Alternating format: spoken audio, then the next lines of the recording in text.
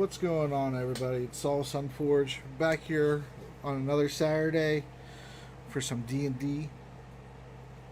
Um, if you remember from the last session, the group just fought a Neothalid and killed it, won the battle. As they were, the bridge that they were on got destroyed by the Neothalid. Asgrim fell down into the crevice, and he's down there now.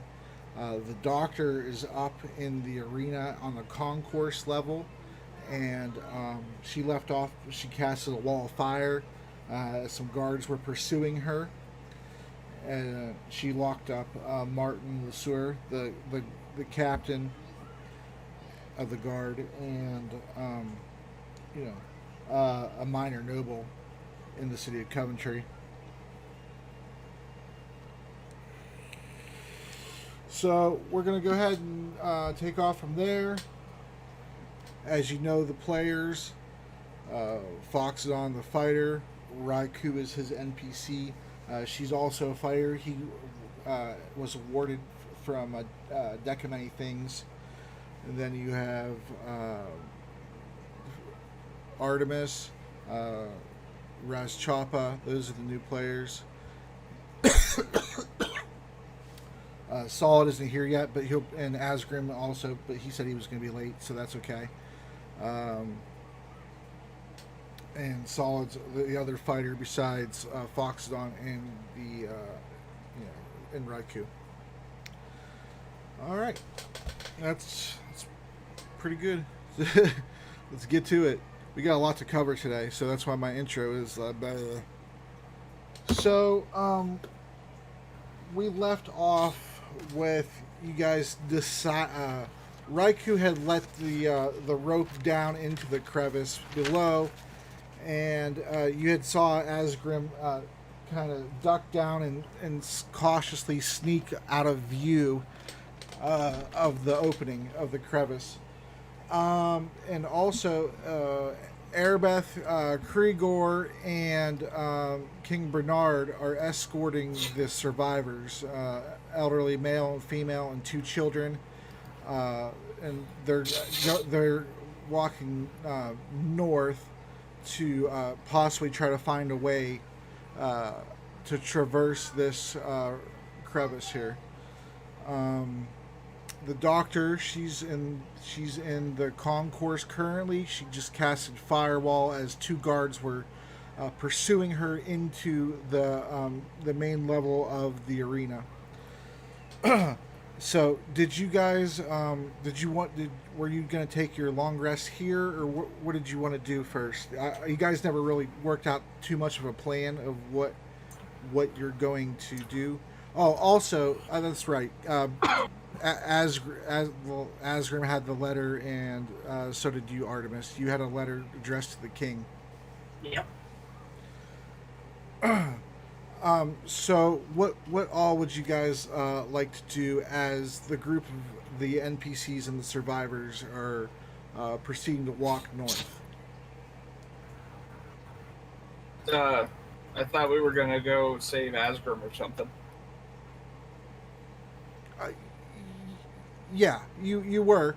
I was asking if you were gonna take a short rest, because I think you only took one short rest so far during the day. Well, we don't have time for a rest. Well, if you think about it, we gotta go save them. Okay, that's fine. And so as the area is still lit up from the bioluminescent moss, and as the group is walking towards the north, they stop for. You notice, Fox, since you're the closest, you notice that they stop where they're at for a moment, and you notice that Erebeth and Kriegor get in front. They get in front of the survivors, and you're sort of far away, so you can't hear, but you know that they're talking. And it sounds like they're not talking to each other. They're talking to somebody else.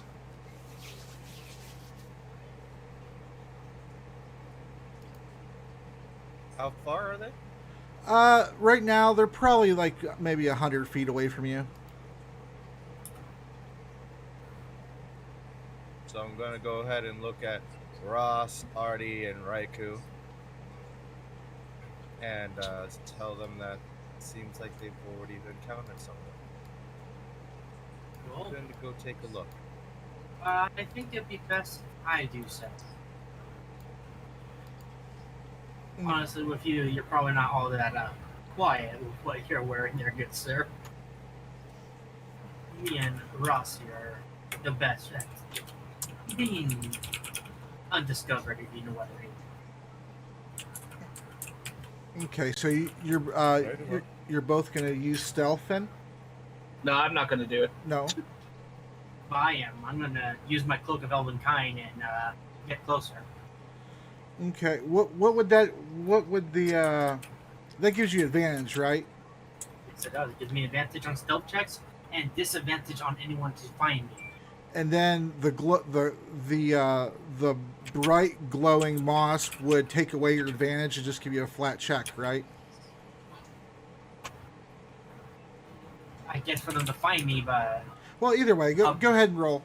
I'll be trying to stick to as much of the darkness as I can. Okay. Brooding. All right.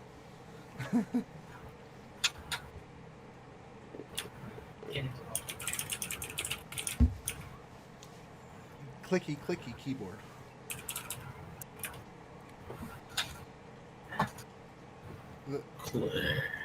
Oh, Sheet out. okay.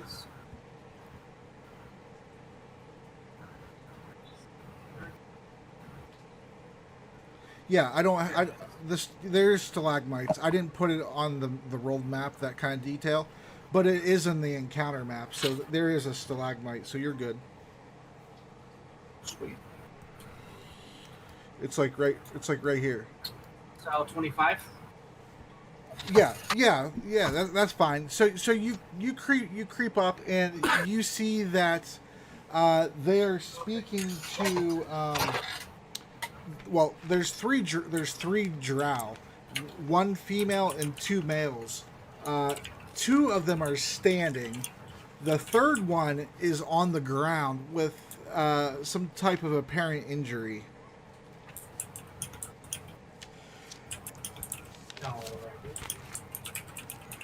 And as you get closer, the drow they don't seem hostile, but you know they didn't know that at first, so they brought the fighters up to the front, of course, to protect the innocent people with they're defenseless essentially, and you hear that the female drow she introduces herself as Talia Forsyth, a drow priestess to Elistray.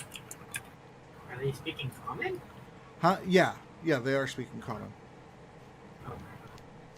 Mm-hmm. And how long did you want to? Were you just gonna stay where you're at? I'm gonna stay for a minute and then go back. Okay. Yeah. So she addresses the king, and she introduced herself, Talia Forsyth. She's a drow priestess of Elistray, and she wants to thank him, and the rest of the group is obviously lagging behind, but she would presumably be thanking them too for killing the Neothalid that was chasing them up the crevice side, and she's basically begging the king for any type of healing assistance. Her brother is he's injured. She says that his leg is crushed, and he's bleeding pretty profusely from like his nose. At that moment, I go back to the rest of the group. Okay. Raj Choppa tugs really hard on the stalagmite. Yeah, it's solid. It's very solid. I don't trust it. I mean, Solid almost fell like 5 times. I'm just kidding. I can get back to everybody. Okay. Well, To let you all know that there's a few druid people brought. One of them was a princess too. Huh. Apparently, she has her brother along with her who is in need of help. What kind? Yeah, he looks like he's bleeding out to death, and his leg looks pretty broken. I smell money. So do I. Ah, I see. Ross Chopper runs over. Oxidon begins to, walk over. Raikou just, just stays over here, just like, alright, I'll just fucking watch for Ashgrim. All right, so Yeah. I walk along go ahead. Fox. Mhm. Fox's legs stayed stealthy. I don't He's even. got halfling ability to hide between his legs. Right. I don't even stealth up. I just like run up to the group where the this princess is. Yeah. So she looks a little bit shocked to see the group just, you running up to her, but she definitely knows that you were all involved in the fight, and she says, "Where's it seems like you're missing a few people." If I may be so bold, I heard that somebody was in need of a good jump. Not A little bit of healing. Yes. My brother Simfin is injured. What should you be willing to pay? Oh. And you see she has a here, let me clear it out here, since you're up there now. I'm already having fun. I usually don't play characters like this. Serious, are we supposed to be on a different map, or you're just revealing more area? No, you're on the correct map. You're on the world Okay. map. Yeah, you're on the world map right now, not an encounter map. And so she says, the gentleman that's with her, he also drow, gives kind of like a shrugging look to her. How do they look as per, I guess you could say, equipment-wise? She has a backpack on, and she has a staff in her hand. The one on the ground, he has like a dagger laying next to him, but he seems to be slipping in and out of consciousness. And the older one next to her, he has a rapier. Well, actually, he has two rapiers. And they look like they kind of just were in a hurry and carried what they could. So she says, You're in no position to pay, Ross.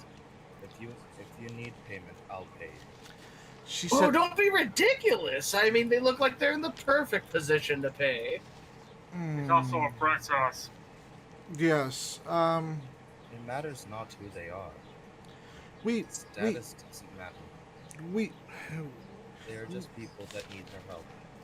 we don't. It's true. We don't have much. We were escaping. Can I roll insight? Yes. Go ahead. Immediately. I'm like immediately. I don't have a high one though. Let's see what I roll. Mm-hmm. 15. Yeah. You don't. You think she's hiding something in her pack, maybe, but like the way she's kind of being a little bit apprehensive. But you don't obviously know what it is. But you think by the way she's stuttering a little bit and pausing to reflect that she probably is holding out on something. So she says, "Do we have?" Fox Go ahead. Go ahead, Fox. Fox pulls out his superior healing potion Okay. and gives it to the bleeding man. What? Actually He feeds himself. Okay. So yeah, so you bend down and feed him the potion, and he's gingerly sipping on it, and she says Take your time. she says Oh shit. for your kindness, I can offer you alls we really have is a few special arrows. We don't really have much in the way of food or items that you yourself probably aren't carrying now. She says, but we have some special arrows that we crafted. What's special about the special arrow? Uh, From between Fox's legs. oh, hello. No. She says, hold on, let me see here. Hello. Hey, how's it going, man? Going okay. Yeah, she says, well, these arrows were crafted in the Drow village we, used to live in, Marindros. They harness the power of the weave. Used to. Where are you going? What happened? Oh. Well.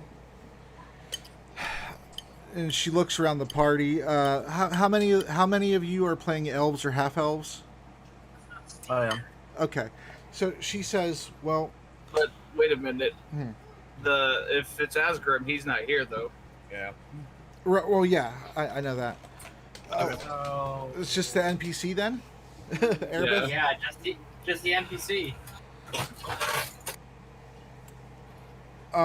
So she says, well, I don't know if you know what a trance is, but us elves don't need to sleep if we don't want to.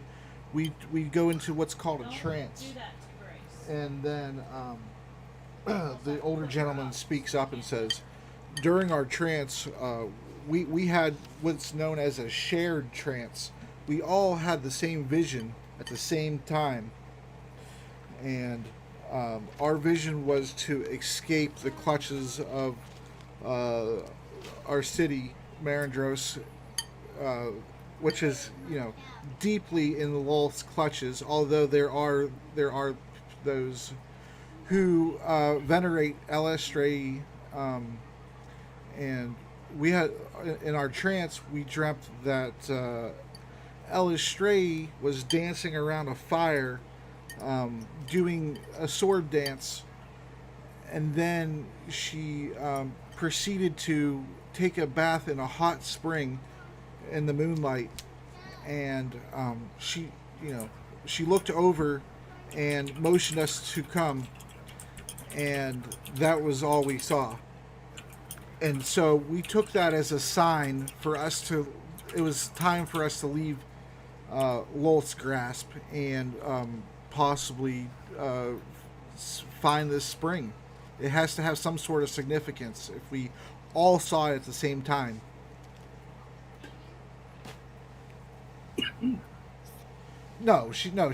She's not angered. No, she's not angered. In fact, I'm tired of those speakers being on the damn couch. okay, all right. Sorry, sorry, my girlfriend was talking to me. So she isn't angered by it. She kind of started the conversation about the trance, and he kind of finished the conversation to kind of give you guys an indication that it's a true story. That was his intention anyway. But she's not angered by it because it's her brother.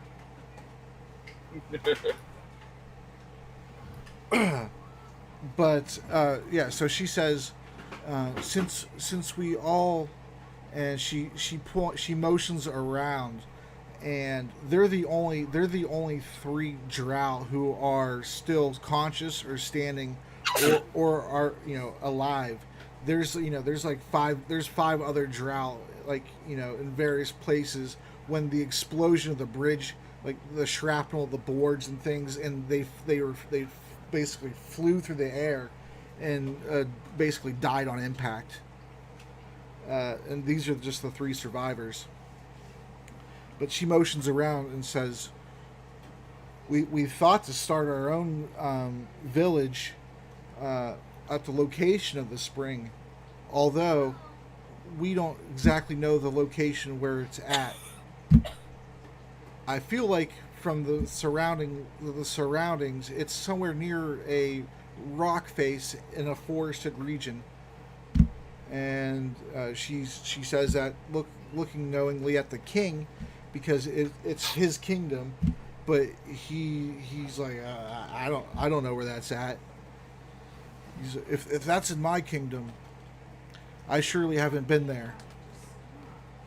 And she explains that the water in the dream was steaming, and tries to see if that has any significance to him. And he says that sounds like somewhere maybe in my forest. I know there's some steam vents, some natural steam vents in the earth that let out heat. It very well could be that. Those are a few days away though. And he proceeds to explain a roundabout where they're at. He believes they're somewhere near Westwind, and so he tries to explain that to the drow. Is there anything else? Any of you have any questions for them or want to do anything? Do you know How way many out? are Fox asked. What did you ask? Do you know a way out? Well, that's what we were searching for when we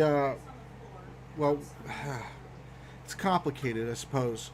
There's a way out down below. I know that for sure. And we were being hunted by the drow from our city, and we were also in the path of this great beast that you thankfully have vanquished. And so it chased us up here, and she says, "Oh, and how could I forget?" And she opens her pack, and when she opens her pack, out pops the head of a little baby girl, and she says, "We found this in our travels." Not knowing how to really say that with tact. She says, "We found this in our Is it a travels." human? Yes. Yes, it's a human. And she says, and since I had to have my hands free to climb, I had to put this child in my pack. Is this your child? Is that why you're down here? Are you missing your child?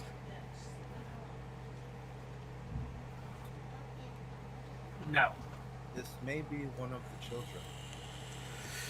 And the old man that's with you says, "I recognize that baby. That's little June. Her father, Jenkins, I don't know where he went. Where did you find the baby?" And she says, "Well, down below there was a few children down there. I know that the priestess of Lolth and the mother matron are down there right now in the cathedral, and they're the ones we're running from. They were looking for us, but we were hiding in the cathedral, but we were able to sneak away." Who's Lolth? "Huh?" she says, exasperated and incredibly in disbelief that you don't know who Lolth is. "The Spider Queen? You never heard of Lolth? The Demon Web Pits?" Wow, she sounds like a bitch. She is. She's a vengeful deity. Oh, I take back what I said. But that kind of woman. Because you said that she's a deity. she's vengeful, and we follow her daughter Ella Estrella. Oh. She's a good god. Oh. And that's Daughter of a bad god. Okay. mm-hmm. My king, Yes. could you perhaps take these drow with you to the top side? From there, you can stay within your kingdom when need be. If they truly are Elistray followers, then they'll be of no harm to your people or yourself. So do you have a symbol of this Elistray? Yes. She has a it looks like it's made out of some type of sort of hempen rope or something, and it has a symbol on it. Hold on, let me pull it up. You're fine. Are you okay?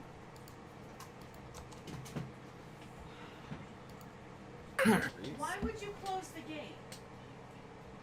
Oh shit, did I spell it wrong? It didn't even know what the hell I was saying.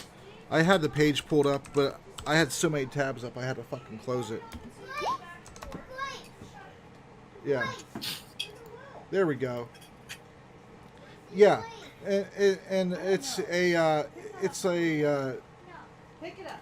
it's a drow who has like a crescent moon, and she has like she's looks like she's doing some kind of like a sword dance or something. It's small, and it was tucked into her jerkin. See, that's why I don't want to play with this, because you don't care about her. And she says, "This is her right here, Lady of the Dance, Ella Stray." She's even though most drow gods and goddesses of the Dark Celadrine are evil or at the very best neutral, Ella Stray is good. It's not funny. And we seek to build a village, and well, we were gonna, with there only 3 of us now, it's gonna be rather slow going, but we were trying to set up a refuge for other drow who venerate Ella Stray. What's that? A noble cause. I know not of where your area that Elistray wants to guide you to, but I do know of some druids within the forest that might be able to help you. They would probably know the forest best. Maybe even the dryads. Erebeth at this time, she waited all this time to speak because drow and elves just are not friends, and she was kind of just judging the situation. And she says, I think I can take you to where you're trying to go. It's in our forests. Hold on, I'm gotta drink this pop this 5-hour energy. Go sit down now.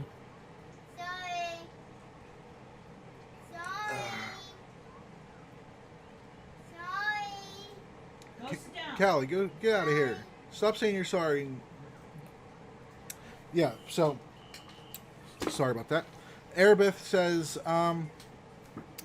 yes, the springs that you're talking about are a little bit further than Westwind.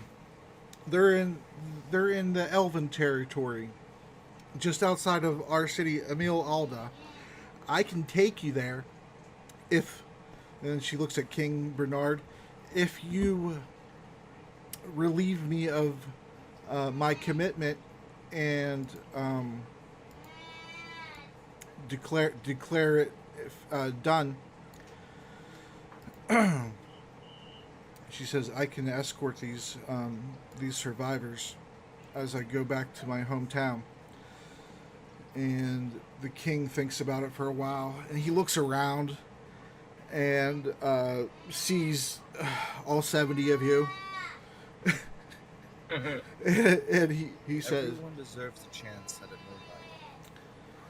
life. he says, you're Especially if it's for the better. you're free to go, Arbeth, and consider your services rendered in full. Even though we have not encountered the demonic presence that is down here, you're free to go. You shall be rewarded. And she says, "I'll come back in a month's time to procure my reward because the travel time and such." And so she helps the drow, the younger brother, up onto his feet, and they're kind of Having a superior healing potion, he should be fine. well, yeah, but he was close. He was pretty close to death. I wonder, did anybody even roll out how much he got for that potion? Nope. No, there's no real reason to, because there you got. I would have if it would have somehow turned to hostilities, but I didn't think it would, so there was no reason to. He's well enough that he's able to limp on, basically. It's not gonna heal a crushed bone. But his blood loss and whatnot is recovered. His nose the blood around his nose is starting to coagulate, starting to dry, and it's not going to fix his broken nose. But yeah. So they let me go ahead and get them over. Oh, this here. is her computer. Okay. Oh, she is. Yeah. Hi there. Hi. Well, as they leave, I guess, Fox will just leave them with, "May the moonlight guide your nights and the sun to guide your days." Thank you, Sir Knight. She thinks you're a knight because your armor and your halberd. I am Your not. politeness. I'm just a farmer. Well, I don't know where you come from, but where I come from, farmers aren't killing neophilids. So, in my eyes, you shall be a knight.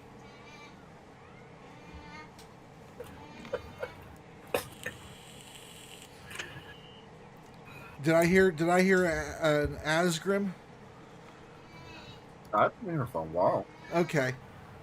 I just wanted to get their conversation done with, and then we'll go over to you, and then we'll go to the doctor. The doctor first. I'm still trying to get this kid into bed. Oh, okay. As long as you're fine with that. Okay, cool. Yeah, he's dragging his feet a little bit. So. Okay. All right.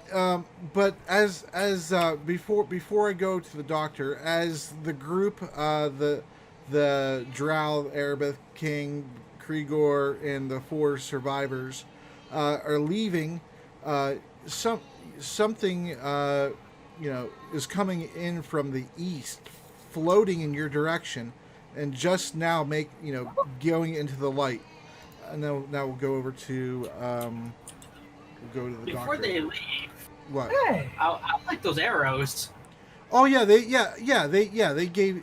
I'm sorry. Yeah, there was a lot of role play going on. Yeah, they gave you. Let me see here.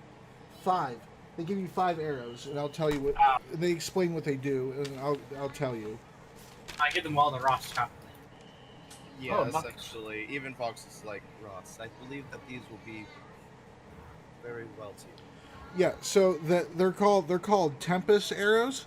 The arrow, as it's flying towards its target in mid-flight, a bolt of lightning comes, strikes down basically from the heavens above, and turns the arrow to just a bolt of lightning, and it does. Let's see here. What did I write? It does 4d6 lightning damage in addition to whatever damage that you would normally do with a arrow, and they If you might, Ross, I would like to have one of these arrows. Okay. and and then it's or half damage on a deck save, and the deck save goes off of your dex, it's 10 plus your dex modifier plus your proficiency bonus, Oh boy. Okay.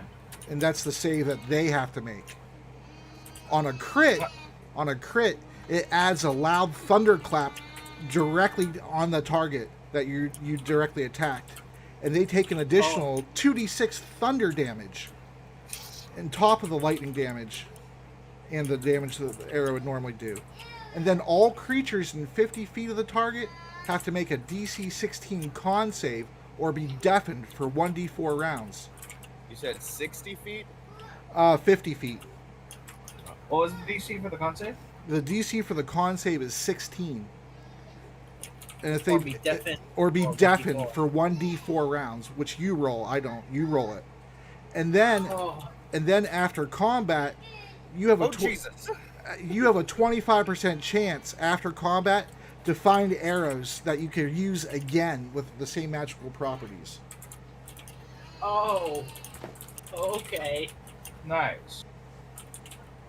How many of these do we get? 5. We have 5 in total. Okay, I'll give one to you. Yeah, but Artemis, after hearing this, Artemis is like, I want one.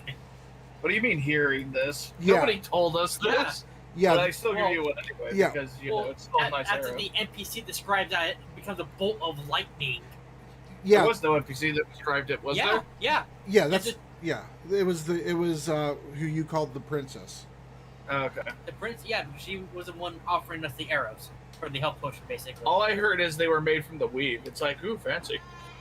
But No, yeah, no, she was. No, She was the telling weave. us on how these Yeah, function. the weave is what causes the lightning to strike the arrow in mid-flight, Nice. and you have to have a high. It's real quick.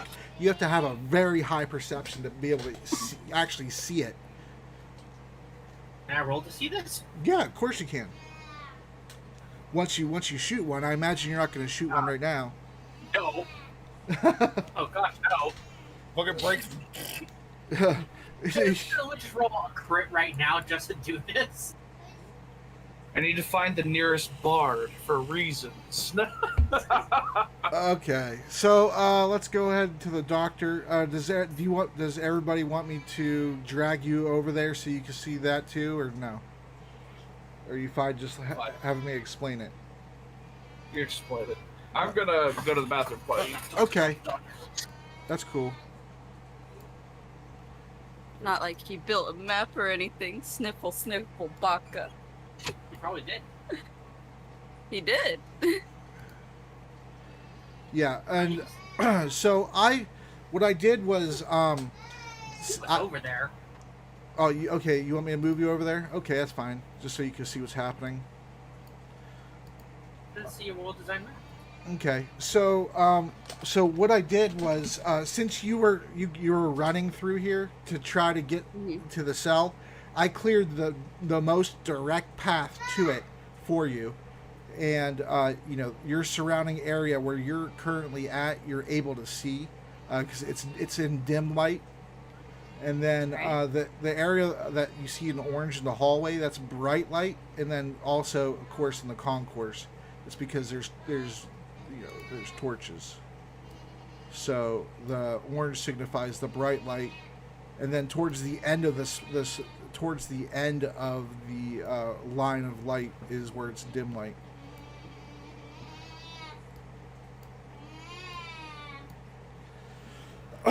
Okay, and so since we were kind of doing Theater of the Mind last time because I didn't have this map up, I'll give you a choice of within that space that you can see right next to you, those 3 rows to your right, where you want to cast the firewall. Here. Okay. Like that list? Yeah. Okay. And it goes all the way down. And I looked it up, and it doesn't catch the tent. Actually, it doesn't catch anything on fire. A firewall does not. I wanted to make sure because there's a lot of stuff here that's flammable. A firewall or fireball? Firewall. Firewall. Yeah. Okay, and then you can see where the guards are because you've seen them obviously before. As a reaction, you casted the firewall. So, which side of this thing would you like to make damaging? I'll make that black. Because Can we half do it this way or this way? well half of the wall is damaging. The other half is basically just an illusion. From what the spell says, you could cast it in 60 feet, but only half of it damages them when they go through it. I'm not exactly sure why they did that, but you know.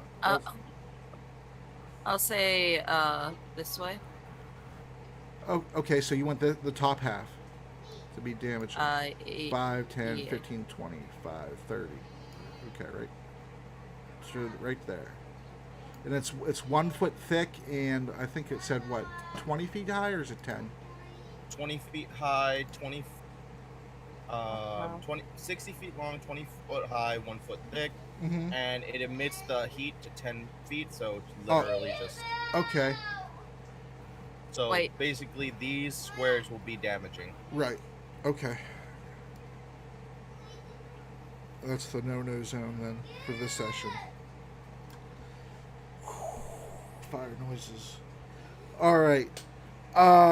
So yeah. So you just cast. You locked him up. You can see him on the map. I think I uncovered his square.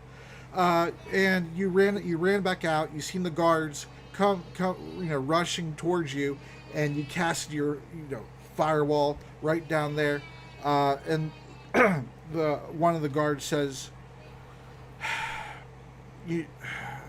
that's gonna stop us for a little bit. Why did you take our commander? Well, he was being barred and he needed to be thrown in prison. It seems pretty basic to me. Who are you to decide to throw him in prison, or that he was doing anything bad? Well, I think overthrowing the government might be kind of considered on the barred side. How do you know that's what he was doing? I was watching for a while. You watched him overthrow the government for a while?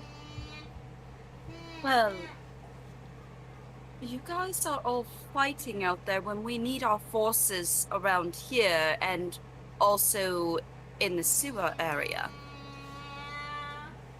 Why were you doing that? Fighting your brothers in arms? They owed us money.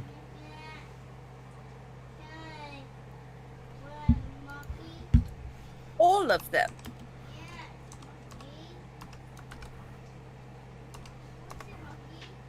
Oh, that's a pretty good deception. You can roll. Would you like me to can, make an yeah, insight? yeah. You can roll an insight against that to see how well you believe it. Or you could just take it as a fucking lie. And +9. That's nice.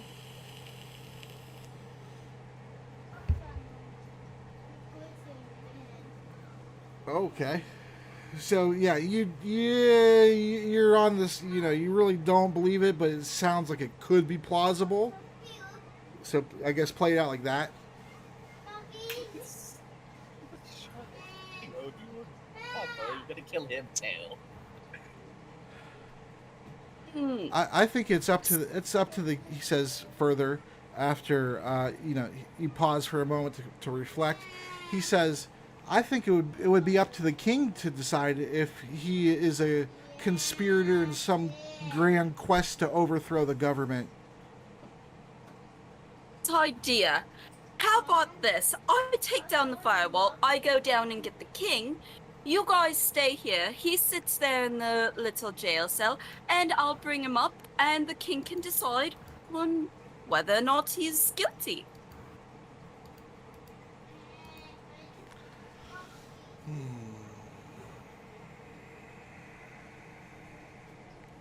I mean, if you guys send me down there, I could probably die to demons, daemons, and devils.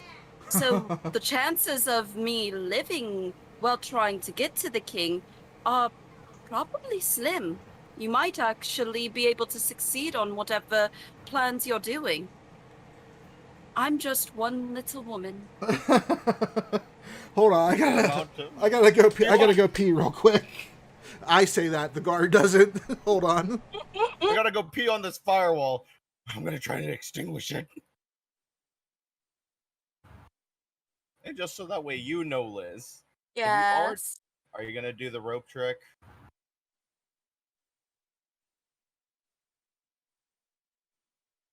I don't know. Well, if you do, you can do it while the firewall is up. Fun fact, it's no concentration.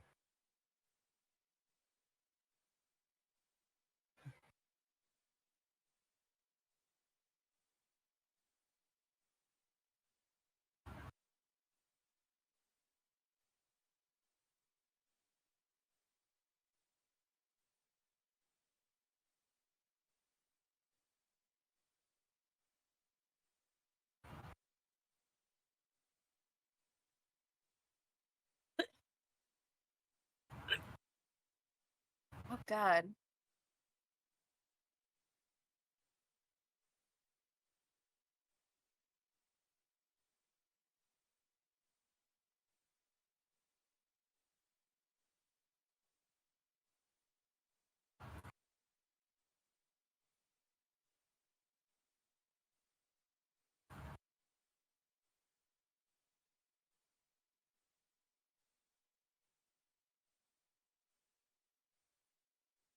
This is so annoying. There's nothing on the character sheet that's marked.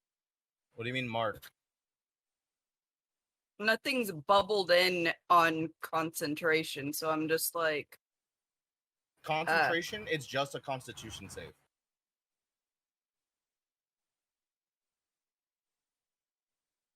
DC 15 or half the damage, whatever is higher. babe, Yeah. how many things could I use when I use a concentration spell? One, right? Uh-huh. I So have you a wanna- lot of spells that have concentration to them. And you don't know which ones are which. Okay. No. And I'm just looking at them like they should be bubbled in. Because there's little bubbles on the side. I'm like, they should be bubbled in. Fine. Fucking shit. Give me a moment. Let me just Okay. literally go through everything.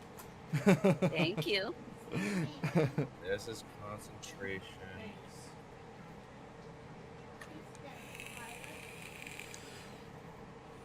That's not concentration. Do you want me? I could wait. No, it's fine. It's fine. Okay. 'Cause Go ahead. so, what does the guard say in rebuttal to The, he says Do you want a deception check? he says, well, no, they're not terribly smart. I mean, they're probably a little bit smarter than a commoner, but you have a trusting voice, let's say. And you know, whether it's sexist or not, you're a woman, and so they are would be more inclined to trust you. Like, their guard wouldn't be as high, except the fact that there's a firewall in front of them. So he says, for safety reasons? so he says, if you and you can hear, you can kind of, there's walls in between, but you can kind of hear Martin, shaking the bars, let me out of here, I'll have your head.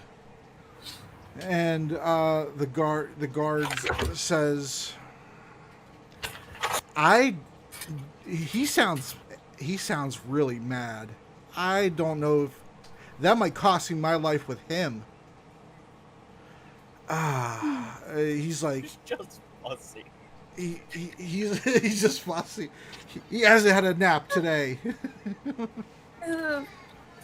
He says. Don't worry. If you're afraid about your life, you could just leave him in the cell until I get back. That sounds like an even worse plan. I'll tell you what. You can go head down and get the king if you take down your firewall and release him. Release him first, and then take your firewall down.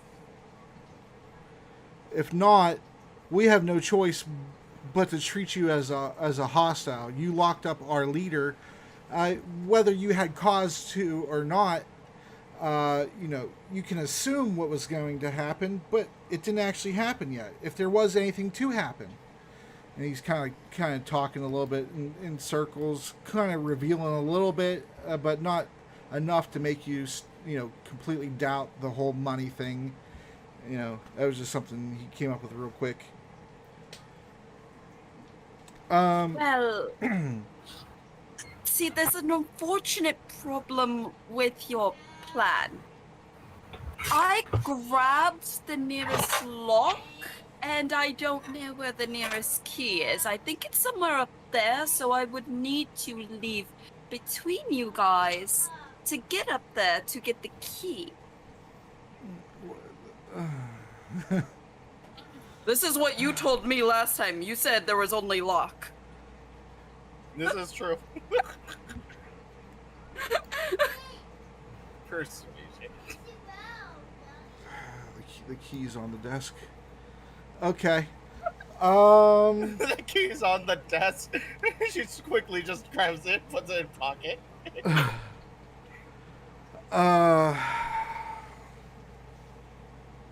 Go ahead and roll. Yeah, go ahead and roll a deception. +7, Liz. That you would have the key.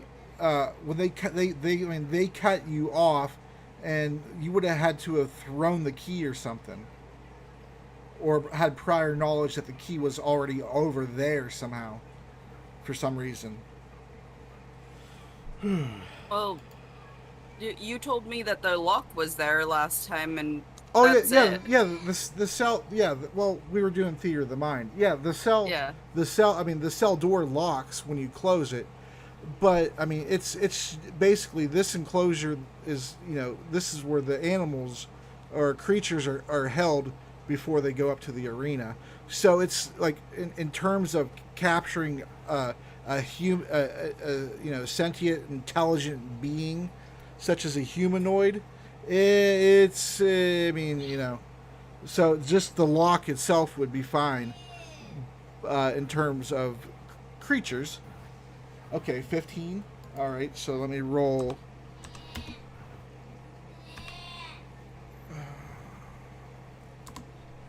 One, two, 20.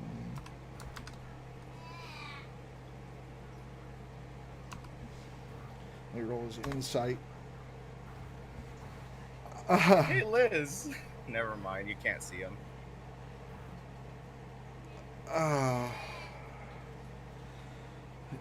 I don't quite understand why the key would be over here when he is somewhere back where in the creature pens.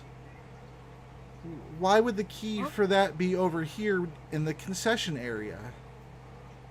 Well, I thought the key would be over where the beast tamer is, in the beast tamer's pocket. Why would the key be out in the open? That would just seem irresponsible. The beast tamer's quarters are in the same direction that you went with Martin. Yes, but where is the beast tamer now? How would I know? Not in the quarters. Therefore, he's somewhere up there with the key.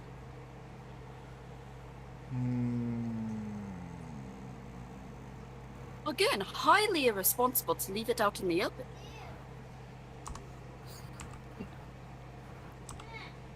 What if wild animals got out?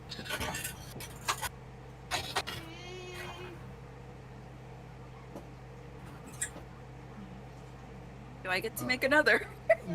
No, I'm doing a hidden roll.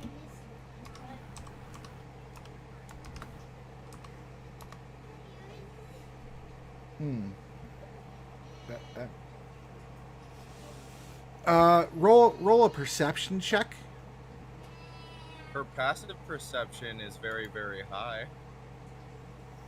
Oh, yeah, it would work. Passive would work in this situation. Her passive is 21.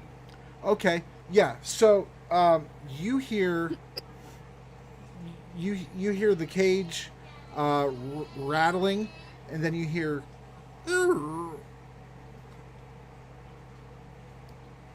Actually, it's 23. I haven't actually hit. Yeah, that's fine.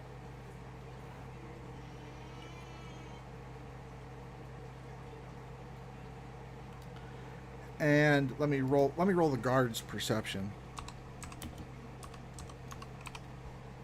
I'm not gonna give them both perception because that would weight it in my favor, or his favor, either way. Let's see. Oh, never mind. Your passive perception is 24. I'm getting it all wrong. Passive perception really is only kind of used during travel, though.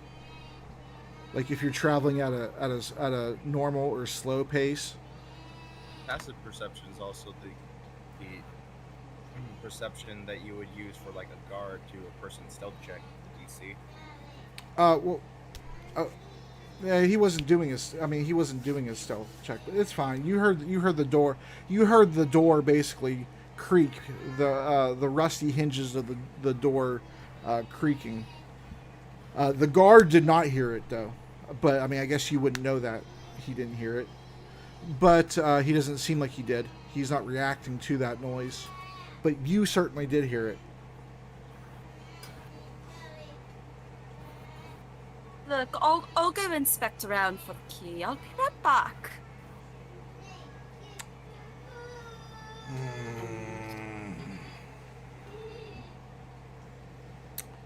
I can't see you right here at all. Yeah, I'm thinking of how they would respond to that. As you're walking away, you hear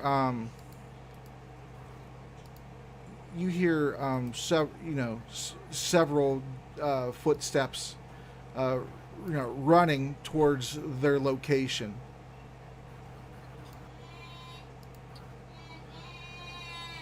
Okay, so let me clear that spot out for you.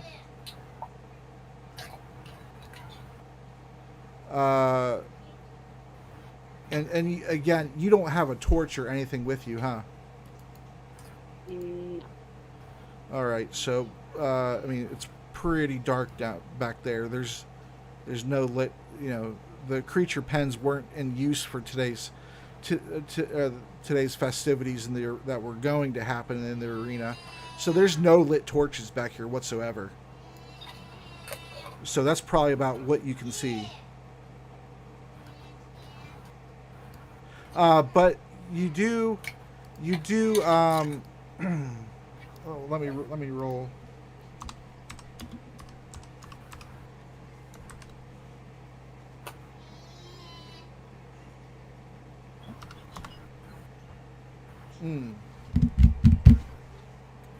Liz, you do have light, so if you grab like a rock, you can cast light on it.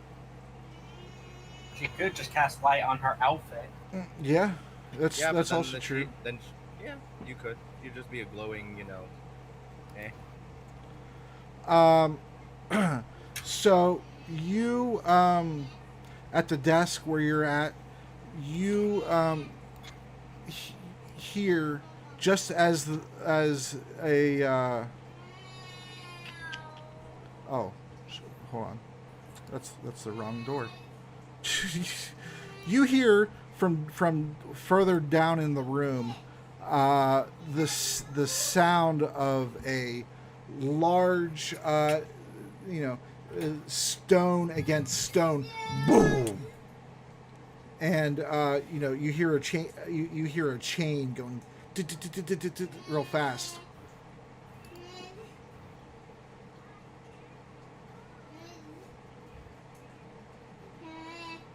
pocket the key. Okay. So you pocket the key.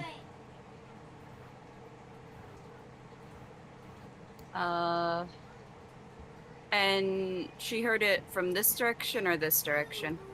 No, you heard it from up here somewhere. Okay, I need to zoom out. Okay, where? You heard it from up top, from the north. So bordering close to his cell Yeah, in that direction. Okay. yeah, it was in that direction.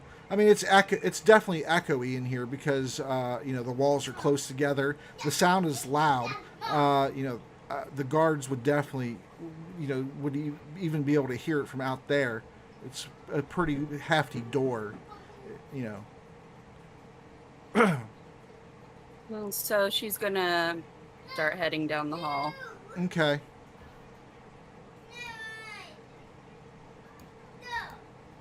Oh, okay. And how long does the hold on, don't keep. I gotta. Sorry. That's okay. So how long does the firewall last? Or you're keeping it up, right? Yes. Okay. And so that's just that's a concentration, right? Yes. Okay. That kind of puts you in a little bit of a jam, huh? All right. Okay. I just wanted to make sure. All right. So yeah. So are you stealthing? Are you running? Or how are you moving? In that direction. I'm running. Okay. All right. Well, that's fine then. Where you're at. Yeah. So you take like 15 seconds or so, and are you running until you get to where? I want to get to where the noise came from. Okay. All right. So as you get closer, I'll just clear this whole area here. But you can only see like 5-10 feet in front of you at a time. Or did you cast light on yourself? That's not a concentration, correct? Or is it? What is? Light. Nope. It's a 1 hour spell that just keeps going. Okay. No concentration required? No concentration required. Okay, cool.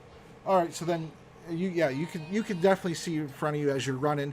And as you get closer, you're the doctor's rather smart. So you discern as you get closer. The sound of what you heard was the spinning of this wheel right here.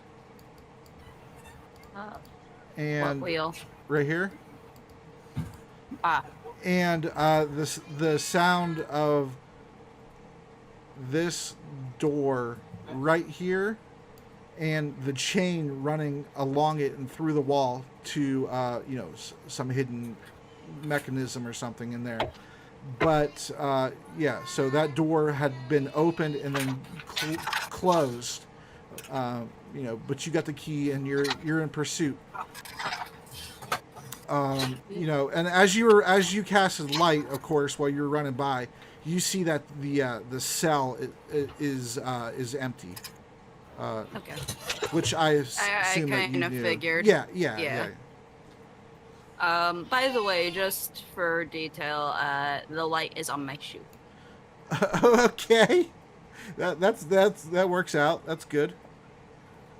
So in the last few sessions, not only did you invent the precursor to television, but you've also invented the precursor for light up shoes. There you go. Yes. Okay, Asgrim, are you ready? Yep. Okay, cool. All right, we'll come back to you, Doctor. All right. Let me get your portrait, Asgrim, and move you over to the map. That I've been seeing all the time. What about my... Oh yeah, I left... Oh, that's right. I left you on... Ah, shit. I forgot to take your portrait off to the map that the doctor's on so you can see it. I apologize. It's all good. It's all good, man. All right. So, and now I got to move everybody to your map so they can see what you're doing.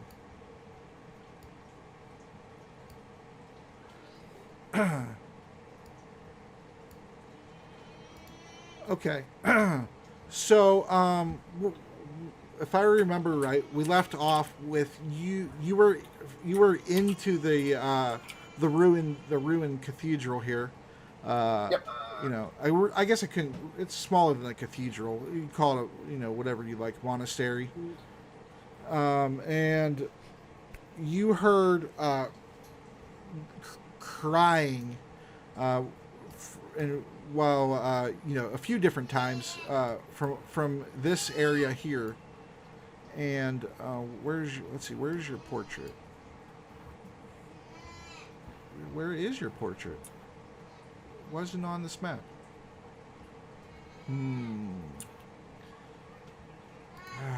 All right, let's see. Oh, well, let me go back to the other map real quick, and I'll drag you over. Oop. Copy.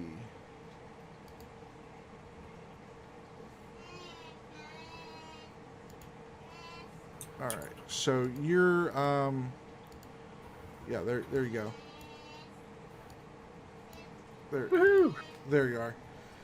Okay, so you hear crying coming from the you know, south, and there is a double wooden door that is blocking passage that way, and there is a desk on the right side of the door. And then if you want to roll a perception, I'll tell you what's on the desk or whatnot, or you could just go straight for the door. Your choice. I'll take a quick look at the door. Oh, okay. You're going to take a quick look at the door? Okay. Desk. Oh, the desk? Okay. Yeah, so you see... Oh, you want me to roll? Yeah. So you see, that's a great roll. You see that there is a map splayed out onto the desk, and you see a book, and it's entitled The Deeps. Deeps. The Deeps. Well, guess what? I'm taking both. Okay. And, go to the door.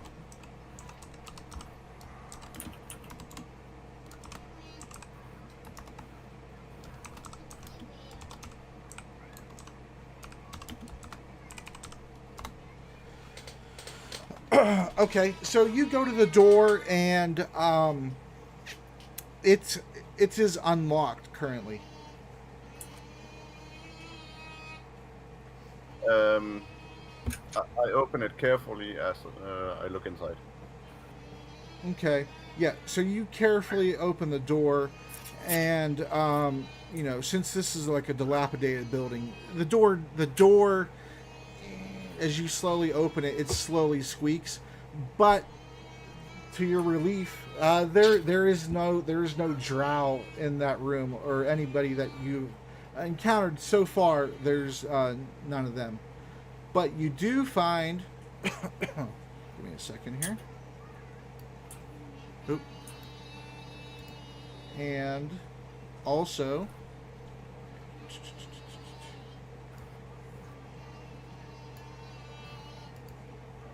I see more than half of that one. Yeah, I know.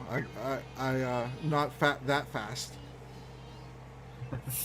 Okay, so yeah, so you see what you recognize as a Kenku, and they are with a small female child who is most likely half elven, according to the, you know, looking at their ears. And they're in tattered clothing.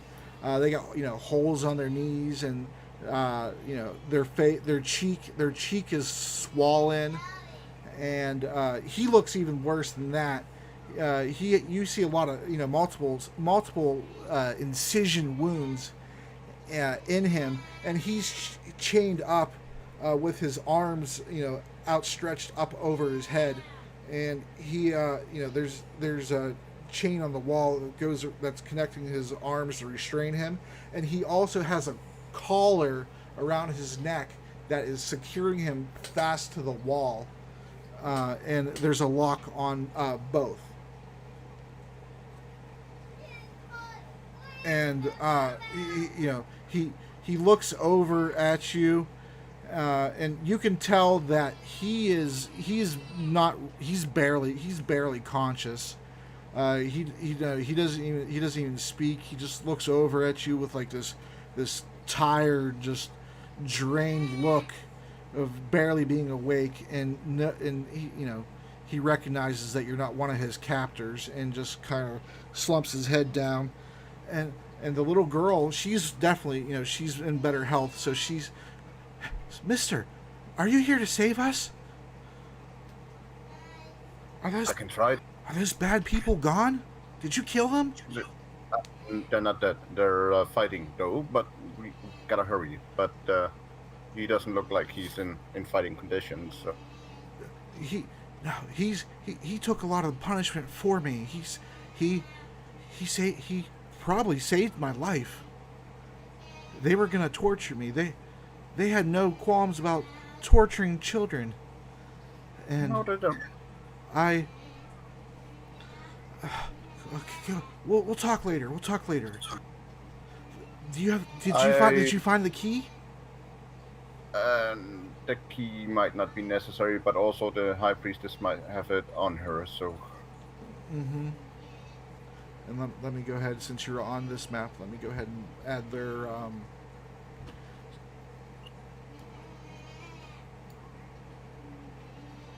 let's see. 1, let's see. 2,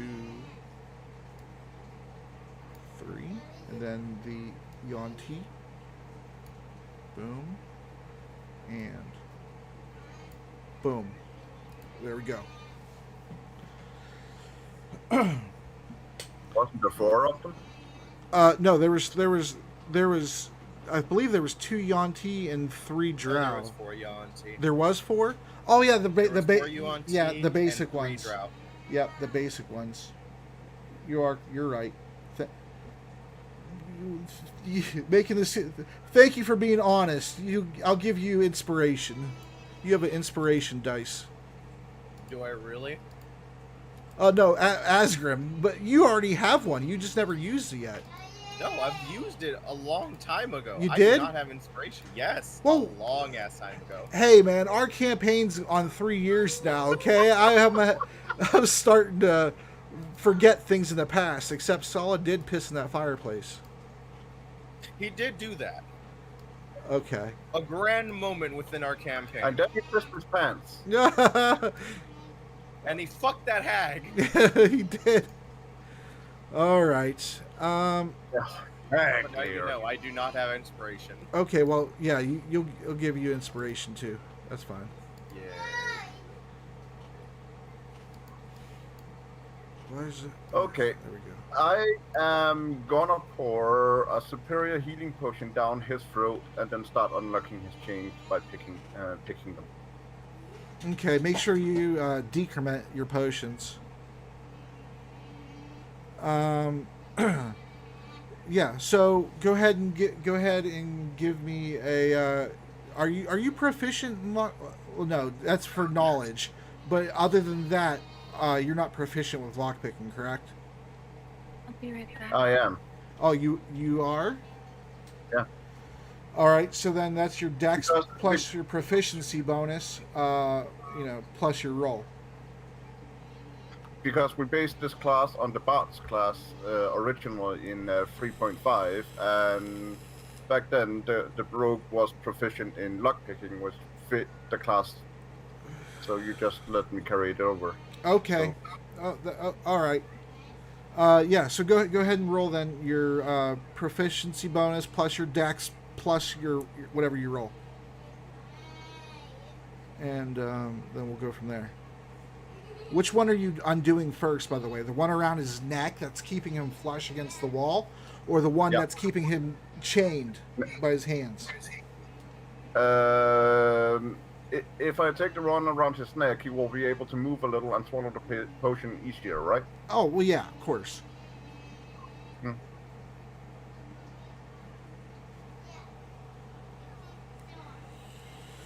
All right, yeah. So you jimmy with the lock for a bit, and you know it takes like 20 seconds or so, but you click, it comes undone, and the collar comes off. You can slide it out of the way because it's attached to the wall, and so you can slide it out of the way though, and his neck is free. And that action kind of, he brings up his head again, and oh, bless you, hon. Thanks. And he says, Because I'm folding those clothes, and clothes give me "Yeah, allergies. right." And so he says, "Thank you. Ken, bless you." Thanks. Kenkus are hard to do because you have to mimic all these other voices. So he says, "Thank you. I appreciate your help." Don't worry about it right now. Right now, we just need to get out of here. And then he says, "Let's go." Okay, Mario. And this is when Asgrim's like, nope, not dealing. Just stabs him. No, because I know he can fight. Or at the very least, take a beating. And the little girl, by the way, I guess I didn't. She isn't free to move about. She's manacled. She has like the ball and chain on her foot, and she has like a little bit of leeway, but she's locked too. And from where you're at, through the two doors, and they're a little bit further away. You can kind of hear that they're still talking, but you're not really sure what they're saying. But it seems like there's going to be hostilities, and you're not sure which side, but one of the sides had said that backup is coming, reinforcements, and the other side will soon be overrun if they don't abandon their position. Either way, we need to hurry out of here. Right. Right. So, well, I guess it's the girl's turn now. So the little girl, she's fully able to talk and she's fully conscious. She says, "I think up by the altar, I seen a hole in the wall. We might be able to escape that way."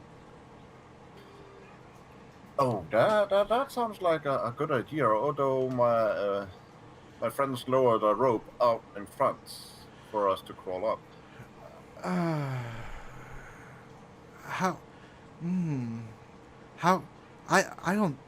don't think I could climb a rope. How high? Oh, pretty high. Oh, I'm not really the best climber. I could try. Well, let's go look at this hole, and we can take it from there. Okay. And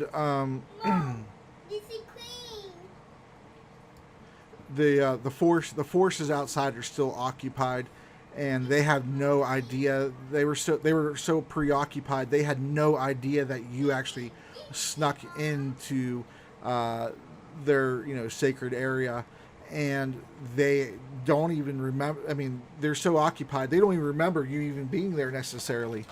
So so go ahead and roll stealth with advantage, because there's a door and a long ways in the way between you guys.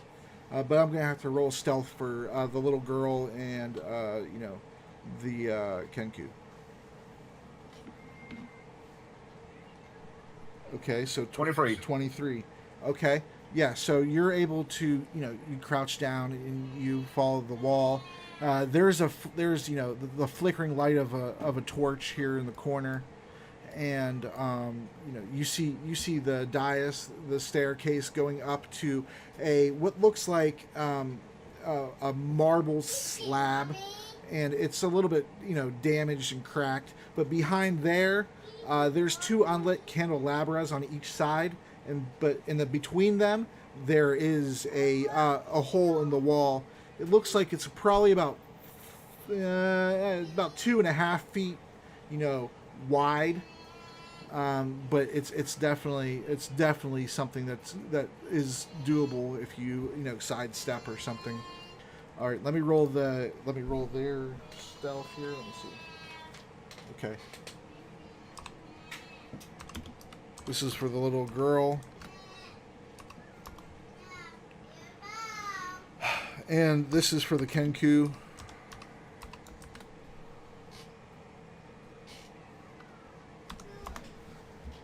Oh my Don't they have an advantage? Oh my god. Yeah. Since Azgrim had his Yeah. advantage? Yeah, I usually don't try to give NPCs advantage, but yeah, that's fine. I'll do it again. All right, so this is for the little girl. She could snap at this time. And it's still not great, but it's better. And this is for the Kenku. Oh yeah. The Kenku, the Kenku goes after you, and the little girl coming out of the door, for whatever reason, decides to close the door. In her mind, she's making it so that it doesn't look obvious until it's actually inspected that there's nobody in there. It makes a little bit of a boom, and let me roll. Excuse me. Let me roll the perception for the nearest. What is he? Let me check here. Let me pull up his character sheet real quick. What is his perception? Okay, +4. All right, so he hears that, and it kind of now his attention is divided, and he's not exactly sure if he should stand ground where he's at or go investigate the noise, and but you're able to hear that he's whispering something to somebody. And the Kenku heard the door slam, and he hears the whispering. He grabs the little girl underneath one of his wings, his wing arm, whatever you want to call it, and he starts making a dash. He's not sneaking anymore. He's making a dash. And it's kind of a narrow space. So I sidestep and let him pass because I have an idea. Okay, so yeah, you're up at the altar now, and so you sidestep, and he runs past, and he pushes the little girl up. He pushes the little girl forward. Says, "Go, go!" And we're all through the crack and far enough in. I take one of my poison bottles, throw it so it breaks inside this crack, but doesn't go outside the crack.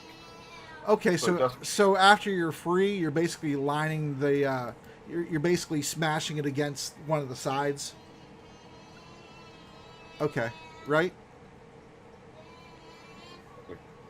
And as far as I remember, that was, it's a 10-foot AoE that lasts, I can't remember how long because I didn't write it down. Oh, you must have cut out quite a bit. So you're lining the, it's a small area, so it's fine. You don't have to roll or nothing to see if you hit the wall. It's right there. But, yeah. So you're lining both sides of the opening, the wall, like the broken rubble No, on no, the no. wall. It was a poison cloud that released. Oh, Remember? oh, What was poison. Okay. It's 20 feet. You said. 7-foot AOE, but that's a tiny crack. So, 10. Okay. and then I throw grease on the ground underneath it.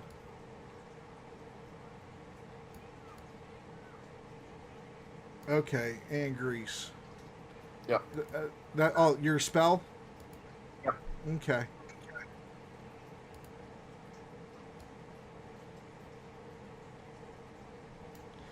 Okay.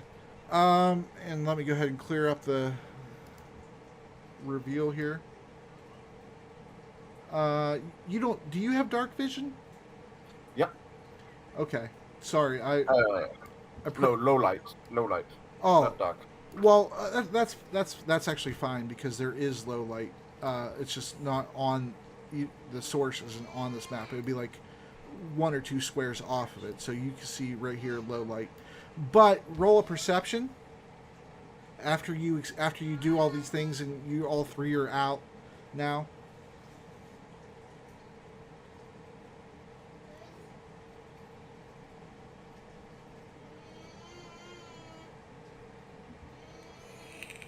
What? So that would be 15.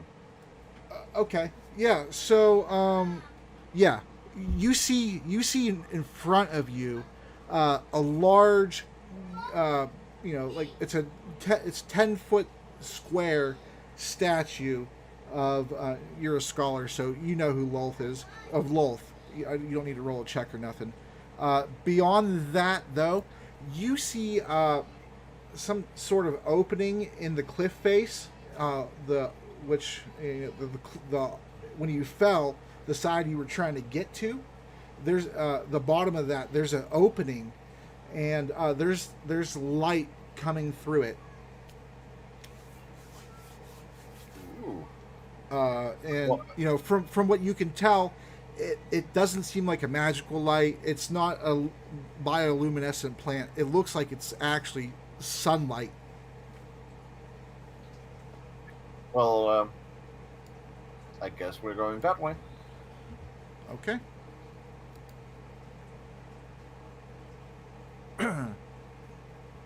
All right. Okay, so we'll get back. Let me go back to the main group now, and yeah, we'll get back to you after the doctor. Yep. All right.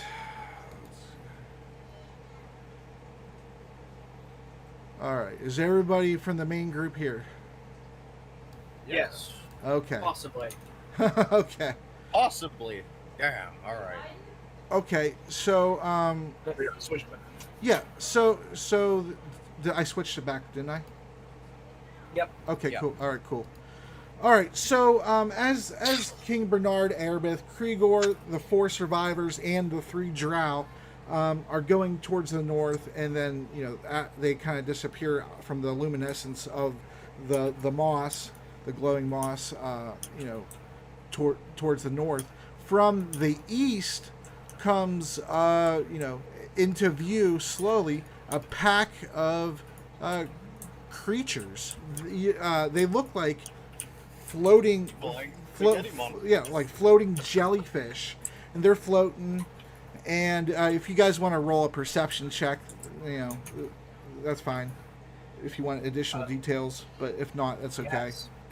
Okay. Yeah. Okay. I like those. Okay. So yeah. So they're tiny. Like their portraits are actually bigger than they really are, but it's not so tiny that you can't see it. But yeah. So there's a collective of I actually don't have enough icons on there, but it's a collective of 10 of these jellyfish-looking creatures. Yay, Fox. And Fox, you're looking the other way. You're still like waving bye to the group. Or if anything, he's looking between his legs. That, or he's looking between his legs at Party. Yeah, you have a clutch into your leg. And but the creatures come into view, and they're you notice that they're flying, and and they Artie is a crotch goblin. yeah, that 10, that's the 19. Okay. Yeah, Roz, you notice Artemis, that's not good enough of a roll, unfortunately. But Roz, you notice that these creatures are propelled by their gas, their farts. They're floating through Oh, that's flammable. they're floating through the air.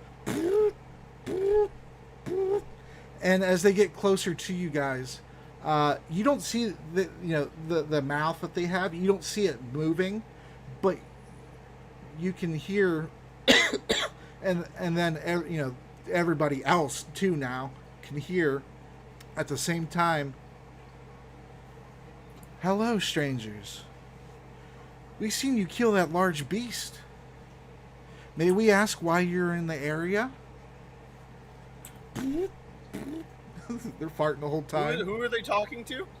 You all hear it, so you all individually think they're talking to you. So you might want to, you could all answer at one time if you want, because that would be realistic. Fox looks around like, huh? Like, where the fuck that come from? I just tap on your leg, and I point in the direction. At that point, he will then look, All right. and he starts approaching them. Yeah, you look and you see Ross does not approach them. you see these curious looking things floating through the air, and you're real close now. So now you smell them floating through the air. Cross bones still between All legs, hide, Yeah, stealthing. Artemis is still by your legs, crouching down, and Roz, are you staying that far away from them still? Yes. Okay.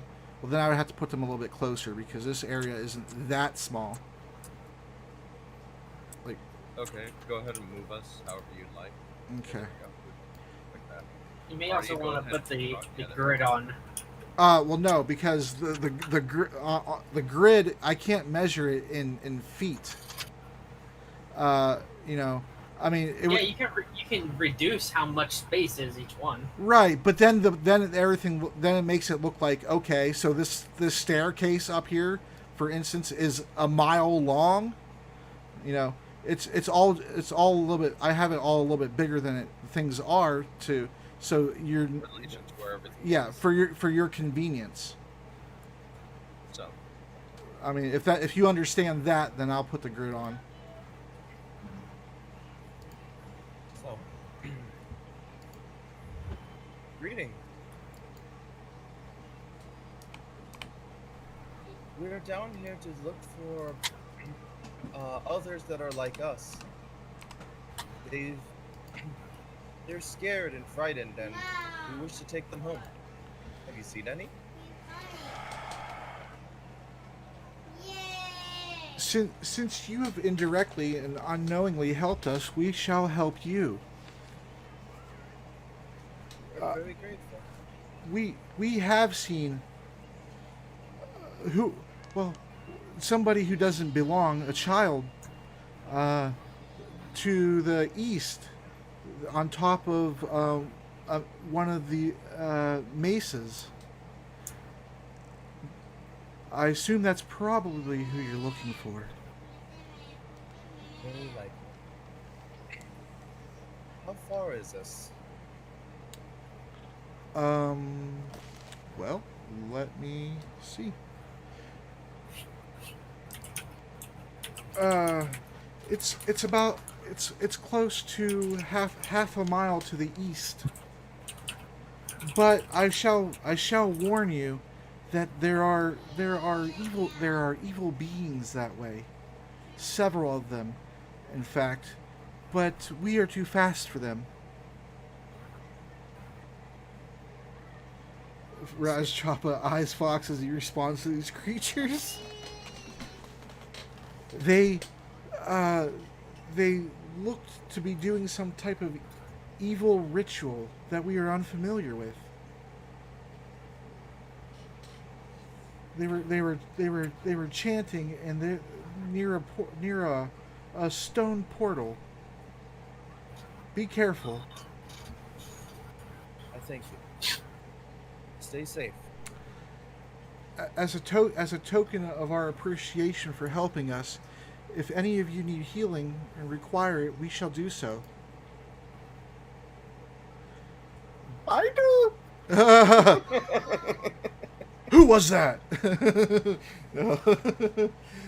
I'm in need of a minor healing.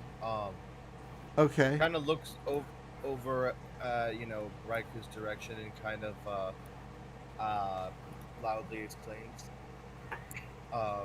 "Raiku, do you need any healing?" As she looks down. Yeah. She. Yeah, we possibly have a friend down in a ravine that needs healing. That is true.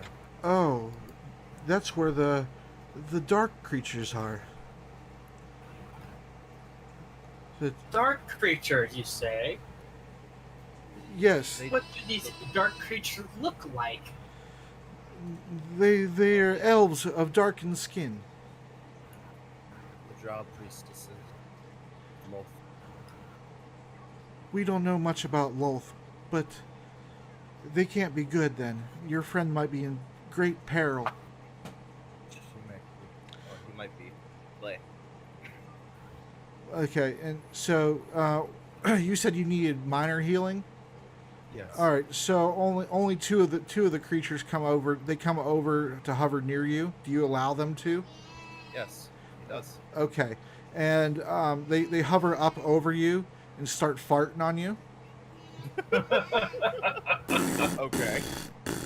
Oh, take our kindness. Oh, we love Taco. We love Taco Bell. Artemis like, "Oh, your ass smells better than theirs." All right, so but yeah, it feels they fart on you enough that you could go ahead and roll 2d6 to add to your health. Lit for. Apparently, That's fine. we have not farted enough in your general direction.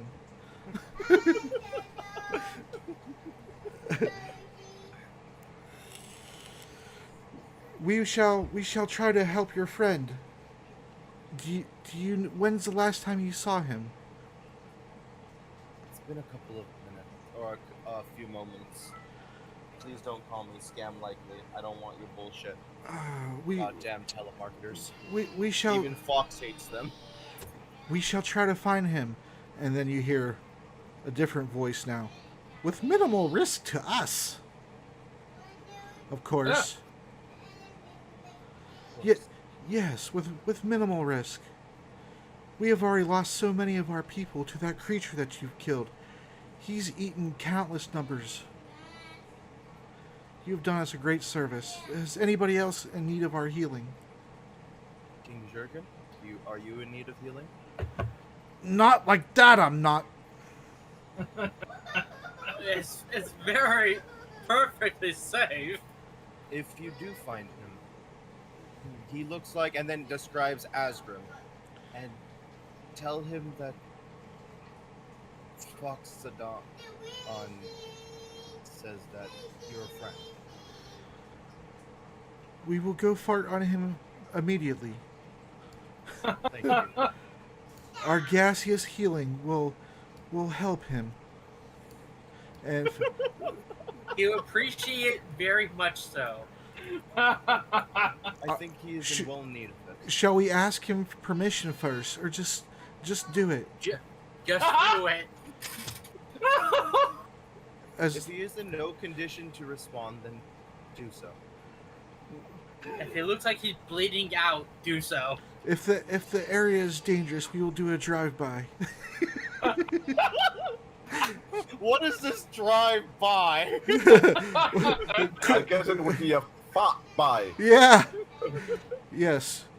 We will heal him with our precious gases.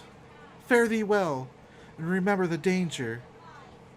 Hey, All right, and so. How much can you carry? Okay. The last one, Ed. he. how much can we carry? And that's a good question for me because I have no fucking idea. Oh, Jesus Christ. Goblins work a weight? You're probably what, like 35, 40 pounds? He's probably 30 pounds soaking wet. Excuse you all.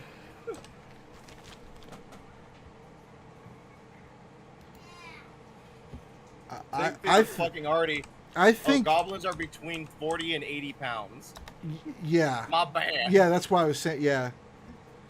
Yeah, they're small, so their strength is only a 6. They can't carry much. Carrying capacity 5e. But if they work together, they could Yes, probably that's lift us and take yes. us down. Yeah, that's why they're kind of speaking like as a collective. Yeah, we might be able to slowly manage to hover you down, but it shall take some time. We are okay with this if you are okay with the risk, and don't move too much. Looks at the group. Let's see. So it looks like I think I'd be too heavy. If anyone were to go down, I believe it should be you two. Oh, you want them to carry 2 people down? Or at least one of you. I thought it was just gonna be Roz Choppa going down. Who else are you wanting them to try to carry? Artie. You're, Let's see. Carrying capacity is strength score times 15, and if you are smaller than medium, half it. So yeah, 25 pounds I mean, per person.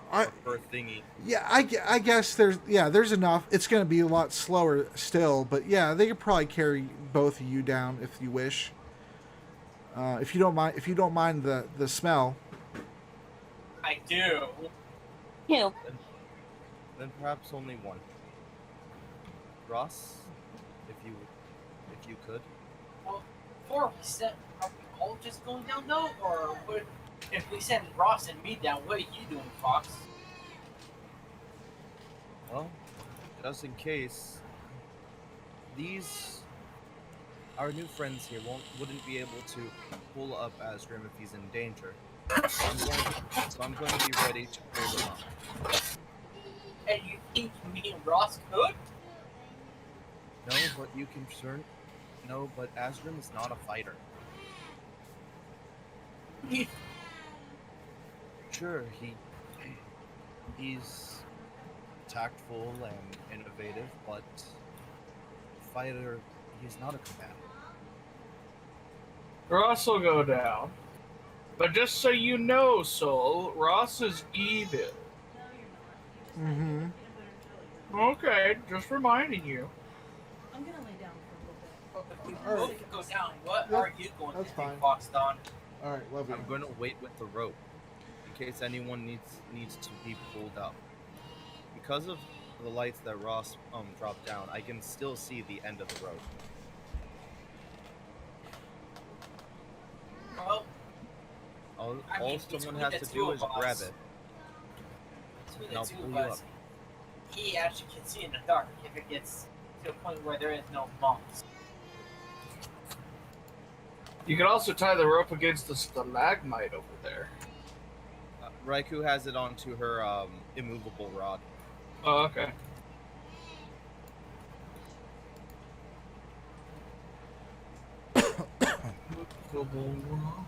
I'm sorry. Were you sorry? I was saying goodnight to Ro- my girlfriend. Ro- Say it Ross again. Ross is gonna go down. Okay. And what were you saying, Fox, about a movable rod? No, David was making a comment of tying the rope to the stalagmite, but Yeah. I'd said that Raikou already had it on her immovable rod Hmm. that she's using as an anchor on the ground. Okay. Yeah. Okay. So, yeah. So they huddle real close together, and It doesn't like when you try to put more than one into the same grid. All right, that's fine. That's good. You can hold Alt. There you go. There you go. You're surrounded by farters now. I've seen enough hentai to know where this is going. They all have tentacles too, baby. Oh boy. All right, so they slowly start descending down into the ravine, and you know, after a few seconds, Ras Choppa's head disappears down there. And what are you all doing before I head over to the doctor's turn? Foxodon is going to be waiting and holding onto the rope and just kind of watching to see, you know, if anyone grabs the rope, so that way he can pull him up. Okay. Raikou is now just kind of like, he's gonna try to climb this and just be like, I'm on lookout. All right, and King Jorgen, you know, he says kind of to all of you, because you're all standing like around, and you know you're close enough, and he says, "Are we going down there too?" Not yet. We must wait to see what happens. Our group seems to be getting smaller and smaller by the moment, and I cannot say I like this very much. I don't like. But if you insist, I will follow for once. Oh. Didn't mean to do that. Give him his stone giant form. Didn't mean to do that. Come on, he's refusing to shrink. Shrink, damn it. Hold Alt. Hold Alt. Oh, I was holding control. Duh. Okay, there we go. He was fuck me. All right. So No, thanks. I don't swing that way. oh, Artemis is just gonna go by the edge and watch as Ross descends and just very stealthily read that letter he has. Even as we talked about. okay. Ross, are you using the rope to hang, like to like have something just in case, or are Nope. you? No, you're just straight, like laying down on them. Yes. Okay, and so they're they're and every time they fart, they move down a few feet. And they, It's like floating on a cloud. yeah, and they're farting like every 10 seconds or so, and they're not making much progress with you on their back, so they decide without saying anything to you to alternate farting. So and so you're moving a little bit faster, just like you're but it's in smaller increments. But Artemis, you see that they're descending, and at this point they're probably about 35-40 feet down, and they still have a little bit more than halfway to go.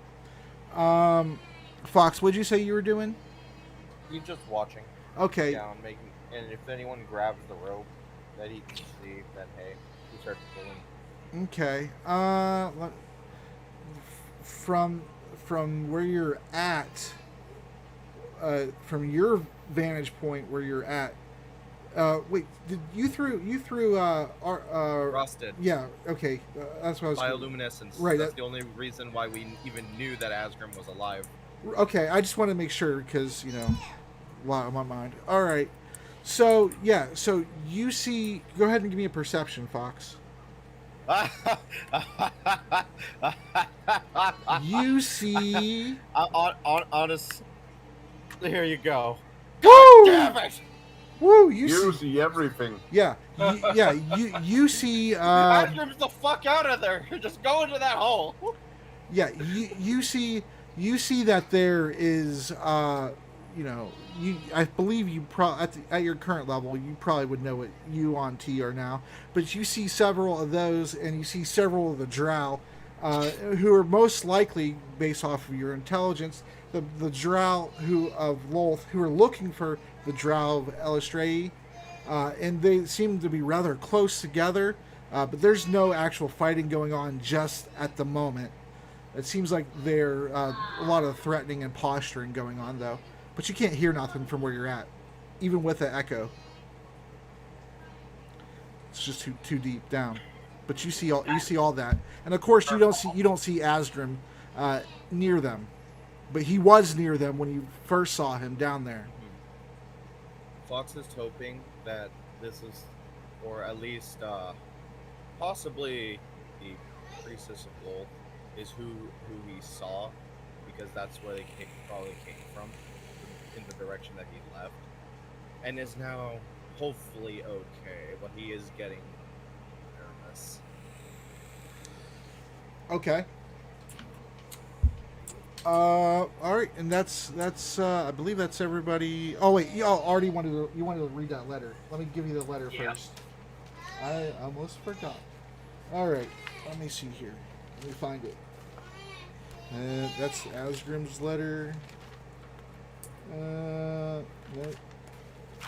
There we go. Yeah. So the seal on the letter is it's like a silverish gray. Yep, and remember. okay, all right, yes. So it's the letter says to King Bernard from a friend. It doesn't state the friend's name, however. And how are you? Okay, so since it's sealed with the seal. How are you going about? Do you not care that you're going to open the correspondence to the king, or what? Like how are you going about doing that? I was gonna. I'll wait. I'll have to wait on it. Yeah, he's still around. Well, King Jorgen's there. That's not who the letter's to.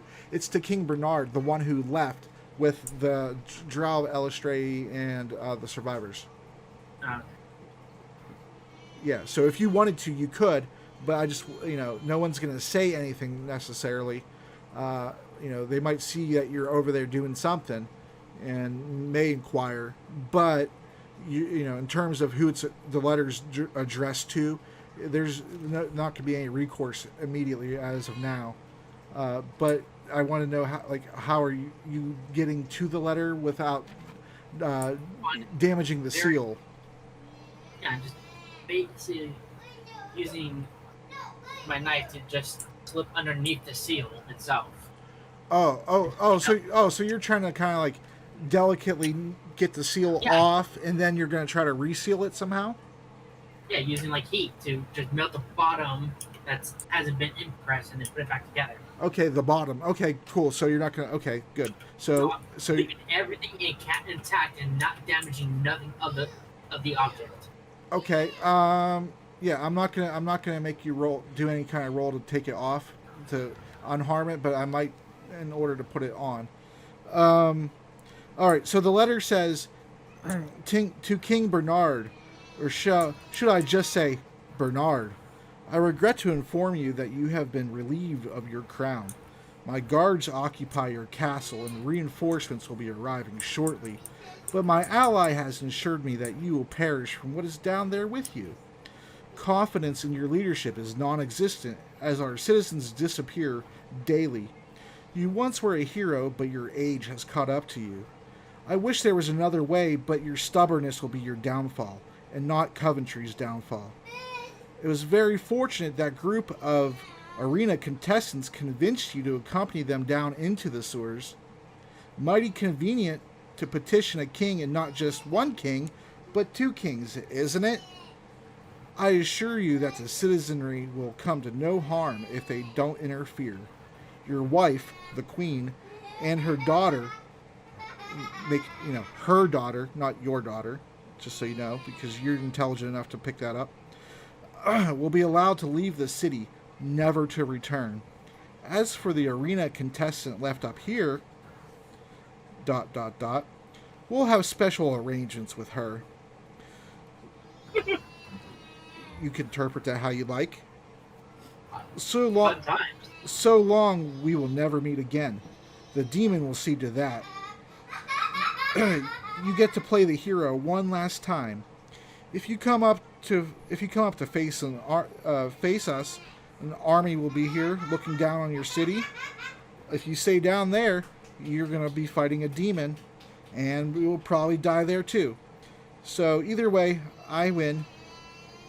The city will be mine. Thank you.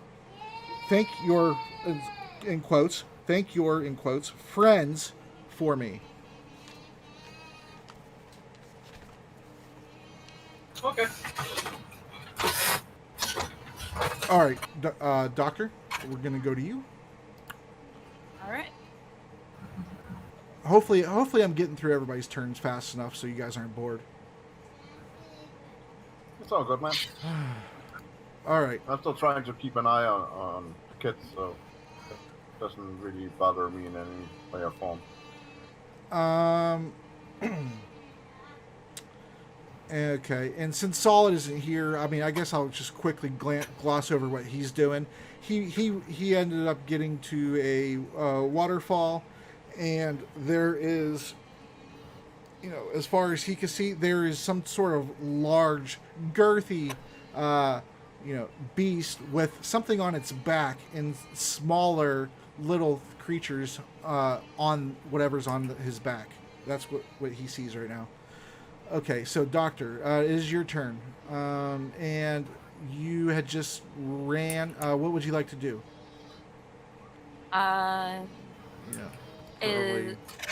Is there a turning point anywhere? Yeah, you can. Yeah, let me go ahead and give you since. No, not hide, reveal. Okay, there we go. No, the and way in front of you continues to the north, and as you're furthering to the north, you see that at the end there is the beginnings of a larger cage with a much larger, sturdier door that is double barred, and it looks like it is used for creatures of the much larger and much stronger variety. And then the way north terminates with that cage. The way, however, where the large door currently in front of you, with the chain going along the length of the top of the door, you determine that the wheel is what controls that. But you also know that it's probably going to take a decent amount of strength to turn it, because the door itself looks rather, look, it's 5, 10, 15, 25, 30 feet across, and it's like 20 feet, about 17 to 20 feet tall, and it's completely made out of metal.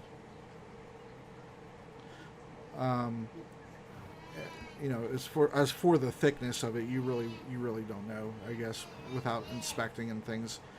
But you know that the wheel is what opens it, and it's going to take some force, which you're not that strong, so it's going to take some time in that instead.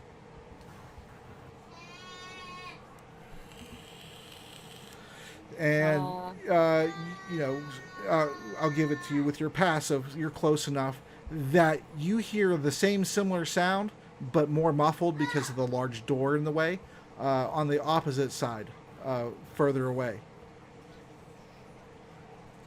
You hear the wheel, and you hear the chain.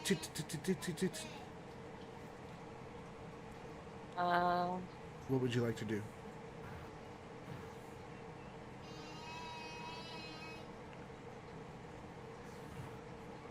After you grabbed him up with that hand, he doesn't really want much to do with you right now. Yeah. She's gonna start turning that. Okay, go ahead and give me a athletics. +2. Okay. And it's pretty heavy and pretty rusted. You'll make progress unless you pretty much almost just fail it completely. It just depends on. Okay, a 12. All right. So yeah. So you're gingerly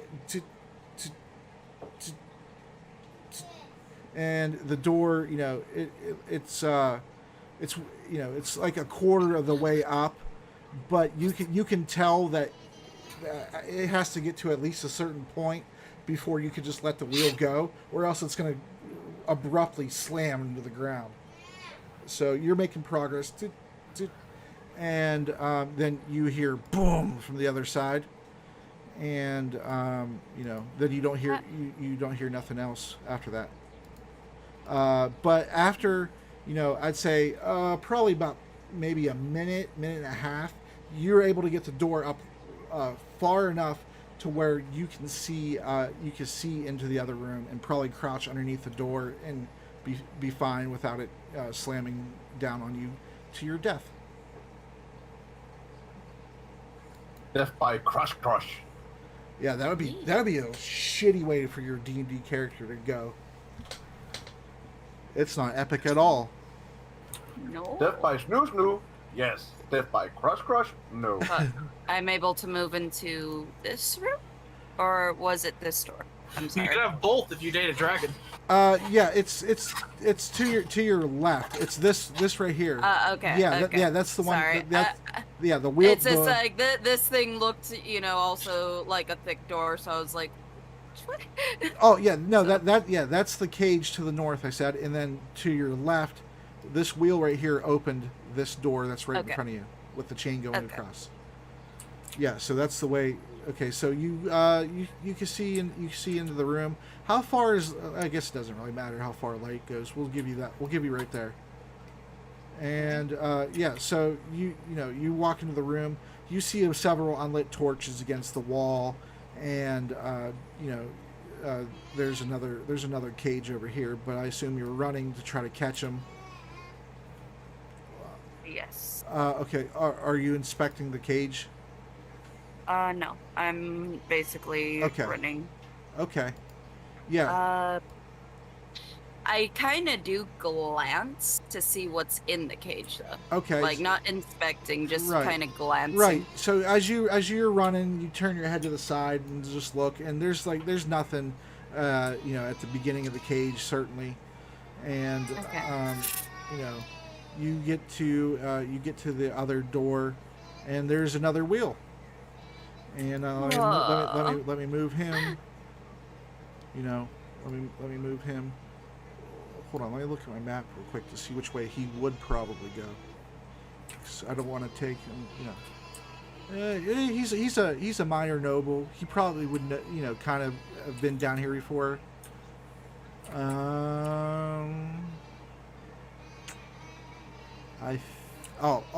Yeah, he would probably try to get back to his troops, since he's kind of being a coward right now.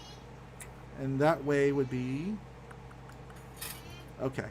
So you run up to that other wheel, and as you're doing it, you almost in sync hear the same sound that you heard for the first door, and then the sound you heard echoing for the second door.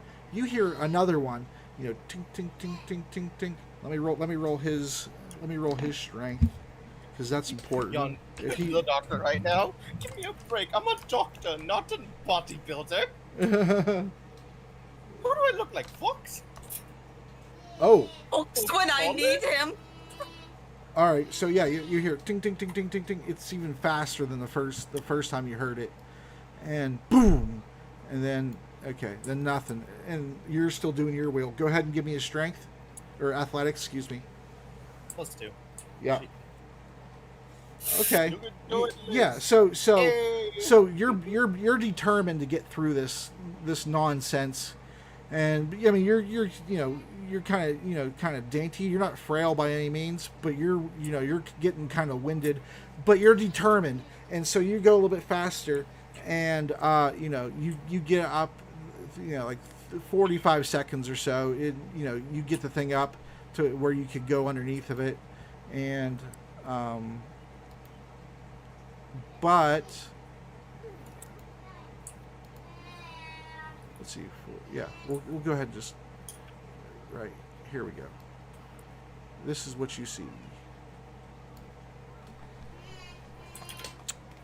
from there. Oh, and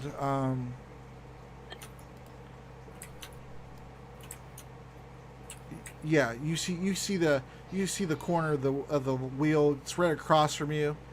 And let's see, 10, 15, 25. Yeah, and you see that there's a door here, and it looks like some sort of grating, and there's a pipe going on the floor of the room, either to or from that grating. You're not really able to discern which one it is at the moment, but there is a grating there. And you see a wheel close to you, presumably it's to open the gate you just came through, and you do see a lever. There you go.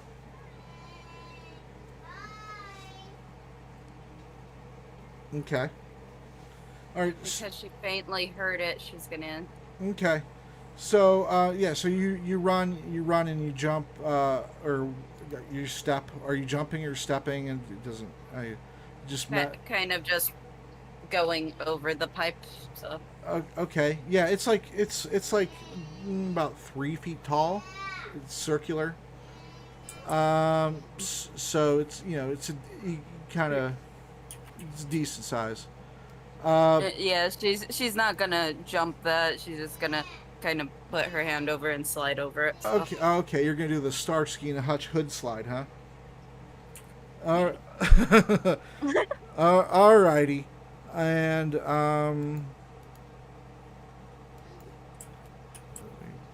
move. Layer. Okay, there we go. Bless you.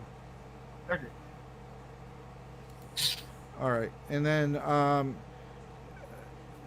give me a. Do you want to do a perception to see if you hear anything else from the opposite side or anything like that, or you just want to hurry up and just do it? She's doing it, but like she is listening. So I'll do a perception, which. Okay, so you're doing both at the same time. So your own clinking would probably interfere with what you could hear, maybe a little bit.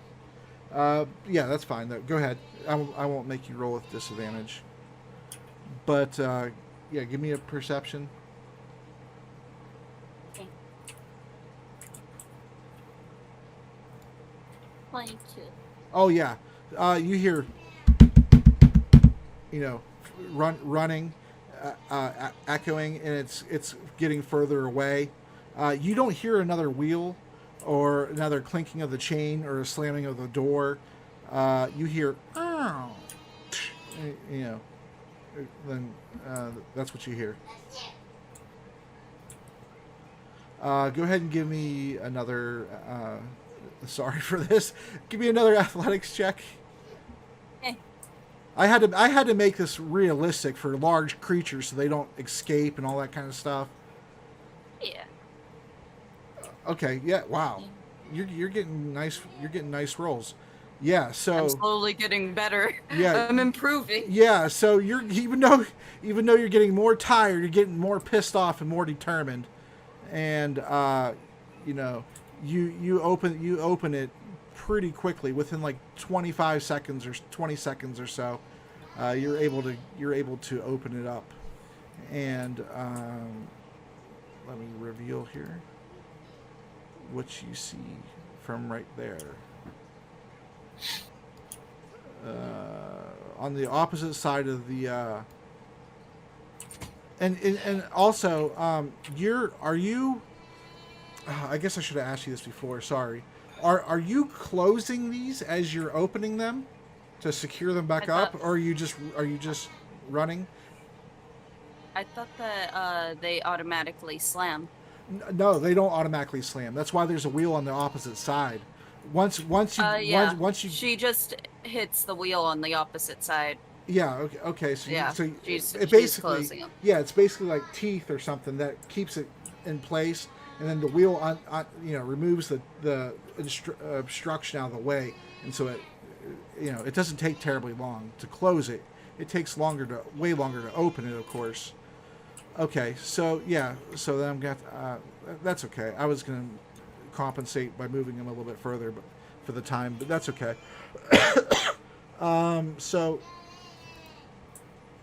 Yeah, go ahead and move into the room.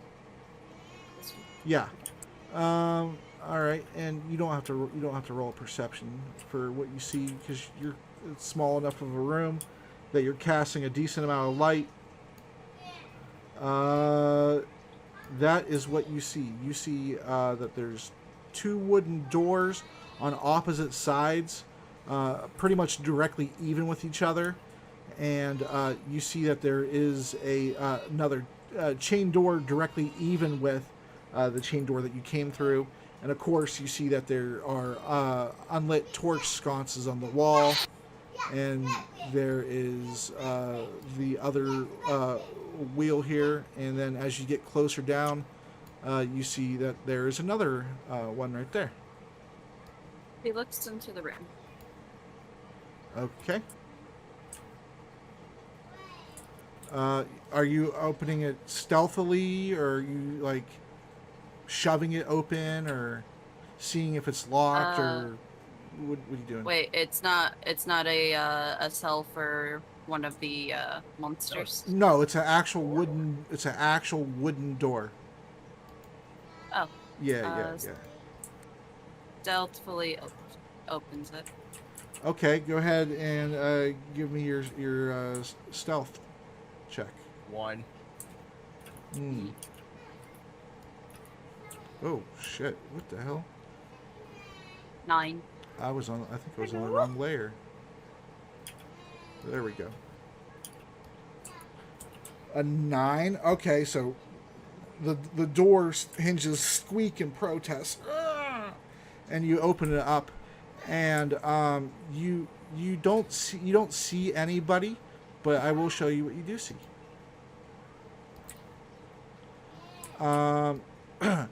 You see a lever. You could go ahead and enter the room if you like.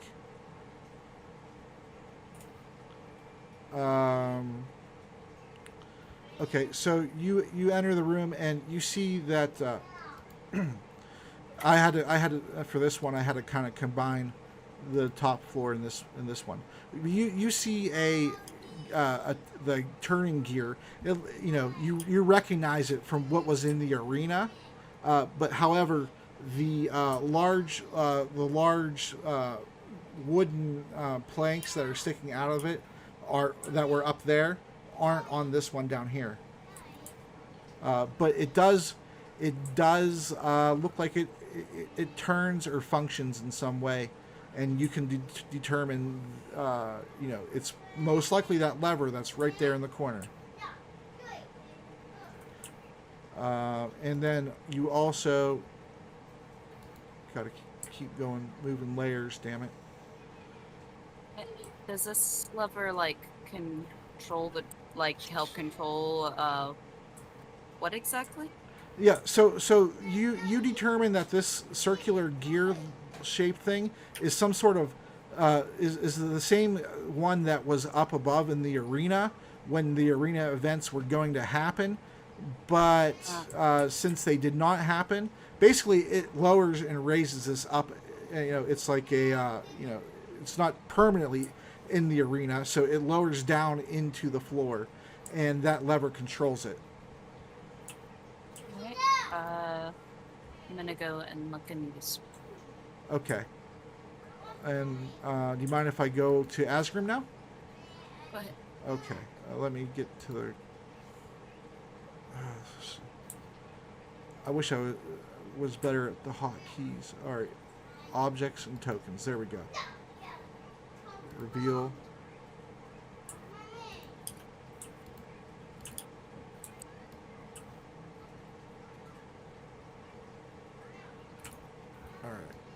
That's what you see. We'll get to that here in a moment. All right, Asgrim. Back to you, man. There we go. Make sure I got the right map. I have so many maps now. Okay, so yeah, so you and the group, you stepped out. You seen the statue. I still see only the doctor map. Oh, okay. Well, I was clearing off the spaces that you see. I can only go so fast. All right. Yeah, but I am on the map with the doctor. I know. Not on the. I understand that. Okay, so Okay. I just was having to clear out the spaces in front of you is what I was saying.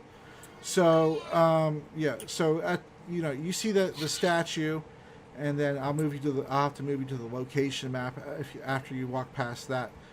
But you see that the entrance and the light coming through, and there's a single solitary plant where that light is beaming at. There's a single solitary plant down here.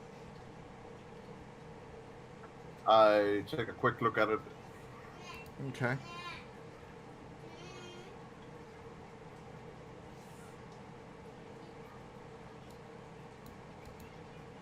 Let me clear. I'm gonna have to move you and clear it, and so many maps.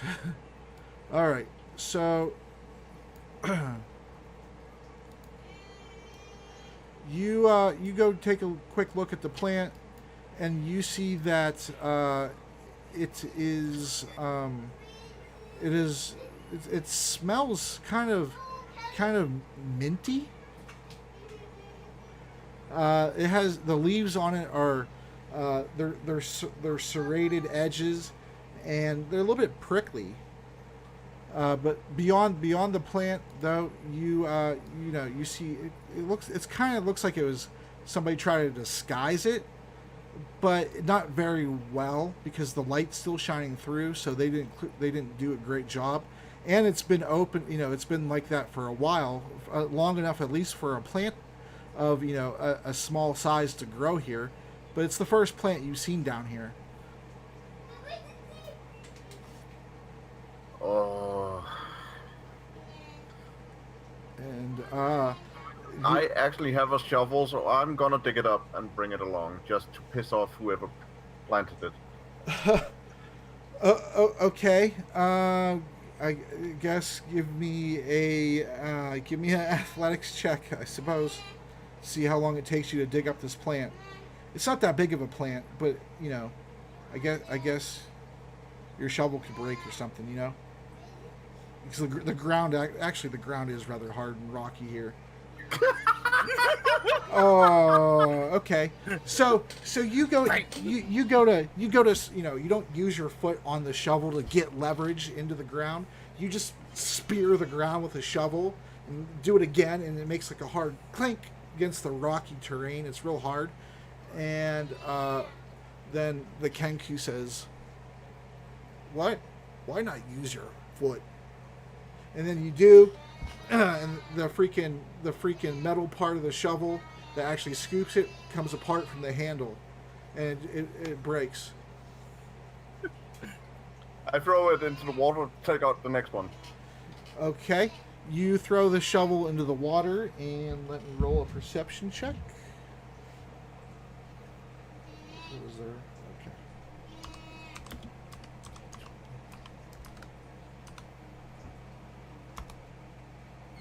Okay.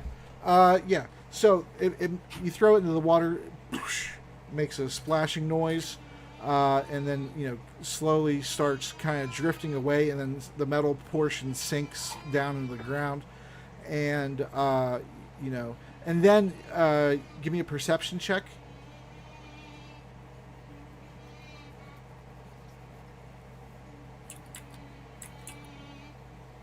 I did roll one earlier where I got 14 when you said it before.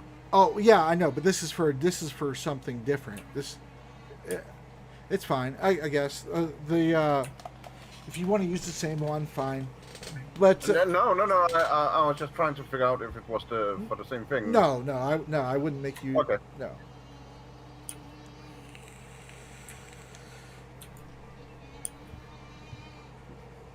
The 12. All right. So yeah. So as the metal portion of the shovel makes a splash and connects with the water, you see an arc you see an arc of electricity just woof over the water and go right to the shovel and just zzz on the shovel. And then as the shovel sinks into the water, the electricity dissipates and disperses over the water a decent distance, to beyond your vision, and then stops. But you don't know where it came. You don't know where it came from, though. Don't go into the water. Yeah. Well, I put my foot on this shovel and then I try it again. Okay, so you take out a second shovel, determined, and you give me an athletics check. And if it's a 1 again, I'm pissing myself. Okay. It isn't. It's not a 1, but okay. You're determined. You're determined to get this I'm plant. not being super carefully. I'm just sticking down so I can so it loosens and then I'm gonna yank it. Okay, yeah. Okay, so that's fine. So I'll just since those are both strength, I'll just combine. Yeah. So you get down there eventually. You've been here for like I don't know, 10 minutes now, messing with this plant and all these shovels, and you're determined. You get the roots loose enough that you start shaking at the plant, and the child's like, "What do you need this plant for?" Because it's either the drow or the Yanti that planted it, meaning it's gonna be an issue could be an issue for later to cause greater conflict. So, spite? More or less, yes. It looks like we can escape from right there. Points 10 feet, 50 feet over. Oh, okay, 100 feet over. It looks like we can escape from right there. You see this? It looks like sun. Okay, fine. And she starts helping you with the plant.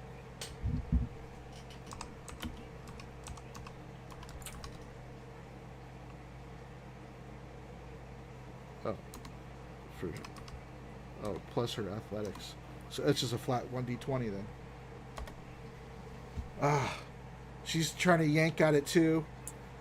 And it finally comes loose, after you spent a great deal of time with this. How long did you say it took? I mean, you've been messing with this thing for like 10, 15 minutes now. Trying to get into the hard ground. Once we get to like over 2 minutes, I'm just taking a knife and then cutting it. Okay, you're just okay. All right. I'll backtrack a bit. That's fine. Okay, so you start getting frustrated after it breaks your shovel.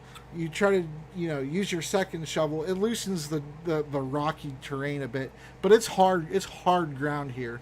On one side, but the other side's a little bit soft, so you're able to get down in there, and you cut it as low as you can and just cut it out. And then now what are you doing?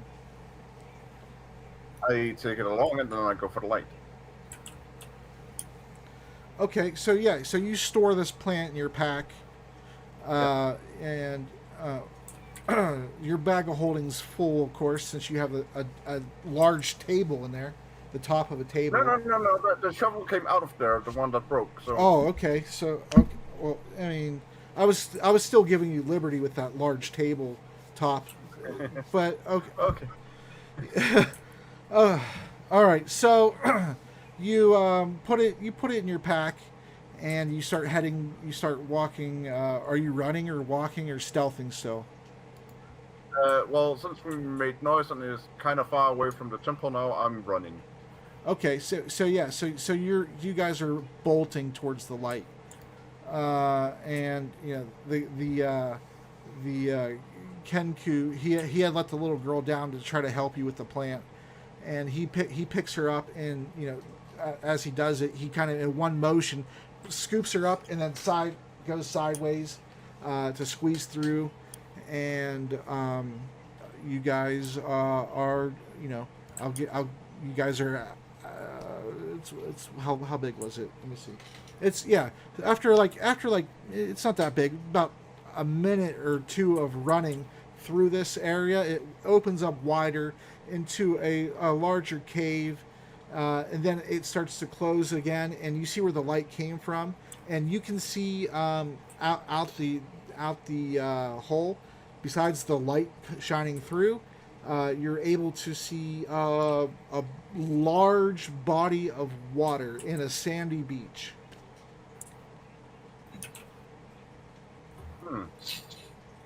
And presumably you're still running, and you get to the end of it. You're out and about. There's fresh air coming through. You feel a breeze as you're running, and you're out in light for the first time in several hours.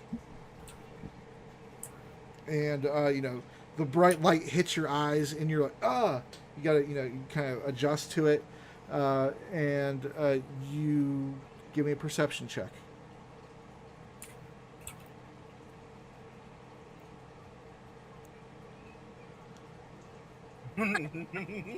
You have no I'm fucking. blinded by the light. You have As you you have no clue where a beach. Where I haven't seen a beach. Where the hell are we? You're not even sure where you're at. As you look around, you see hilly terrain up or behind you, and then the beach in front of you with the water. But you have no idea where that came out at. And then you pick a direction, and I'll tell you what's there. The beach is in front of you, so that would be to your right. To the beach, that's where the water's to your right. Excuse me. The beach runs vertically north to south, and then you get the hilly terrain behind you. Which way would you like to go? I go on top of the hill to get a better view of the land. All right, so you go up and around. You find a little break in some of the hills where the beach, where it starts going from grass to a little bit rocky to sand, and then wet sand eventually. And you go on top of the hill and you look around, and give me another perception check with advantage this time.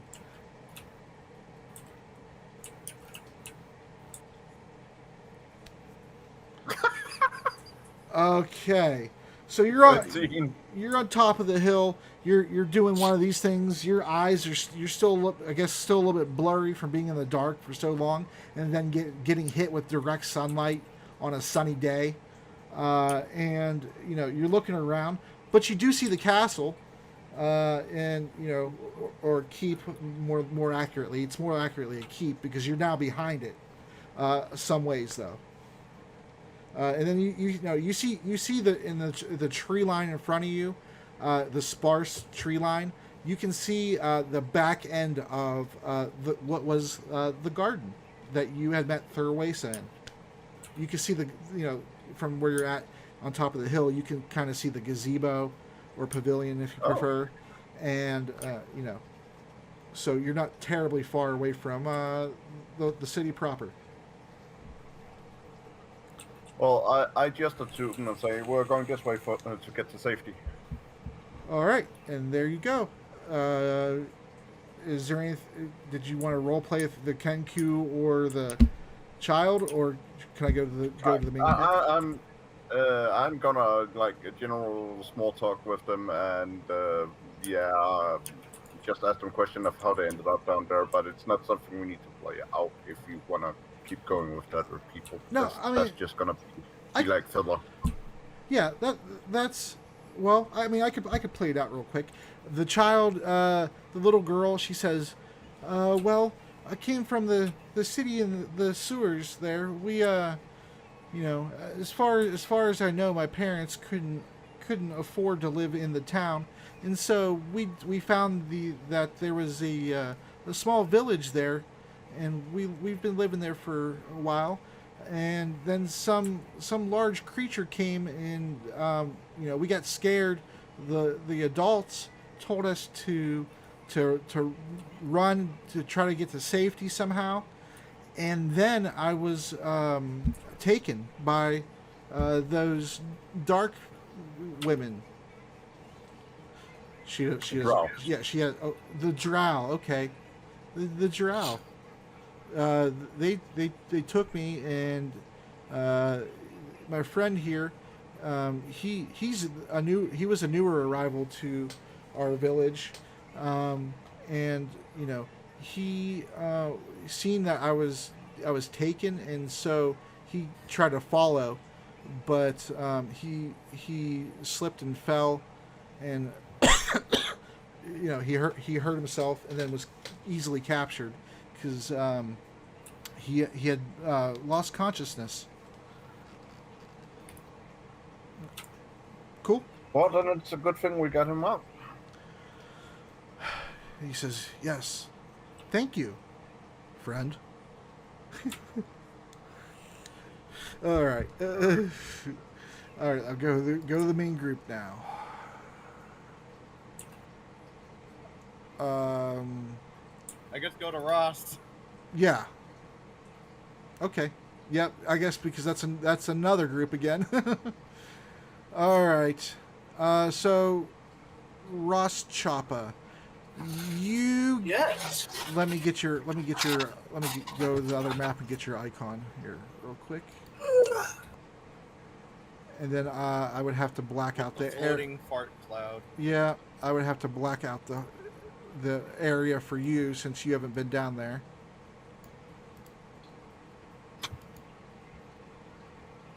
Capture.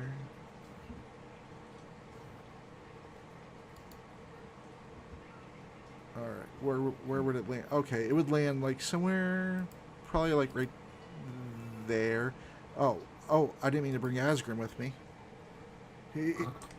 There we go. And let me go ahead and reveal that area.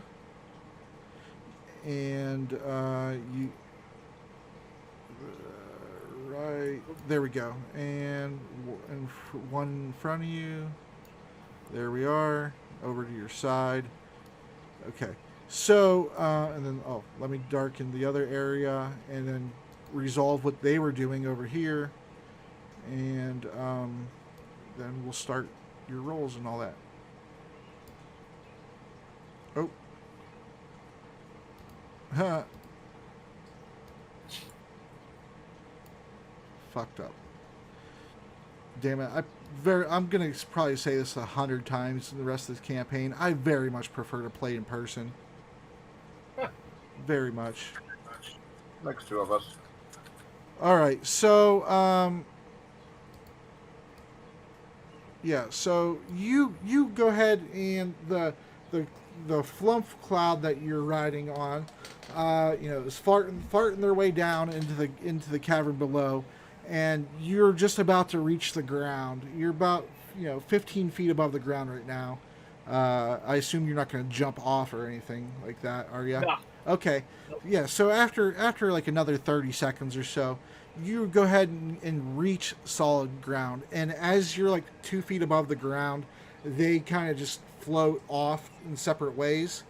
And then you hear in your head, this is as far as we can bring you.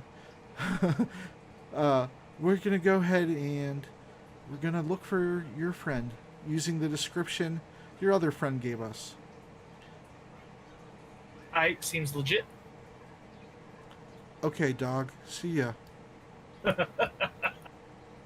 right, and so they like, come on. Yeah, thank you. Thank you. Alrighty. So they're gonna float off, and I could go ahead and choose. Let me roll a direction. Okay, so 100% is north to 75. 75 and lower is to the east. Why not roll D8? Oh, yeah, I guess I could do that too. Yeah. So clock would be one One, each go around. 2, Yeah. 3, 4, 5, 6, 7. Yeah, I could probably. Yeah, that's fine. Okay, so 2, 3, 4, 5, 6, 7. 7. Yeah, so they're going that way. Going off in. They're here. They're just going off in that Yeah, direction. they're going to the west. Yeah, that would have been easier. I don't know why I didn't think of that, because that's the way I normally do it. It's not like directly. Because since I'm playing, I don't want them to be like, oh, we know where he's at exactly. Okay. Down, so, yeah. So Roz, you see them. They're floating above the water, trying to. Seems like as they're going further that direction, they start increasing their elevation for some reason, and then you see them. Can I roll an insight check to determine why? Sure. 5. Yeah, you're not exactly sure. These creatures are strange to you in the first place, farting on people and stuff. Fair enough. I have like no light or dark vision. I have dark vision of 60 feet. Mm-hmm. Since you asked. Yep. So that's why I've been giving you a square around you. Yep. So they veer off eventually out of your vision, and they increase their elevation, and you think you see them start to pair off in opposite ways, and then they're gone. All right. So, I'll go this way. It's all darkness here, so I'm like, Yeah, I know. I'm only one person. Damn it. All right, here you go. This is what you see in that immediate vicinity.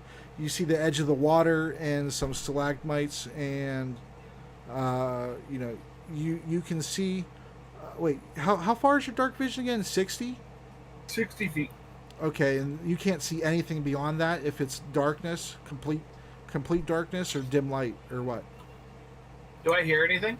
Well, I'm gonna. Yes, go ahead and give me a perception, but with disadvantage because of how far away you are, and the echoey nature. 16. 16. Okay. Yeah, you hear the sound of what sounds like swords clanging together. The sounds of a few people or something battling out, and you know that the Flumps were heading that way, but you don't you know that they couldn't care. They don't. It's not them. They just pulled out swords out of nowhere. RKO out of nowhere.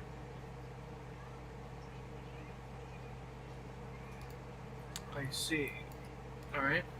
I'm gonna assume there's no light sources in the distance, right? No.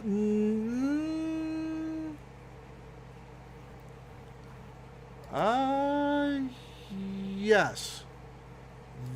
And let me rehide this part right here. And there's light coming from there. Underneath this waterfall over here, you can see a faint light.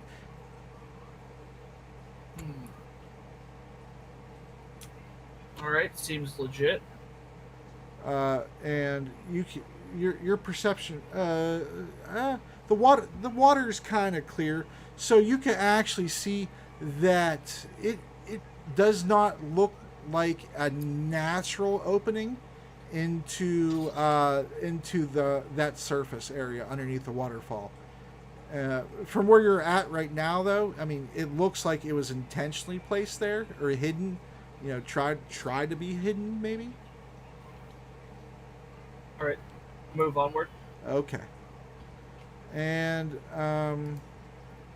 all right, so you go ahead and move onward, and you see that there's a lot of floating pieces of wood that are trapped up here against the stalagmite that's in the water.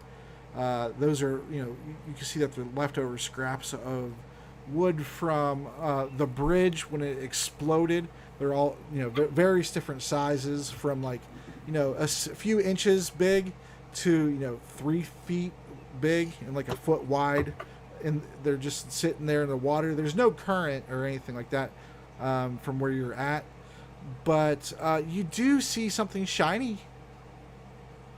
Ooh, shiny, you say? Mm-hmm. And I still don't see the source of the noise. No, you do not. Well, I do like shiny, so I test the water with my hand to see if it has any strange properties before I do my next action. Okay. What do you mean by strange properties? Does it burn? Is there anything I could see from where I'm at in the water? Is it flowing at all, just deceptively? Water is water and not acid. Oh yeah, it looks to be relatively clean water. You know, you're far enough down at this point that you definitely know that it's not sewage, because it would not only be green and sludgy, but it would also be stagnant and smelly. You don't smell anything to the water, you know, and it looks rather clear. Is it cold? Yes, it is. Well, if you stick your hand in it, it's cold. And did you? Yeah, I'll give you off of that perception. You do see what looks to be bobbing further away in the water, a long since deceased corpse. Well, not even a corpse anymore. It's bones. You know, it's not intact. But you know, you definitely see it. You know, just kind of floating there. I see. Well, as much as I like shiny things, I'm gonna pass this time. Oh, okay. I'm gonna move on. All right. And you move on, and you know, you see that the rough rocky texture still goes around. It looks like the water kind of terminates that way. It kind of heads northwest a bit, and you know, you can definitely hear the sounds of battle now at this point, and you hear the sounds of well, you hear female and some kind of raspy voice of an undetermined sex. You know, and they're kind of giving barbs back and forth, you know, and you can roll a perception to see if you want to see to see if you can hear what they're saying. You wanted me to roll what again? A perception to see if you can hear what they're saying. Very well, I will. 9. Got the nat ye- 1. Oh, that's Yeah. a nat 1. But that doesn't matter too much in skill checks, really.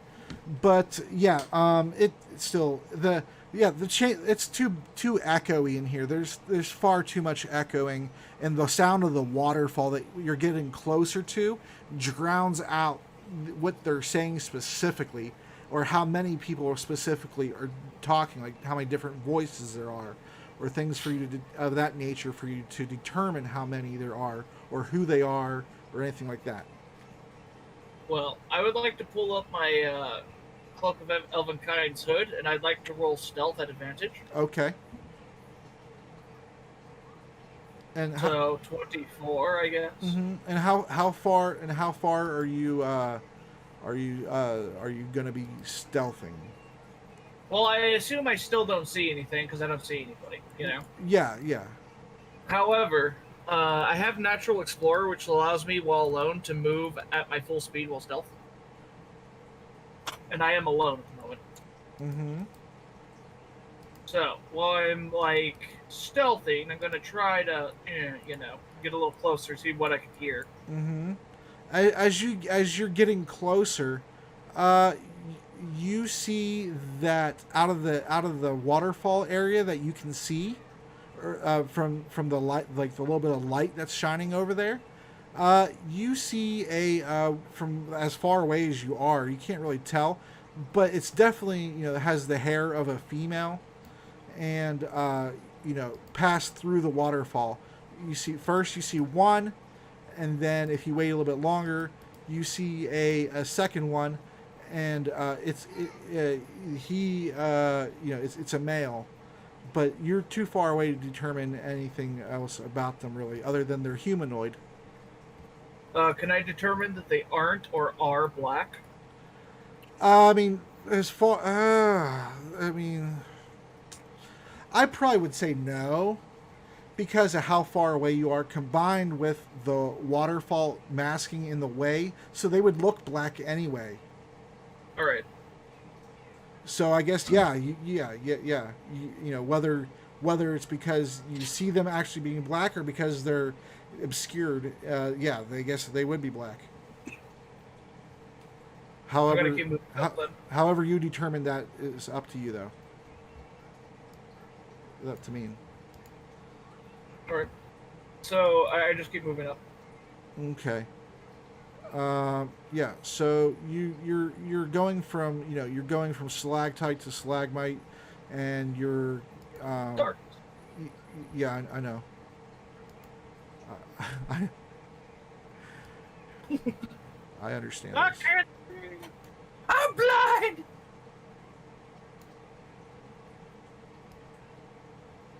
Dun, dun, dun, dun, dun, dun, dun, dun, dun, dun, All right, dun. and as you get over there, and you're ducked down low in the flat, kind of flat against the surface, so nobody can see you. With your stealth check, it's still good for continuing. You do see a single solitary flump, and he's farting away, and he's going quick, and he doesn't really bother to turn around, but you hear trouble ahead. I wouldn't go that way if I were you. Your friend doesn't appear to be there. Ah, thanks. So, Okay.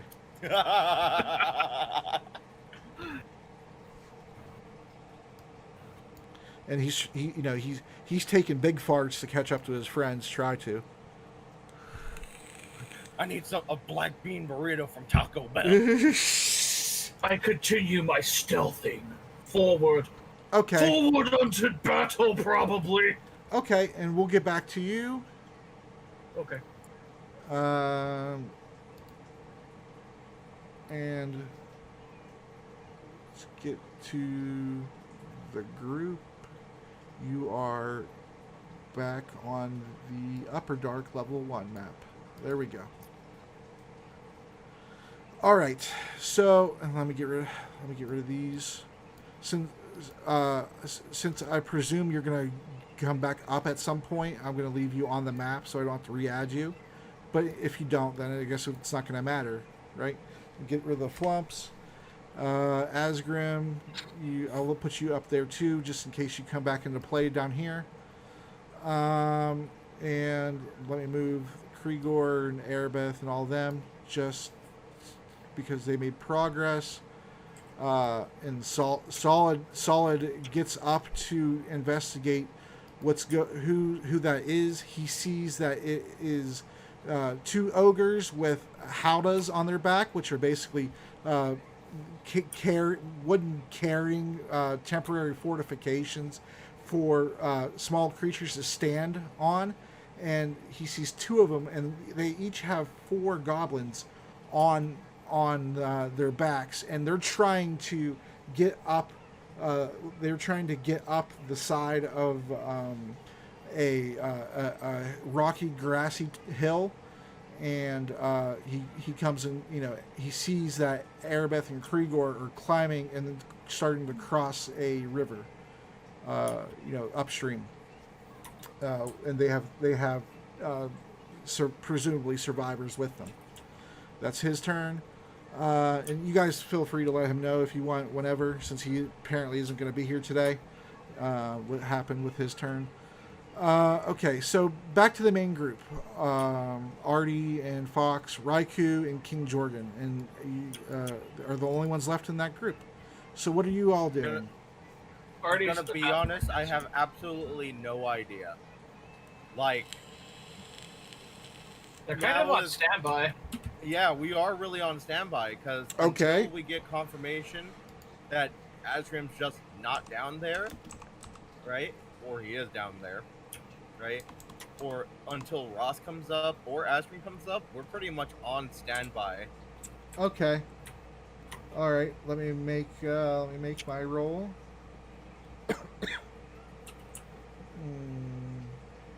Okay.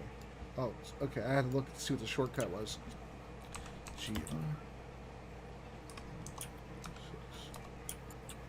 Hmm. All right.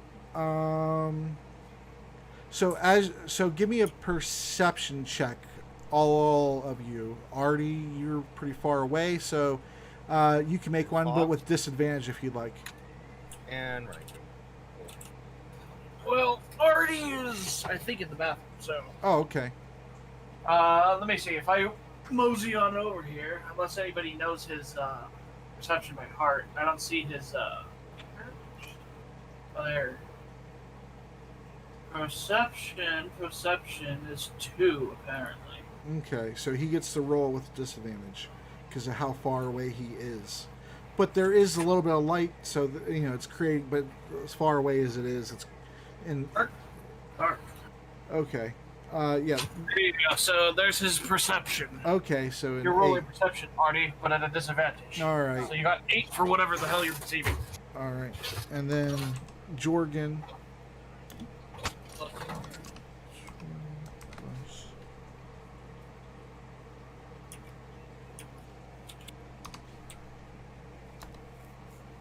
Okay, so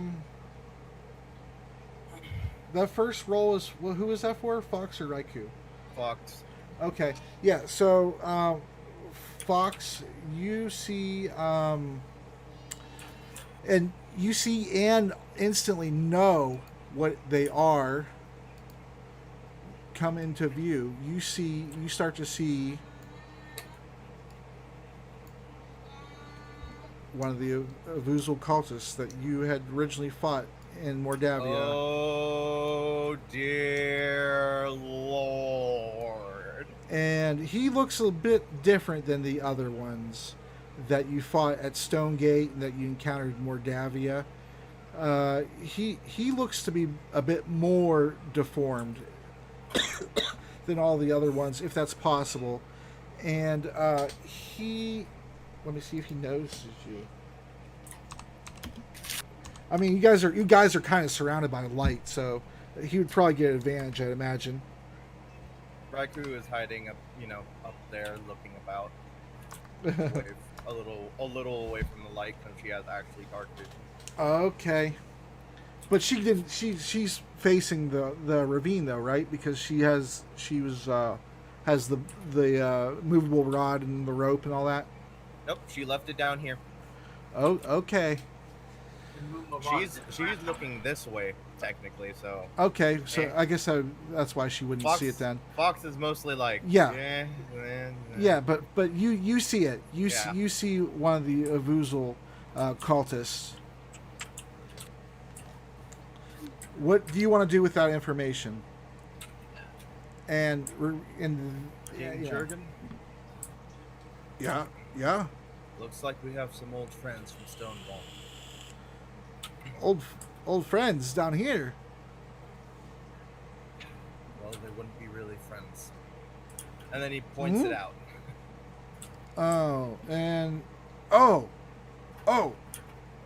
We fighting or running? Fighting or running? As he's pulling out his axe, clearly to do some fighting, but fighting or running? Hide amongst the rocks for now. And Artie, Hopefully it'll just pass. is Artie back? Yeah, I'll be back. Okay. Yeah. So, So go ahead and give him the synopsis of what's going on really right now. everyone hide. A death cultist is here. Okay. He won't notice us. Hide amongst the rocks for now. Okay. So. All right. So there you go. There's your synopsis. Well, my synopsis is hiding between his legs. Okay. So everybody has to go ahead and give me a stealth to hide behind the rocks. They're pretty decently high. They're like, I'd say they're like 8 feet tall or so. So it shouldn't. You get advantage for hiding there. I also got my cloak going on. Okay, so you have advantage, like I said. You don't get super advantage. I mean, I'm a rogue. I can always get super advantage. Okay. All right, Fox got 14 and Raven got 16. 14, So 16. I got 27. Okay. And let me roll. Well, he's a dwarf. He's gonna put out his torch.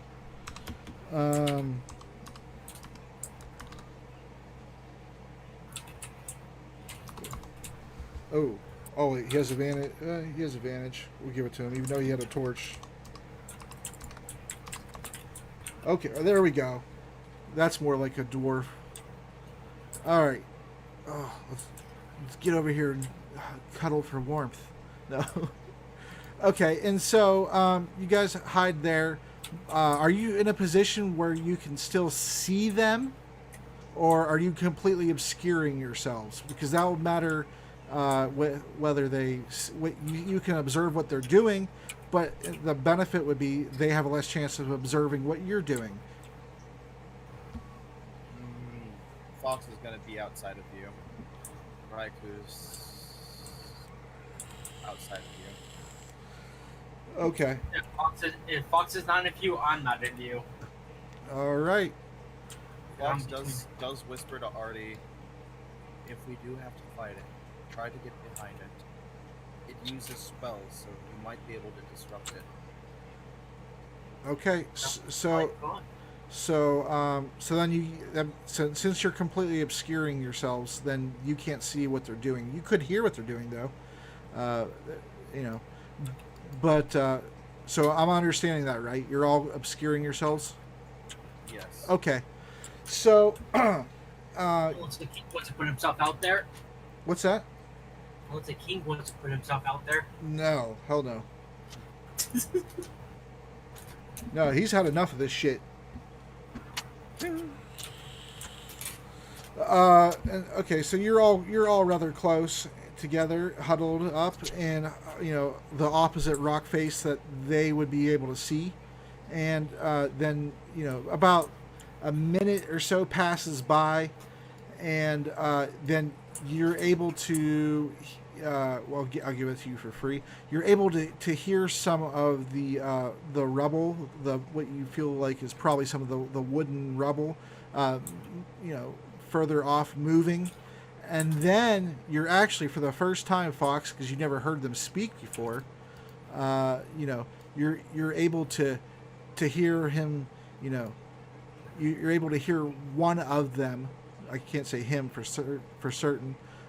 They're so deformed, but you hear one say, this must be the noise we heard. It looks like some kind of devastation happened here. We shall go back and report to the others. And then you don't hear anything or see anything, obviously, and but then eventually, you see from where you're at, you probably would. You see one getting closer. The one that you determined to be the leader, Fox, when you seen them, getting a little bit closer. He looks like he's surveying the devastation and what possibly would have caused it. Since there's no actual carcass from the Neothalid up here. He wouldn't assume that at all. He's looking around to see what is going on, and then the others are kind of starting to go back to wherever the hell they came from. Do you want to do anything with that? If you did Yes. if you did attack, you would get a surprise round. If you choose not to attack, then you could do some other action. Fox just puts his finger to his mouth. Everyone. Okay, and all right, and so as it gets closer, you guys are still on the other side of this thing, and it's pretty around, even though it's only 8 foot tall, which is still tall enough.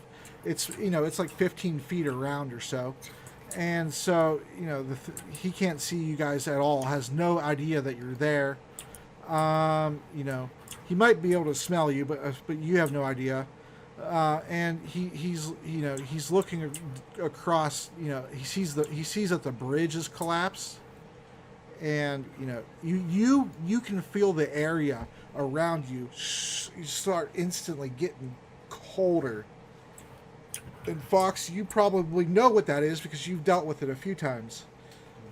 And so he's hovering. He hovers on over to here and looks at he surveys the bridge that So as he's coming by, Mm-hmm. as he's coming across past us, Mm-hmm. Artie's gonna stab him. Okay. Yeah. So then that's a surprise round, and then initiative. Is that what you want to do? Artie's gonna stab him. All right, I guess we're doing this. All right. All right. I guess Fox is gonna freaking, shit. How close is he to the edge? Well, he's hovering like up to it, so he's like like 10 feet away from it at this point. He's just enough to see the bridge, the damage, the pieces of wood everywhere, and then you can roll initiative, and then we're gonna go on to the doctor. Oh, can I first do my attack? Sure. Okay. Yeah, sure. That's fine. Because surprise. Go for it, Artie. Let's go. Did you roll with advantage? Yeah, you would get No. advantage. Okay. But Here we go. There we go, motherfucker. Yeah. Okay. And so you're stabbing him with what, the dagger, I guess. No, my rapier. I don't have a rapier. Okay. Sorry. All right. Sword. So you, Wait, so fine. Sneak attack and everything. yeah. So you slash at him with the rapier, and go ahead and roll your damage and your sneak Rapiers attack. Rapiers are piercing. Okay. Surprise! Right. Surprise, motherfucker. All right. So yeah. So you did 34 damage to it, and in its back. He lets out a shriek. He has no idea that you were there. Let me subtract that health, and then you guys can roll your initiative as I go over to the doctor, and just remember it. So this way, I could do it. I could write them down or whatnot, because it's faster to write the shit down than it is to put them in myself. Alright, so 34 damage.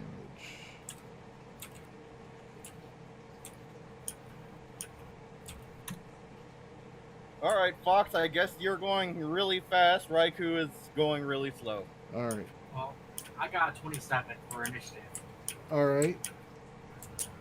Artie, 27. Fox, 23. And she got a 5. Yeah. All right, then I got to roll for King Jorgen Fire Axe, who has a water shield. No. Okay. All right then. 20. Okay. So that puts him in third. Jorgen. All right. Now let's go back to the doctor. Doctor, are you there? Yes. Okay, cool. I have a couple of questions. I might have a couple of answers. What's up? The audience is still there, right? Well, I mean, as far as you would know, I mean, you're on the concourse level, and you're now within, like you would be equivalent to underneath, around the middle of the arena, the actual fighting surface. Yeah. You're like in the And- underworkings. And the broadcast is still going. Well, you were that's one thing I was going to ask you. You were the one who was doing the hallucinatory terrain, or were you doing the eye? Once you do hallucinatory terrain, let's see, it just lasts for 24 hours. Okay, that doesn't require concentration. Correct. It does not. Okay, I thought she was doing. Okay, I thought she was doing the. So okay, so you did hallucinatory terrain. You did an eye, and then you dropped the eye so you could do the firewall. Correct? Yes. Okay, so yeah, the eyes that were sent down into the sewers would be in the sewers. So, how many audience members know of the treason? Well, I mean, none of them would. Considering that there was an And I eye have one question. Really, watching. fast. Artie. Wait, say it again. Considering that there was an eye probably watching Artie. Yeah, there's an eye watching Artie, but how would that? He Did it read read the the note? letter. Oh well, yeah. It would see him reading something, but it wouldn't see it. I mean, it's not going to see what he's reading. He was trying to I'd be read it away very from secret. away from everybody else, so nobody at all would know about that. And I was being very secretive with that. Yeah. So yeah, so not a single person would know about that. Even if someone were to look at me, I was keeping it hidden. Well, it's not someone that would look at you. It's more of, An you know, the invisible eye. fucking eye. Yeah. Like, you can't hide from invisible eye. I'm sorry. Well, I'm just saying, if a party member were to look at me, it just looks like as though I'm hunched over. It's not a party member. It's the audience. Right, but But here's the thing, though. These eyes, there's a limited amount of them. Our party is fractured, Yeah. and if I were the person operating the eye, I'd be focused on Foxodon for most of it, Or the or king. the Kings. I mean, yeah. So yeah, there was an eye down there with Asgrim and you know his party. There's an eye with the party of the survivors going with the NPCs. There's an eye on Solid. So there's one eye on for you guys, you know, and that wouldn't be focusing on Artie. There would be no reason for it to. If one of these wizards were smart, they could very much tell us that Asgrim is safe. I mean, It's still a physical thing. It's just invisible. So it could technically, if it could find dirt, just right in the ground, Asgrim's safe. you know what? What I've been doing, I'm gonna do it again. Pick high or low for what in for your favorable result. High or low? Oh, Hi. Okay, that's one high and one low vote. I don't care myself. That well, does, go, that doesn't help me. Go with High. Anthony's. Go with high because that's what he wants. So. Okay. If it's high, then yes, the invisible eye sloppily against the ground, the hard ground, the hard rocky ground, is able to scratch out something for you to determine. So now that's a whole different thing. If it's like a Yeah. solid surface, hard Yeah, ground, not whatsoever, not whatsoever. It's an 8, definitely not high. All right. Definitely can't do it. Okay, so back but to the doctor though. What would you like to do? I would like to go forward in this room. Okay, yeah. So you go up there. It's a wooden staircase, with a cement foundation. It goes up, and then kind of like in a pyramid shape. There's another staircase butting up against it, going down. It's going up over the pipe that's on the floor. The pipe is a little bit wider here at this section. And as you assumably, or yeah, as you go across, you see that there's a door over there. And there's an unlit torch over towards the back wall. Right. Go through the door. All right, yeah. So you find that this door is locked for whatever reason. I tried the key. Yeah. So you try. There's 3 keys on the chain. So you try. You know, you're fiddling around with the keys and you try it, and one of the keys does work, and unlocks the door, and you're able to go ahead and walk into the room, and you see that there's another one of those gears and the lever that the lever presumably controls the gear to make it rise up into the arena. Okay. And at this point, I could probably go ahead and just say that unfortunately you went the wrong way. So your pursuit probably won't merit the results that you're wishing for. But you could keep going whatever way you like. But enough time has passed that somebody who's running the opposite way that you went, whether up or to the left or down, would be out, not be able to be reacquired unless they have a bunch of a few failures in a row for what they're doing.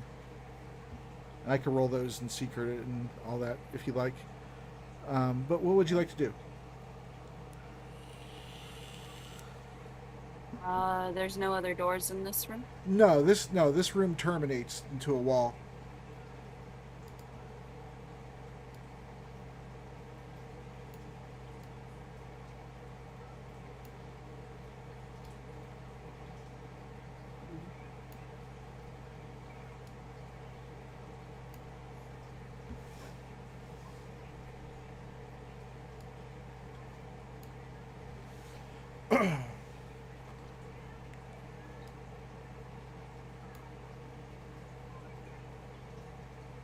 That pipe go through this room? Yes, the pipe goes through. Those rooms are adjoining that space, and there's no wall in that space because it allows the pipe to go through. And the pipe is large enough that there's no wall there in that spot. I actually would have figured that out. Damn it. I wish I would have seen that. Oh yeah, sorry, you didn't head far enough that way. But what would you like? What would you like to do? But yeah, the pipe. It's like 2.5, 3 feet wide. But the part that you're, in order to require the stairs over it, widens out more. So it's like 4 to 5 feet wide at this point. And you see that it keeps going to the south, and there's a large elbow size, like an elbow pipe that curves around and goes down into the ground.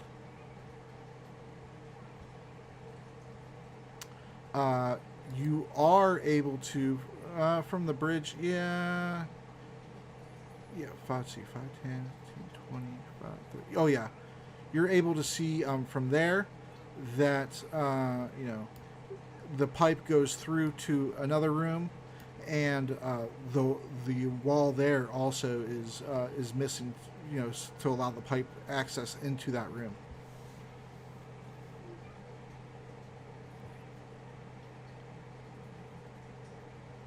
So you have a few choices here.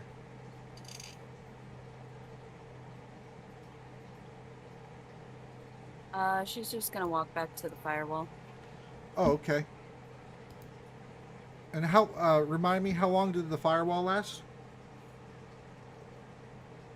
I'm gonna go look it up. Concentration. Yeah, I know that, but there's still a duration. It's probably been extinguished for a while. Yeah. Yeah, What is it? An hour or what is it? a minute. Oh, a minute? Oh shit. Well, then I got some stuff I need to do then. Fuck. I thought it was an hour for some reason. Same here. Honestly, same. A minute, huh? Damn it. I think I know why. We thought it was an hour. No, not even. Okay. In that case, I might not go back to the firewall. If you thought it was an hour, I mean, your character probably would. No, it's fine. You can choose whatever you like. Look, I'm dumb as bricks. My character's intelligent. Oh, come on. Don't sell yourself short. All right. Let's see. Yeah, at that point. Okay. Let me move this down here. All right. So is that where you're going, or did you decide no? No. This is a platform that gets lifted up to the arena, right? Yes. With the lever, you've deduced that since it's the same exact one as up there, that it spins like a reverse screw, pretty much, and goes up into the arena, and then clicks in place, and that's when it starts spinning and does all of its arena type stuff. And then, of course, when somebody pulls the lever down, then it descends.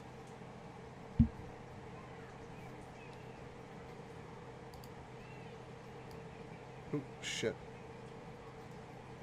I'm gonna take my way up to the arena. Let me make sure I put the map back exactly where it was. Fuck me. Make sure. Okay, cool. Yeah, it's back where it was. All right, you said you're going to go ahead and take the trip up to the arena? Yep. Alrighty. Let me go ahead and go to objects and tokens.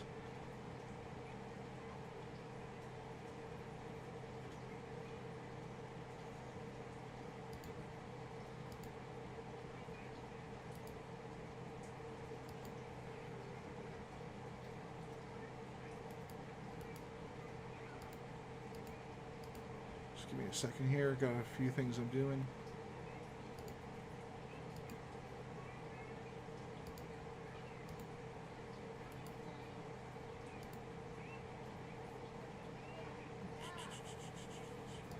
Okay. All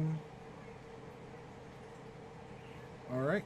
So can't let you see what's going on there, even though it's revealed. It's no longer revealed to you since you're all that way away. The situation's changed and all that.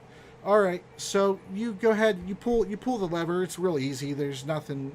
It doesn't need strength or nothing like that, and it starts lifting out of the ground, and it clicks, and then it spins, and then it starts spinning again. It's not terribly fast. Like you don't got to hang on for dear life or anything like that. But it's starting to go up, and then it lifts up, and slowly you start seeing the arena come into view, and the stands, and at this point now it's early in the morning the next day. So the attendants that are still there, it's probably 15% capacity, I'd say.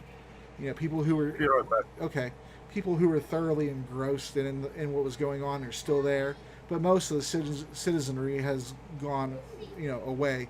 And of course, if this event lasts in the daytime, people are going to probably come back.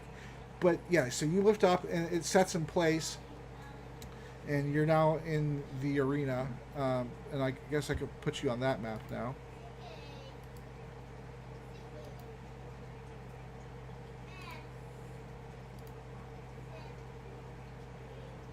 Okay. Paste.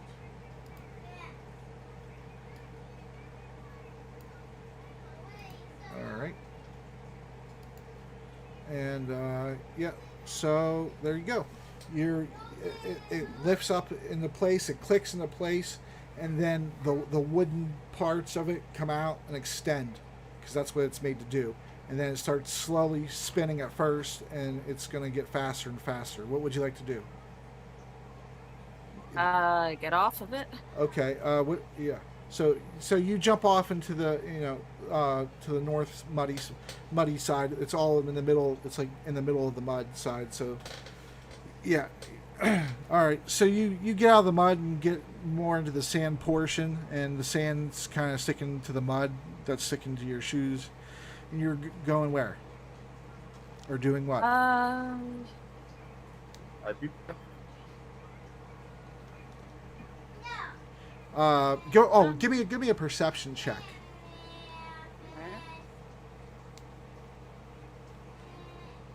9. Okay, yeah, that's a good one. You notice that the queen and her daughter, who were sitting over here, when you guys were talking and doing your little promotion speech and stuff, are no longer there. And in fact, that side, that's kind of the nobles. Most of the nobles and stuff are pretty much gone. But you definitely notice the queen and her daughter are not there. And of course, Erasmus and Fenris have been long gone. The kings are gone, so none of the throne chairs they're all vacant. That's kind of sad, actually. And, like, at least one of the throne chairs would have someone in it, like, no matter what and stuff, because, like, as this event continues on, right? Well, yeah. I mean, people, the queen and daughter were watching, but yeah, since the kings are down there, they're not there, and since Erasmus and Fenris, they were distinguished visitors, have gone to Samaria, they winked out of there. So they're currently empty. Like, I just want to be able to, come to the deduction of, like, the royalty is missing, not the royalty went to go take a nap. Oh well, I mean, as far as you know, they of course, like the hour, it would make sense that they wouldn't still be there, but there's no way for you to really know, because they were there when you noticed the troops, the soldiery up on the top going around the arena, and they were there when you noticed that Martin Lesueur was leaving, and and then you haven't been in here since then, so you don't know their whereabouts since then, and you can't really make an assumption. You could, I mean, you can assume whatever you want, but there's no way for you to be able to know. I mean, I guess you could run over and feel the stone seats and see if there's warmth, but I don't think that would really pan out too well. So no, you can't really tell.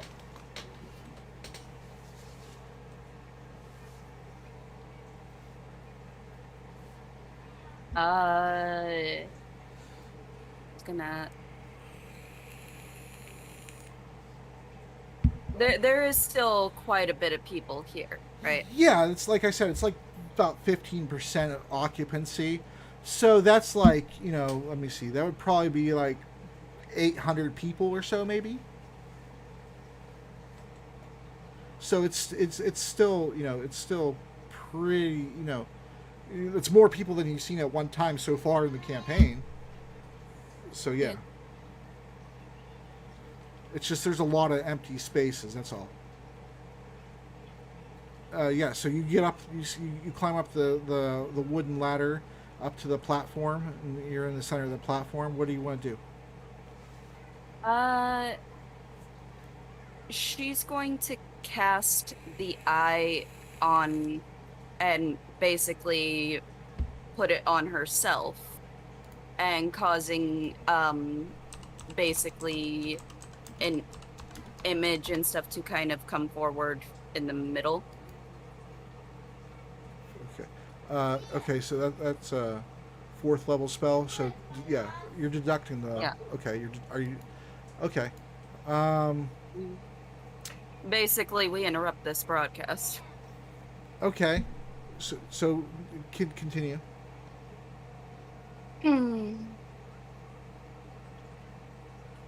Ladies and gentlemen, might I have your attention?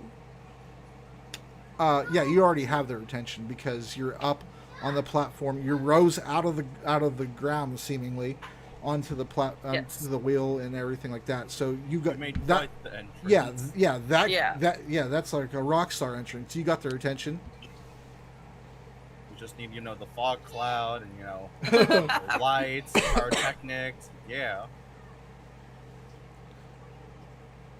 Go ahead and say what you're gonna say. There seems to be a coup happening. While your king is fighting valiantly and protecting everyone, someone is trying to overthrow him. And it is Martin. And they're looking around. It's Martin Lasor. There's Martin Lasor. She would say his full name. Okay. Is his I know. I was just kind of trying to throw in a little bit of fun. Okay, so they're kind of murmuring, looking around. Some of them know who he is. He's a minor noble, so they know of him. Some of them do, and so they're listening still. But go ahead, continue. I believe that the royalty that was sitting up in that box over there Mm-hmm. has vanished under his orders.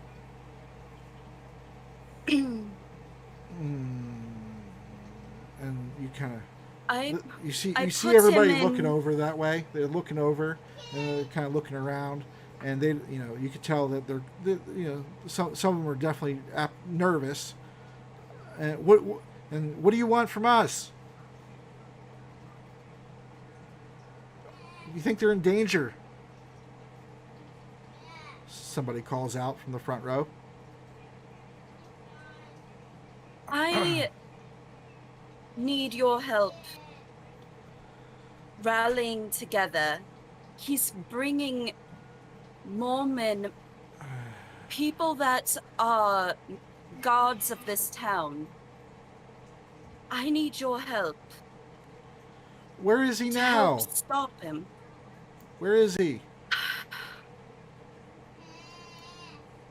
I had him last under the arena. He escaped. A lot of confused looks. Most people here have that's uncommon knowledge. Most people here wouldn't know that place even existed. They think that you just performed a minor miracle to show up there. But what I do know is he was heading towards the castle. And there's a bunch of guards that are good men trying to defend you, fighting for no reason other than he wants the power.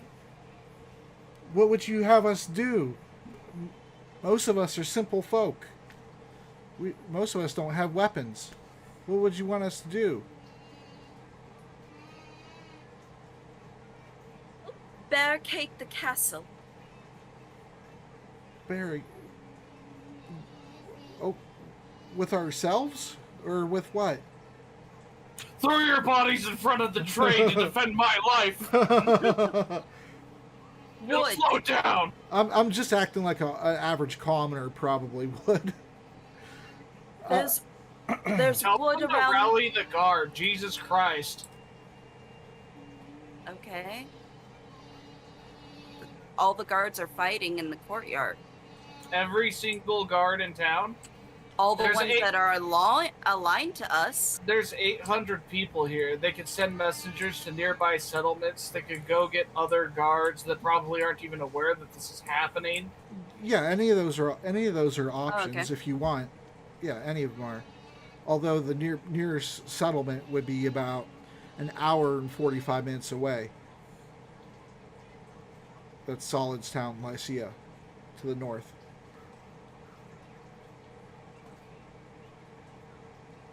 And then Westwind, Rally. which is Fox's town, is days away. Rally the guards. Anyone that's strong around here. Any other settlements, any other places to get more people on our side.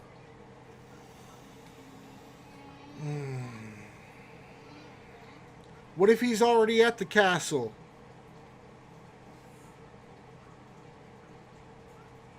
If what you say is true, he's probably not gonna, hesitate to kill us. We have no way to defend ourselves, most of us. Here we go, honey.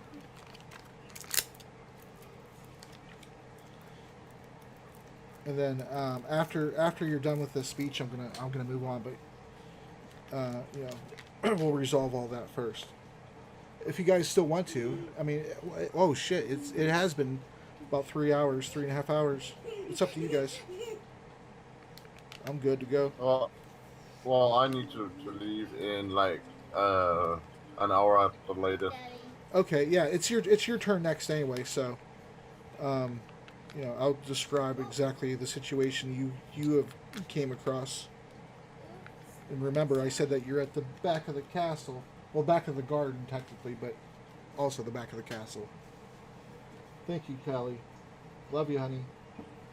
Okay. So, sorry. Go ahead, Doctor.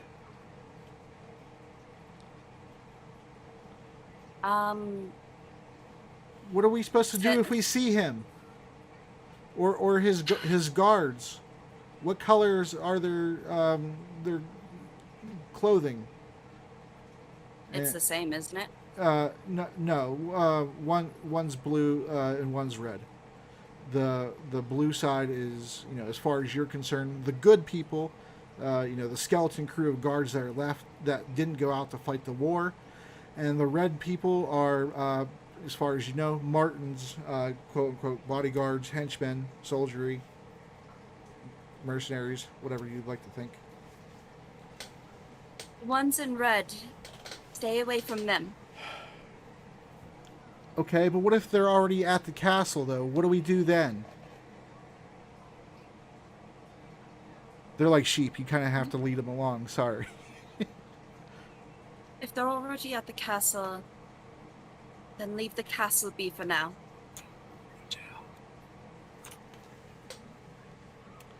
Okay.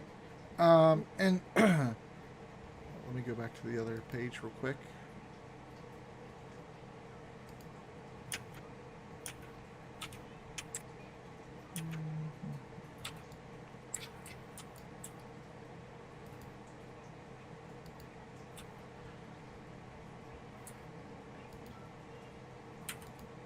Okay.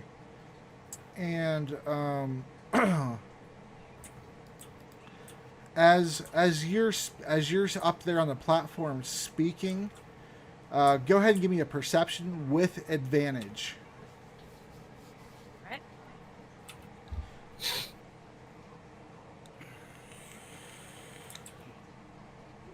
That's my usual perception check, so I don't know what the advantage is. It's another D20. You get to roll it. Yeah, you get to roll it again and take the higher number. Ah. Oh. I there we think go. that's the higher number. Yeah. So as you're speaking, you see out of the corner of your left eye two guards.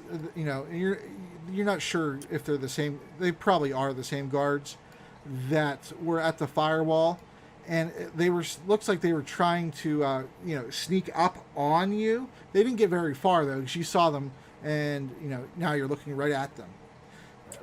Martin isn't with them, or the queen, or her daughter. It's just those two right now, and the audience sees that they have red uniforms on, so they're kind of like doing what they can. They're throwing like leftover food at them and drinks and beer steins and things like that, and booing at them. And what do you want? What do you want to do? Zoom the camera in on them. Oh, okay. And kind of put it around them and stuff, and basically kind of say, these are his henchmen. These people. Yeah. That's Kind of getting the whole audience, people that were just kind of paying attention to the doctor and stuff kind of now are looking at them. Yeah. Yep. And so She's- more garbage and rubbish and stuff is getting rained down on them. Some glass, and they're getting hit and taking some cursory damage from some of those things. And then you see that another guard comes walking through. It's not Martin. It's he has a crossbow, and there's 3 of them now. And the first 2 though, they're not really advancing their position. They're kind of just trying to defend themselves from this onslaught of trash being thrown at them. That's now starting to accumulate in that area. Some people that are further away try to throw some, and they're trash at throwing the trash. So the trash is over here.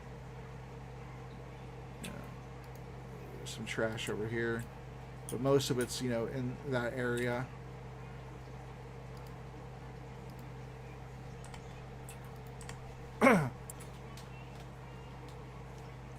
What would you like to do? And then we'll go on to Asgrim. Okay, I'll be right back then. I'm just gonna go check on Kid fast. Okay, that's no problem. Can I get some suggestions on and Question dumb. huh? You can ask if it's actually true. Do you have any spare weapons in your inventory for any strange reason? A knife or something. Or you can Okay. look at I think I have a letter opener. Yeah. I was about to say. I think you have a letter opener. You can actually just, while focusing your camera on the guard, you can just ask them. Well, okay. So if you don't have anything like that, you do know that you at least have several allied wizards helping you control the eyes. If you're okay with ending looking at what our party is doing, which, by the way, just before you decide, that would take a long time for your eyes to travel all the way back if you wanted to recast them, because they'd have to physically go there. They don't teleport, Yeah. If you were okay with that, they can help assist you by casting spells. Well, they could just fling spells as long as they're not concentration. Yeah, if the Concentration, spells you don't just- require concentration, then they could maintain concentration on the eyeball. You know? But if they have something like, say, Firewall, for example, they can't cast it unless they want to drop the eyeball. So you could get your fellow casters in on this. There might be a couple of people in the stands who actually do have weapons, but that's on Soul. I would just assume out of 800 people, at least one of them's got a bow. Or a dagger. I mean, it kind of. Okay, so out of character, if you're not participating in the fighting, then you're not really supposed to carry weapons in here. We could say some people probably snuck some weapons in here. Well, there's always But all the other participants Well- that didn't go down. well, yeah, Yeah. those people are out of it, or were runners, or are dead, and were runners. Or are dead. But what out of character? What I was gonna say is, I don't know if you remember or not, from when you guys came in here to give your speeches, the wizards.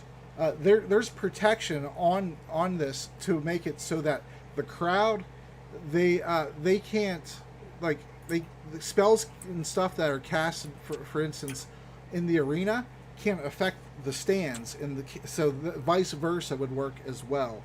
And that's not a protection from the wizards. They're not the ones that they can't bring it down. It's actually up on the columns of the corners of the arena itself. There's something. Well, it's something that you Knowing wouldn't know. that, the best course of action would be to go back underground from whence you came Is and there... go back out into the city. Because if I'm hearing this right, there are 3 people coming to confront the doctor in the actual arena, right? Yeah. Yeah, so they're right there. Doesn't you say there's a non-lethal field here? Basically, you can't die. No, You're knocked out. No, no. The rules for the original when you guys were originally gonna, you were gonna have a battle, Fox. The rules stated that you couldn't die, and the weapons and things like that were blunt. You were handed blunted stuff and things like that. But that never happened, so that never occurred. All right. That's just So yeah, that's the just best the agreed strategy upon rules. would be to run away back from whence you came, and hope that the audience could stall them long enough for you to do whatever entails going back down. And, How fast are these spinning? well, at this point now, you've probably been up there, talking, and then these guys came in. You've probably been up there long enough for it to go full speed. So, How high are they compared to the ground? they're like the topmost portion of the gear is like 8 feet off the ground, and the wooden logs sticking out are probably about 3 to 5 feet, I'd say, probably off the ground. So what you're saying is, if the Doctor used scatter and teleported them all in the most inner part, they would have to either get hit or drop prone and have to crawl out. Yeah. I mean, if that's the way it works out, yeah. And they spin a full rotation on initiative count 10 and initiative count 20. So there you go, Liz. That's a way to give yourself some time if you wanted to do that, or you could just be like, "What? Bye, haste, goodbye." And also, remember, the arena doors. They came through the closest one to the arena from that side, but there's a door there, a door there, and then there's 3 on the other side as well. And I mean, you're not strong enough, but if you wanted to try that gate, the reinforced gate for the animals, that's also an option.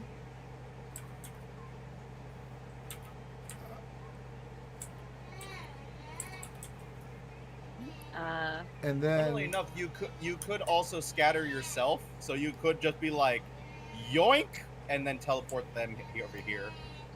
And then also, just since you've been this is your second time in the arena now, you've been able to, even though I have it all cleared out, it's still, you have a better understanding of what's going on here. And since the Doctor, your intelligence is what, 20? No.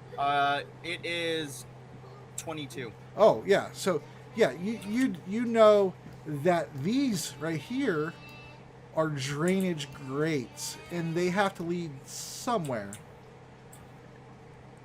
And since the arena events didn't start, though, these are also grates of some sort, but you don't know their function exactly. But the smaller ones, they definitely lead somewhere.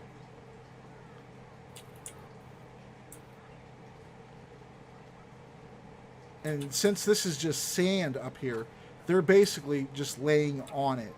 So you could try that too. That's also an option. And I mean, if you wanted it to be acrobatic, you could probably go ahead and get on up on the beam too, but that will only stall it. So it's all up to you.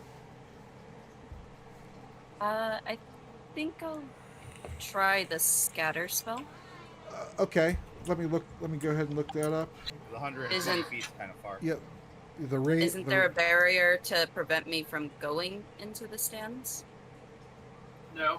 There you go. Well, technically, yes. Sort of. Yeah, the wall, the stands are elevated and angled up. So the fighting area is lowered down below the like the what is it? I think I had a 12-foot wall. It's 12 feet tall and then goes to the stands. So there's that area.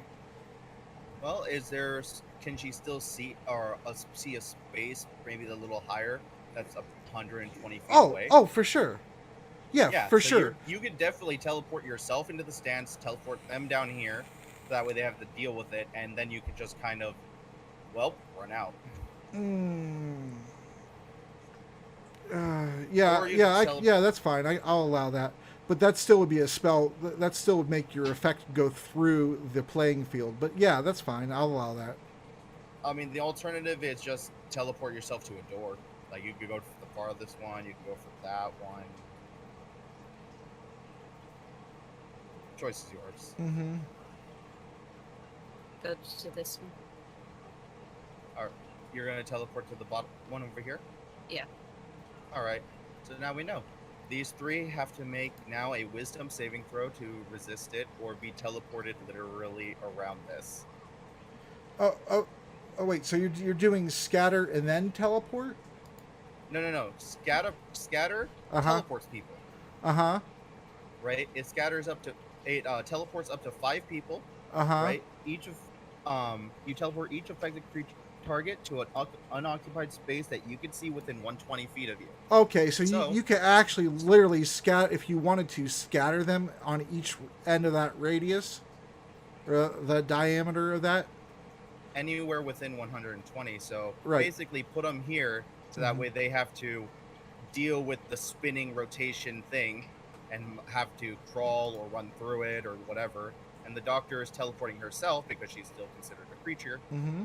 to here. Okay, so it affects her too. Okay, and she could go somewhere different. Okay, got it. Yes. Okay, so where's it puts them exactly where you want them, right? Yes. Okay, so where exactly would you like them on this wheel? Like, do you want them on the spinny part? Some of them in the mud. Yes, in the mod. In the mud. Okay, starting right there, or Yeah. or one over. Right there. Okay, and then just in a They line. get a wisdom saving throw. Oh shit. Okay, I think this one was like, I don't know. I think he was like right here or something. I don't know. Okay, what's the DC on their wisdom saving throw? 19.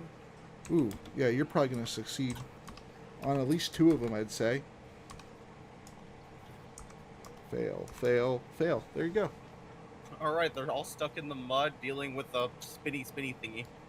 And also an angry crowd. And also an angry crowd. And the doctor's like, I'm going to use this door now. Yeah, that's pretty clever. How many just for my own knowledge, how many spell points do you have left? Since you're going off the Well, mana after system? that, that's 18. Whew, okay. Cutting it close. All right. She really is.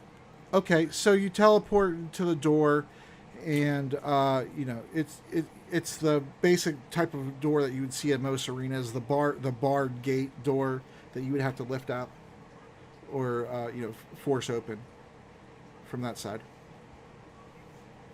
Okay. All right, Asgrim, are you back?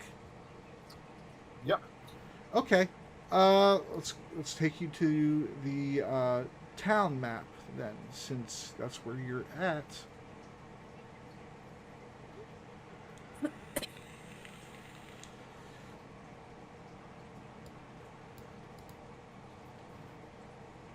All right, and Amelia isn't obviously. No, wait, no, she is in the garden. I did change her. All right, I gotta go back to the other map and grab your character.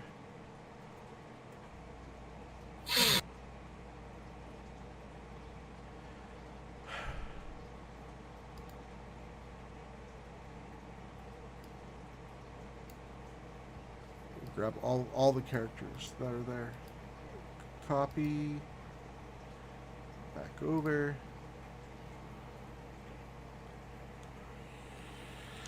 I need to start grouping these maps in folders. The ones that are most likely might not be used again. The ones that are in the same type of situation, and the ones we're using now. Archive now. It's to archive the maps that you don't use anymore. Oh yeah, I know. I have. I just we use so many maps all at once. And plus, well, I guess I still have the Feywild maps ready to go, since you guys can technically go there whenever you want. Well, not Artie and Raz, since you weren't there for that portion that they got those items, but there so there you go. That's where you guys relatively are. The tree line. Oh, actually, the beach is over here, so you'd be kind of over here. But yeah, that's where you were at to survey the area, the tree line, and you see the castle in the background. Amelia obviously would be too small from that far away to be able to tell that it's her, though. Let me go ahead and reveal. That would be nice so I can see where the fuck I am. Okay, okay. Okay, I have one question though. Yeah. Why do I have 33 health? That's when you fell. Yeah, didn't you already? Didn't you sacrifice your health to heal somebody after the battle, and then you fell, and then all that stuff happened. Yeah, but it didn't take any fall damage due to having Yeah. that high roll. Yeah, you didn't take fall damage. I never. Well, I don't know. I After never. After falling, I had 97 points. Well, I never. I mean that was taken. I had to carry your character over through a few different places, so that could be just old information. So you could change it to 97 if that's what you have. That's what my character sheet says anyway, so. Okay, well you could change it to 97. I know for this, if we were to look at Asgrim back on where the main group is, Yeah. where Fox and Kurgan, that one has 97. Okay. If we look at the Asgrim that fell down, for some reason he has like 13 for whatever reason. Because I had to transfer. I clicked on the map and I seen his character, and it wasn't off of the Underdark map, and that's probably what happened. It's not. I'm not concerned It's not about the it. same one. Yeah, I'm not concerned about it. It's just different states of where you were playing at. That's all. It's fixed. It's good. So what would you like to do? You're on top of the hill surveying. You see the castle in the distance. You know that you're now in Coventry, for sure. And you do see some commotion going on and stuff in the distance, but you can't really tell what's happening. You just you see groups of people here and there. Well, I guess we go into the garden because no, we wouldn't know she's in there, so we would probably just heading up towards the arena. Okay. All right. So yeah. So you start walking down the hill, and I'll reveal the areas as you go. And you see the town, the portion where the citizenry lives, and you walk up the path, and you're heading towards the arena. And after as you're heading down the path, you see sets of guards, the ones wearing blue and the ones wearing red, and they're in pitched battles fighting. There's several groups of them around the street, and they're fighting, and you see that there's guards and people heading towards the castle.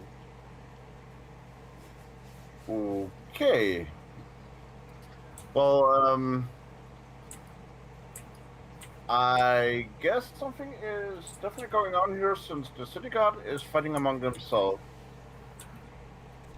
Our best bet is just to leave it alone for now and try and figure out what's going on. So I say we keep going towards the arena because I might have a friend up there, depending on the situation. Okay. Yeah. So the little girl says, "All right. Let's go there. What about? Well, can you walk and can you? Fine. Let's go." All right. So you guys are walking down the main street, and there's several people running past you, kind of bumping into you a bit, and they're running towards the castle, and you see that there's more guards in red running into past you into the fray. one group's 3-on-2, 3 red, 3 red, 2 blue. There's a group that's 5 red, 2 blue, and there's a group that's like 4 red and 6 blue. And since I don't know what's going on, I seriously just leave it be because Yeah, I know. I'm just letting you know what's going, because if I didn't say it, then it'd be brought up that I didn't say it. That's about it. Okay, so you take the road north down the government row, and you get to the sewer grate that you all entered into originally. Give me a investigation check.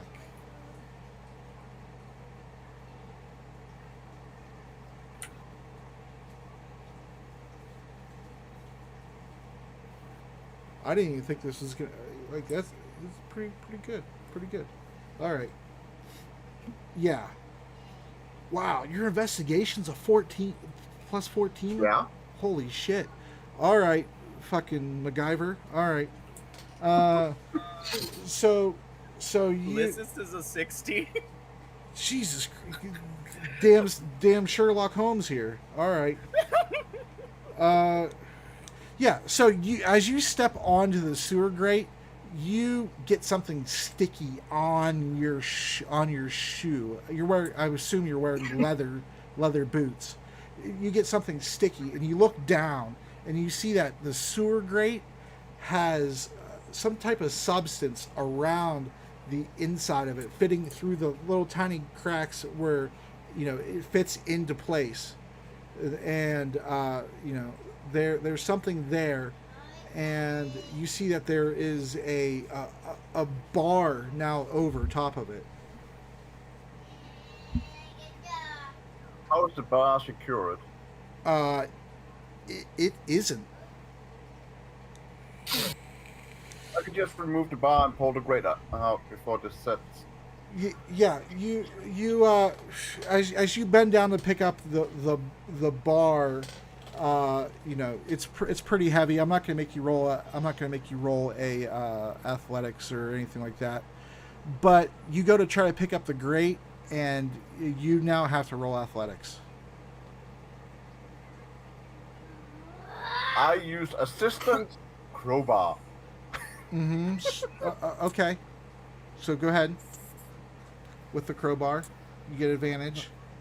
The Boondock Saints have their fucking rope. Asgrim has his fucking crowbar. Mm-hmm. Yeah. Neat. Oh, we've used that a lot this game, and it's actually been useful multiple times. Yeah, you. Throw your fucking crowbar. Yeah, you see somewhere that you could probably stick your crowbar in to get leverage to pry it up, and your crowbar, you make no progress. But however, when you try to remove your crowbar to try again from a different place, you cannot remove your crowbar, and it's sticking straight up. So this solvent is actually keeping it in place. Yes, sir.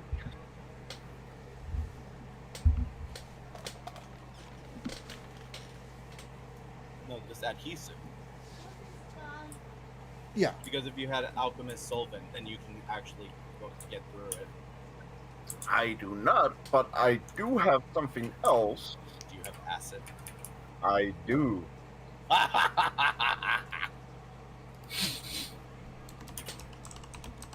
I'm just looking to see how many bottles I have. Actually, I do have alchemist solvent, so. Oh! So yeah, I used my alchemist solvent to remove this because the acid is from a creature we killed that I did not write down which it was. Where did you get it would be universal solvent. Where did you get that from? When I bought the alchemist traveler's kit.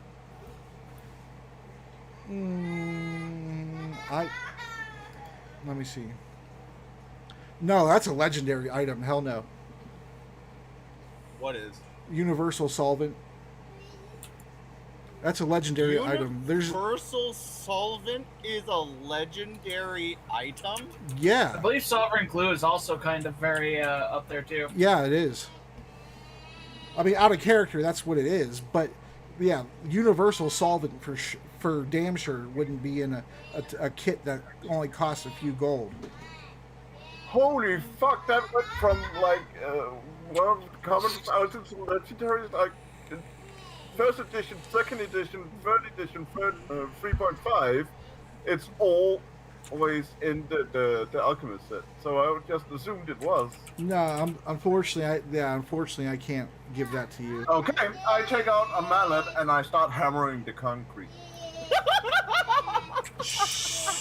Oh, okay, yeah. So you start hammering the flagstone with a mallet. Do you want me to use a chisel as well? Because I also have multiple of those. I mean, how long are you trying to stay in this spot exactly? I know that's the way we come in, so if they are gonna try and come out, they're most likely going for this, so until I fucking remove it or someone stops me. Oof. Yeah, yeah, I don't think anyone's really going to stop you with all the commotion going on with the guards and the citizenry. However, the queen and her daughter kind of brush past you and move aside. They don't even recognize who you are or anything like that. Move aside, and they're walking, and they go down to the Merchants Row and head down. I think south. that's hilarious because the queen's just like, I'm busy, I need to get through. Meanwhile, this madman is hammering away. Yeah. Is she being escorted, or is it just her? I guess she's being escorted by her daughter, but they're kind of traveling together. So no, so it's only those two. Yeah, it's only those two. In that grouping, yes. Okay. But she never really stopped to see what you're doing, though. I mean, she has other things on her mind. Since I am pretty sure I'm aware there's a coup going on right now, and I recognize her as the queen, I stop what I'm doing and I say, Your Majesty, you might want to come with me, and then I take her into the healer's hut. The healer's hut? Okay. Yeah, so you get there, and the door is firmly locked and shuttered. And it says temporary closed for business. There's a sign out front. And you might want to go ahead and read the note that you freaking got now. Okay.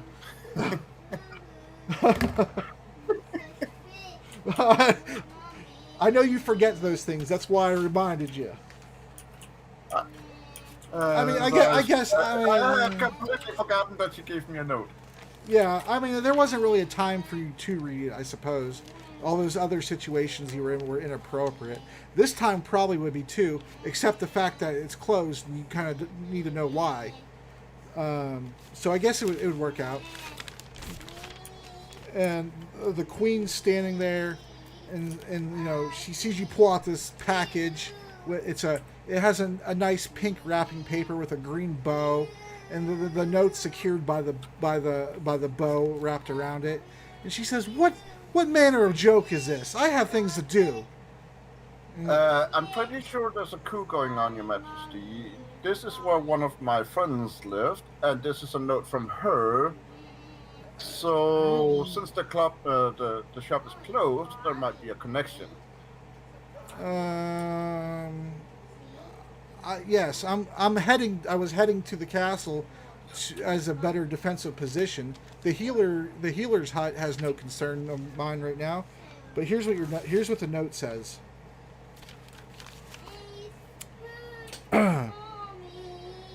Let's see here. Dear Asgrim, the potions from the troll's blood are contained within. This is the entire batch owed to you and your group. Good luck. I trust they will be needed. I almost said trust they will be naked. I'll trust that they will be needed. I will be closing my shop and visiting my sick mother in Lycia. I suspect I will not see you in person during my when I return. I think you will be here if you are here when I return in 3 months' time. I'll see you then. P.S. I have included a few herbs in potion recipes. Tell everyone to take care and thank you. That's what the note says. You don't have to open the package right now if you don't want to, because there's absolutely no reason. But the queen and her daughter are departing your company presently. I stopped them. This shop will be closed. Look closed, and it will be a secure place to hide for you. Since I see a lot of soldiers moving towards the castle, and the coup is going on, this would be a safer place for you to hide than going to the castle that would most likely ensure your capture.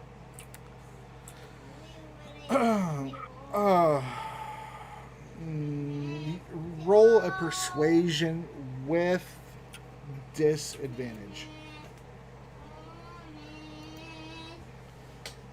Double 20. Just because she's already a rather stubborn person, and the castle has guards in it to protect her, versus an Asgrim, a Kenku, and a little girl.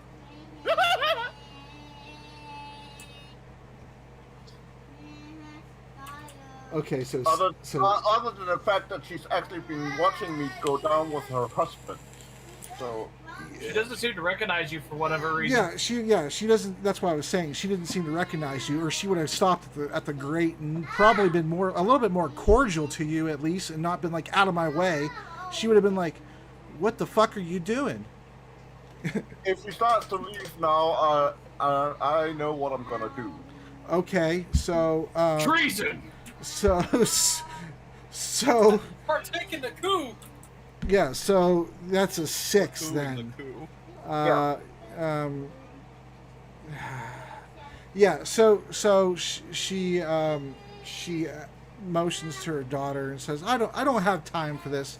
I'm going to head to where the weaponry is and the defense and bar the gates of the castle." Fine, let your husband's sacrifice be his last good deed he did, and wasted by getting yourself captured when me and my friends went down there with him. Oh yeah, how is he doing? Ah! What? Poorly. Right now, rather poorly since I left him. I fall off the bloody cliff, if you were paying attention, or off the rope. Oh yeah, I remember you now. Okay. Yeah, I kind of was paying attention, but just really for appearances. So, will you follow me inside this shop to ensure your safety?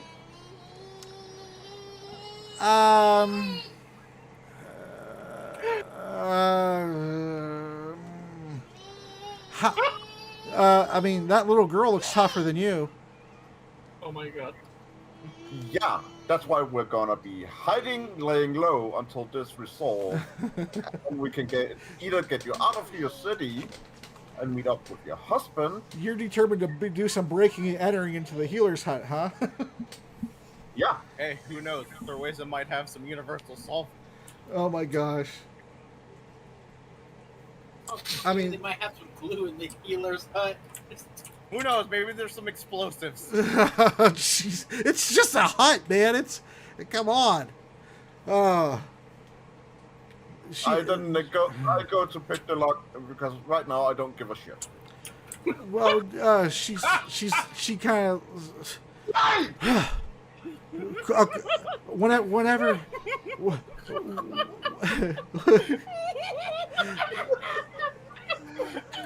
That is to piss off Asgrim.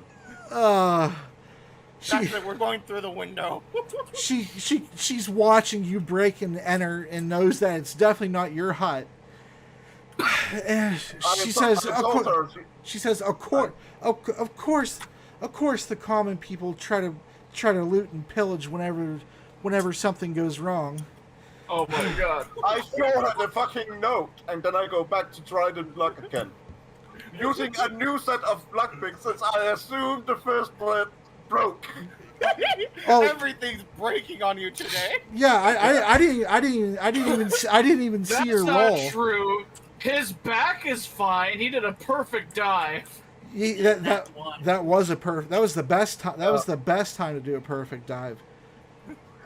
This See, that's session. what I tell you. Whenever I just try to do normal shit, my dice hate me. But when I try to do something I know what I'm gonna do. Hey. No. I'm gonna try to fucking hit the lock behind my back while arguing with the queen. Hey, I didn't know. Okay, there's so many of your rolls lined up. I didn't even know you rolled again. I just heard a fit of laughter from everybody and didn't know Yeah, what was that's going what on until I just seen the one like a few seconds ago. Roll for the disadvantage. Oh to my hit God. the queen, and then he goes to pick the lock and roll Yeah. that one. Yeah, so you go to Jimmy the Lock, and I assume you're trying to kind of hide, you're trying to hide what you're doing a little bit, and the lock, the queen's like, whatever, I'm going Well, to it's the better castle. than the other one. and she's leaving, and the lockpick snaps in the lock, and it's now Jimmy'd in there, stuck. What would you like to do? Uh-oh. Try to open the window. It's unlocked. I show her the note from the healer and say, "See, Oh, I know the owner. uh, This is my friend's place. We need sounds- a place to keep you safe and your daughter to ensure that you are not harmed in any way or form, since you know that the less noble of men have a tendency towards women, and I and just towards your daughter." You're really trying. All right. She says, "Yes, I see that you have a note from the healer, and yes, I see that you're trying to break in, and that the lock just jammed on you. And I am going to the castle. You can hide there if you like. That's fine. No harm will come to you for breaking and entering, or attempt right now, because it seems like you failed. It's a good day." Asgrim is so done with her. I slap her. Oh my god! What? Her. Oh,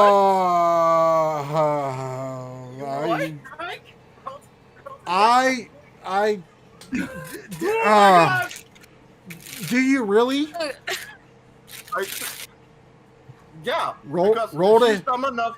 Roll to hit. Dumb enough to try. Roll to hit. D20 plus strength flat.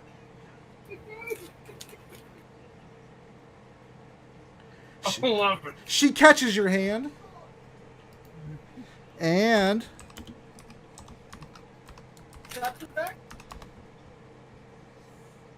does that beat your AC? It does. She slaps you back and walks off. Ah! Oh my god, this is too Asgrim funny. thinking maybe she should die. At least then the king could get a better bitch.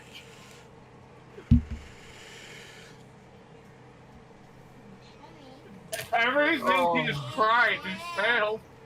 I know. I'm sorry, man, but it led to a very hilarious situation. I'm actually. I kind of have to go pee again now. Actually, I better go. I'll be right back. Okay. Yeah, we saved the little girl that came through. No. Oh, then okay. And then I Yeah, go she's back that to fast. hammering the grate so they have a way out. All right, so you go back to that. Well, I'll say goodnight then, and you lot stay awesome, and I'll talk to you next time. All right, Raz Choppa, Hell yeah. you were sneaking up and crouching down, and you heard the sounds of battle, and you were heading that way. The Flump had told you that there was danger that way, and he farted off in the other direction. That he did. What would you like to do? You're getting rather close now. I'd like to get a little bit closer. Okay, that's going to be another stealth check. Oh, I have to do another one? Because my last one was 24. Well, yeah, I gave you quite a long, quite a ways away for that. I mean, Already? Let me find and, that. and that area, that's literally open area. Alright. because this is the encounter size map, and so it's it's zoomed in a bit, so everything that's there is there. Let me see. Why Why does this keep happening? There we go. Well, I mean, it's the area map, but Also, I it's, don't see anything past like this square. All right. So with my cloak of elvenkind and whatnot. By the way, I have Skulker. So in any form of light obscuration, I'm able to stealth. Mm-hmm. And if I'm out of their sight, even if I'm in their sight with dark vision, that's technically making the light level go from dark to dim. That's still obscuration. Wait, So, say here comes- that last part again. So with dark vision, Uh-huh. usually, according to the rules so far Mhm. that I've read, Right. it makes the light level go from dark to dim, Mm-hmm. which is still light obscuration. Okay. Which with Skulker, I'm allowed to stealth in, if I'm not mistaken. Yeah, I mean, yeah. If you roll high enough, there's always areas that you could hide in the shadow of the cliffside there. I mean, Me too. well, that's actually pretty much it for that area. I guess you could, crawl or swim or. Okay, yeah, 22. Yeah, so you dare to get just a little bit closer over to your cover there in the shadow of the side of the cliff face, and you definitely hear the sounds of battle, and now you're beginning to see some of the battle taking place. Let's put you one square closer here. There. Well, actually, not in the water, but on the same square. And are you wanting me to switch it to the battle map? Yes, please. Okay. All right. Copy. Oh, I almost hit delete on accident. Copy. All right. Is it okay? Yeah, it's this one. All right. You would still be a few squares off of this map, I believe, because I had to focus more on the other side. But you would be like 3 squares down into yeah. Oh, that's all dark. Yeah. Yeah, I had to redarken it after Asgrim went through the same map. Yeah, so like that's pretty much, you see those two there, and you might see the tail of this one, like, a bit in the water kind of, but they're in a fight clearly, and you're not exactly sure who they're fighting or who's winning or the side they're fighting and how many numbers they have and things like that.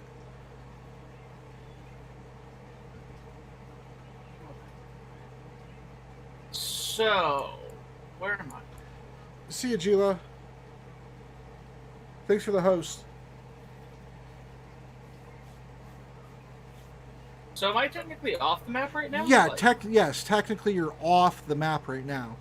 But if you were to get what are these? Let me see. What was select? Okay, yeah, so these are the 5-foot squares now. So if you were to get like 100 feet closer, you would be on the map.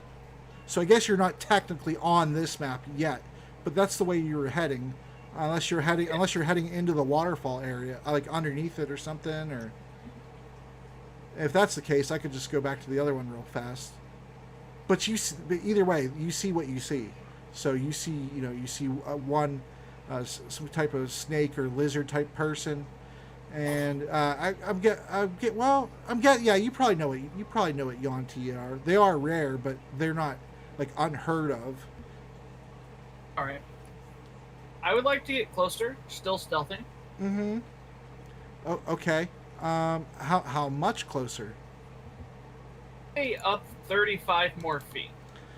See if I can get a view of what the hell these things are fighting. Okay.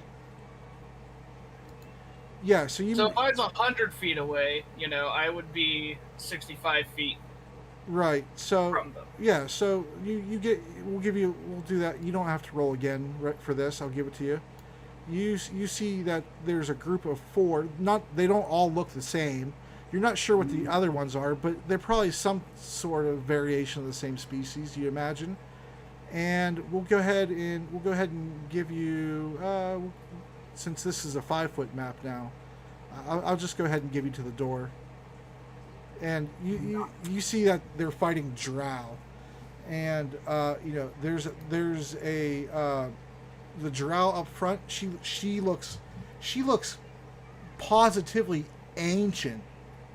But I guess you don't really know exactly how long they lived, but she looks like older for sure. And there, she's not even armored, but she doesn't even care. She's going in there, and she's rolling a blade around, and you see an arrow fly by from off screen somewhere, and you see there's a lot of movement going on. Basically, they're like at a choke point right now, so it's kind of like a standstill. But none of them seem to notice you because they're occupied in battle. And so that's why I didn't have you roll another stealth check right now. Unless you want to get even closer. If that's the case, then I'm going to have you roll something really good. Oh, I'm good at the moment. I wish to roll a perception check to see if I see any spider-like insignias, sigils, tattoos, anything on these drow. Mm-hmm. Okay. Go ahead. That'd be pretty. From that far away and in the dark and... Darkness doesn't impose disadvantage or any form of problems for me because I have Sculptor. Yeah, but it's still dark vision, though. I mean, it's still... Dark vision makes it so that the darkness is technically dim, and dim light doesn't impose disadvantage on wisdom checks. Yeah, but I would still say the distance away, you probably wouldn't see something that small. All right. I mean, if 14. No, I'm sorry, I can't. Can I identify what type of weapons the drow are using? Oh yeah, for sure.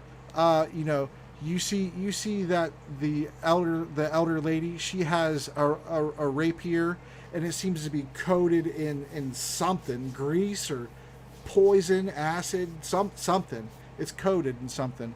And there's a drow in the back that has a tentacle rod and a bow on their back. They're not using that right now. They have the tentacle rod, and they're just kind of lunging forward, keeping one at bay from approaching from that side. So of these people, how are the Yuan-Ti? Who looks like they're winning? I mean, it looks like the Yuan-Ti are winning. Right now, honestly, it looks like the Yuan-Ti are winning. But go ahead and give me another perception check. Sure thing.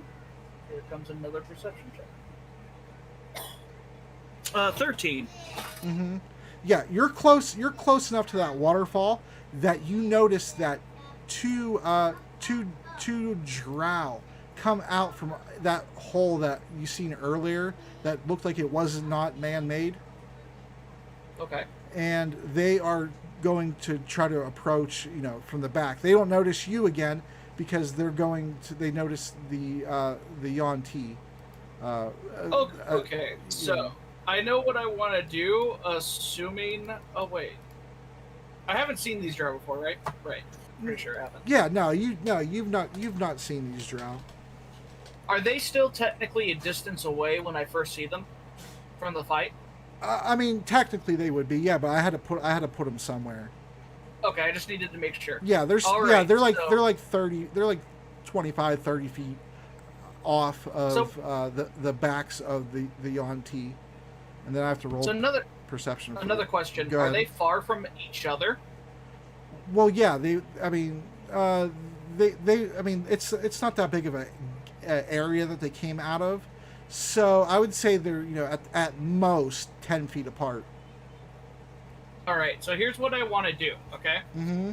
I'm going to do my 2 attacks because whenever I declare an attack action, I get another attack. But I want it to be at one of those backliners so that it'd be kind of hard, first of all, to see where I'm coming from. And second of all, hopefully it wouldn't get the attention of these people over here, right? I only see this one strip, just so you know. Here, well, I'll tell you what I see. Just in case you don't know. Well, I don't see any of that, but I see up to, you know. Uh-huh. Eh. So just to, Okay. just to make sure that I'm understanding this correctly, Yes. you're about to engage into this battle. That is correct. Are you sure? But I am sure, sir. Oh, okay. Okay. I know. Okay. But here's what I want to do, Mr. DM. Yeah. Since I'm a pretty considerable distance away, Yeah. and I usually am pretty aware of what most creatures' dark vision are, assuming they're similar to mine, unless they're special, right? Mm-hmm. I'm planning to attack this guy because he's technically closest, but I know he's still a distance away. First, I'm going to attack him twice, and then I'm going to back off really far. Okay. All good, right? Well. Am I clear? Let me see. Clear to engage.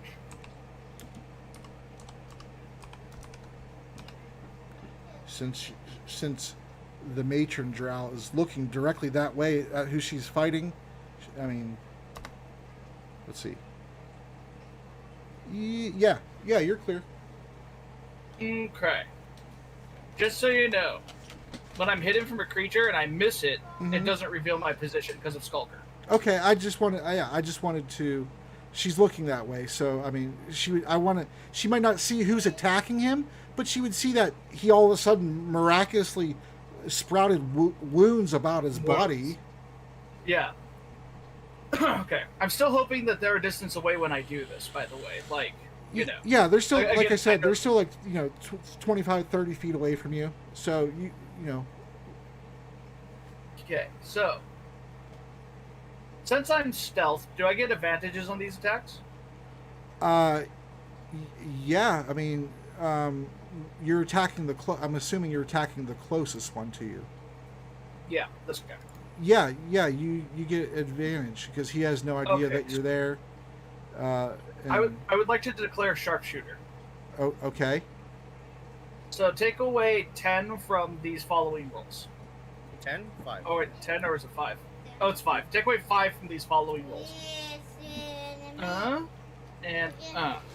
Does 14 hit him? Let me. Oh, wait, sorry. Advantage. Does 30 hit him? Oh yeah, 30. Well, yeah, 30 hits. 25. Oh yeah, 25. So take away 5. 25. Uh, Sorry, 25 hit him. Yeah, 25 definitely hits him. Okay, sweet. I'm gonna roll damage for this first strike just to see what happens. So, I don't get Colossus Slayer because he hasn't taken any damage. I'm gonna assume I get sneak attack once. Mm-hmm. I'll apply it here, because why not? Yeah, you get sneak attack on this attack. He's not marked, so that's gonna be 1d8 plus 1d6. You're getting dangerously close to rolling initiative, though. Yeah, I might have to after this, honestly. Well, yeah, if he lives. 5. So, 11 damage for the first one.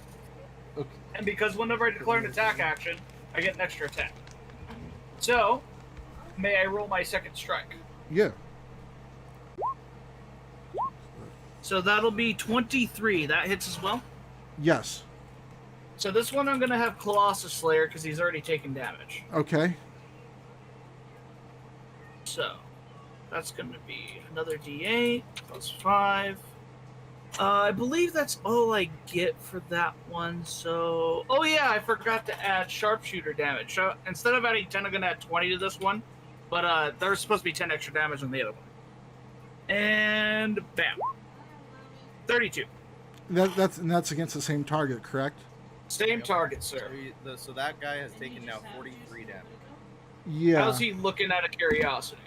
Yeah, that definitely rocked him, and he's down on a knee now, and Okay, so Here's what I'm gonna do, DM. Okay. Sorry, I don't mean to distract you, but I'm kind of like, oh god, so I try to get it all out. Yeah, this is a very yeah. I'm gonna- as a player, I would have not did this, but go ahead. I'm gonna run my full movement of 40 feet the other way and take my bonus action to hide as a goblin. Okay, and you're going. You said the other way, so into the I'm waterfall, or further into the darkness. That way they can't see me. oh, so you're running back around the landmass, and not into the area of the waterfall. It's kind of hard because I can't see, but I'm gonna assume whatever's easiest to hide behind and further away from them. I mean, if it's within 40 feet, then sure, Well, the waterfall is super close, but it depends on. I mean, you have the knowledge of knowing that reinforcements came from that way. Okay, well, I don't want to go there then. I'll go back towards the landmass if I can still do so and hide behind it. All right. May I roll my stealth checks with advantage? Well, here. Because Cloak of Elvenkind. Here, let me see if obviously I don't have that portion of the battle map for this scale, but I can. I'm sorry for the inconvenience, but I do have a plan here. I'm not going to be stupid about this. You know what I mean? I can do. See, how far did you say you moved? 40 feet. All right, so that's going to take it to like 10, 20. Okay, and as far away as you can, you said, right? Yeah. Okay, as long as I can get behind something to hide behind and take my bonus action to hide, I'll be good,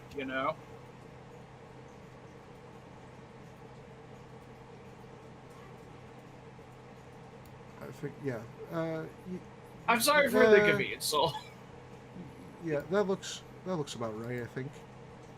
All right, let me go ahead and clear this area then. This is the temporary space over here, and that would put you actually a little bit further back. You're hiding over against the cliff face again, over here. So let's put you there. Oh no, wrong icon. Damn it! I thought I could do it with pasting, but I think I already used that for the reinforcements. All right, let me go back to where. Oh, god damn it! By the way, I know you said that 2 figures went through that one area earlier, but I have no idea of knowing if it was Asgrim or not, So I'm just like, Asgrim's probably in here. Oh, you think... What, hold on. Sorry. Give me a second. All right. So there's you. Me, yeah. Okay. Against the cliff face. I could go ahead and just draw shapes if you want.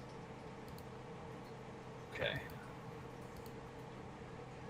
Maybe make a little stalagmite, maybe. I don't know. Meh. Okay. Eh. A little bit more, yeah. And then the waterfall is like right here. Okay. So now, say what you were. Where did you think Asgrim went? Okay, earlier you said that there was 2 figures that went into an area, right? Yeah, the 2 figures underneath the waterfall. Yeah, those are the 2 those are them. Oh, okay. Well, either way, all Ross knows is that Asgrim is probably inside this building. Because, he doesn't know that Asgrim's made it out. Yeah, that's true. I mean, the last time So you he's saw like, him... I guess I gotta kill everybody. Okay.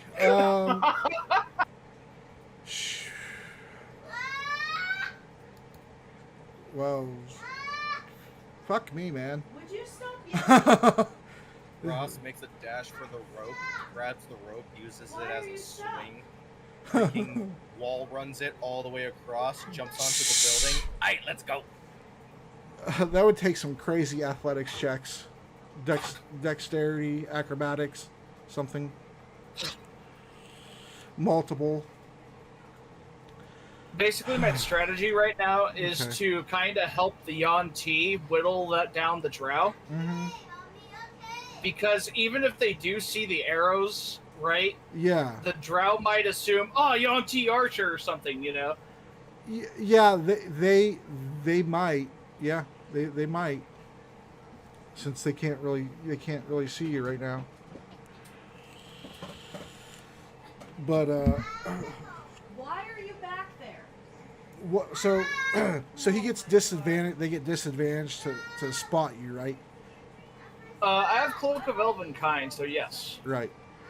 But I mean, he would see. Stop yelling. Hey. She's stuck. Oh, hold on. She got stuck. I'll be right back. Uh-oh. Uh-oh. I'm stuck. Help me, step bro.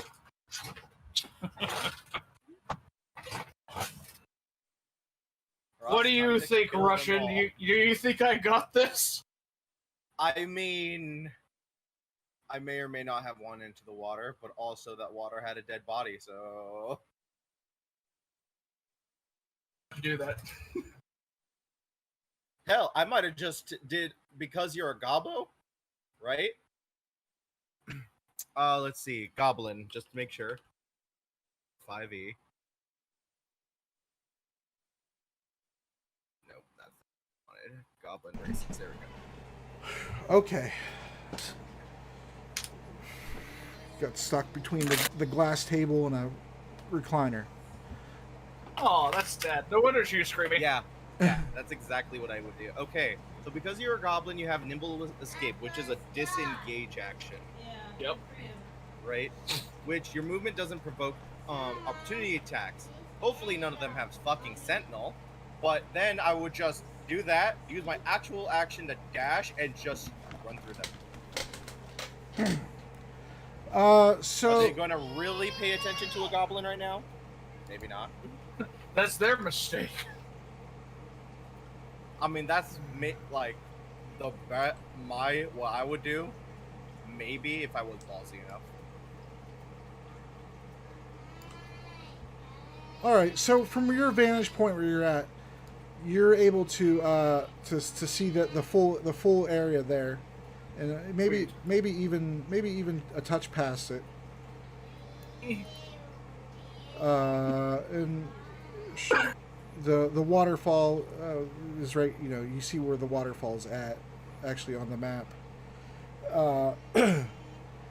So like they're kind of like underneath the cascading effect of the waterfall. And go ahead and give me a perception check. 23. All right, so you hear the Yuan-Ti. Just what we needed, reinforcements. And you know, you can't see where they're coming from, but you hear him say that, and you know, the drow kind of look like they're probably outmatched now. Good, good. The drow matron looks, I mean, obviously she looks the most hurt. And then I'll just go ahead and roll them out a bit. And so the one with the double rapiers, he's over here, and you don't see who he's engaged with, but he's engaged with somebody over there now. Ooh, juicy. And you can't quite see the doorway, but you see that somebody's starting to come into view. Oh, okay. More drow, I assume. Yeah, assumedly. And you don't, since this one got hurt, and you know he can't really do too much to look around to see what shot him. He knows he was shot from the back, and the matron who's engaged with somebody, well, two people technically, yeah, 2.5. She didn't see that either. So you don't need to roll initiative just yet. What's your next move? All right. So, since I got away with it, and I'm hoping to get away with it every time because it's kind of my plan, I'm gonna take some of my movement just to kind of come out so that I can get a good shot. Yeah. Just from stealth again. This guy's on his knee, right? He's like, ugh! He's down on one knee and has his rapier in the ground to support him. This guy. You want to shoot on this one? Okay, go ahead. All right. What? So here comes my first attack, Mr. DM. I'm going to declare sharpshooter because I got advantage and I'm feeling a little good. -5 from these.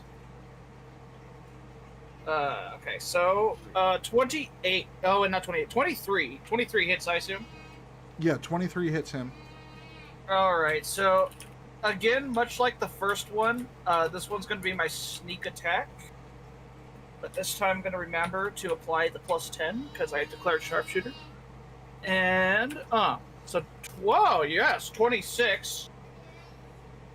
I guess I'll do my next attack with advantage if you don't mind, DM. Yeah. Go ahead. I just ask for your confirmation every time. So. All right. So does 10 hit? No. Nope. No. Okay. So what I do next is I use the rest of my movement to, oh shit, Yeah. and then bonus action hide. Okay. Yeah. Go ahead and roll your stealth to hide. 33.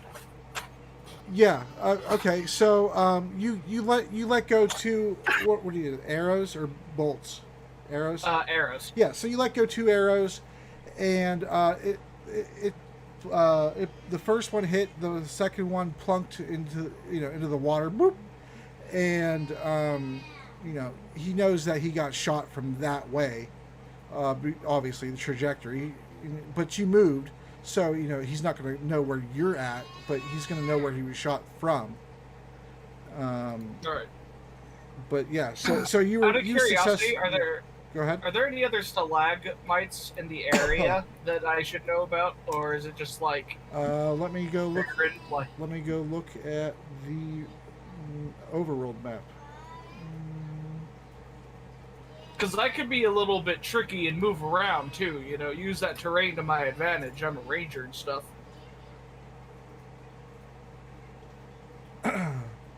The closest ones to you, there's actually, let's see here. Oh, yeah, 1, 2. Okay, you got those down. The closest ones to you would be up the rock face and off the map again, and I would have to move it again. All right, I won't bother you. I'll just be happy with these two, I guess. All right. I mean, if you wanna climb up there, but it's. Like I don't want to climb. Okay. All right. So do they see me? Is it like, well, what's going on? What happens? No, but he's going to come and investigate. Ready?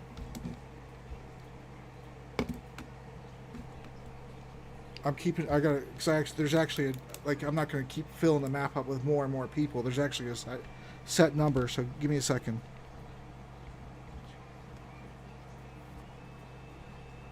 Screams.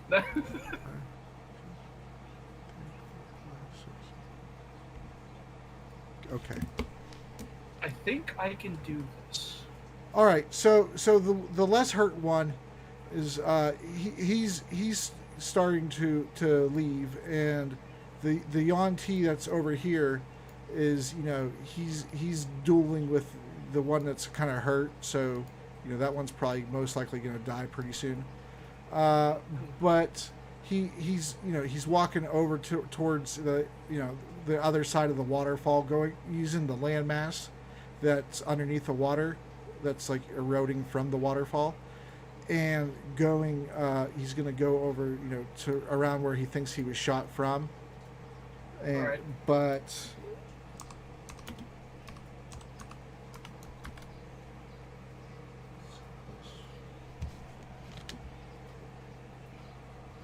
To look at.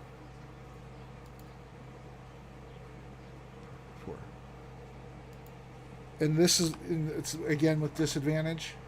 Oh, it doesn't Yes. matter. Oh, you're lucky. Ha All right.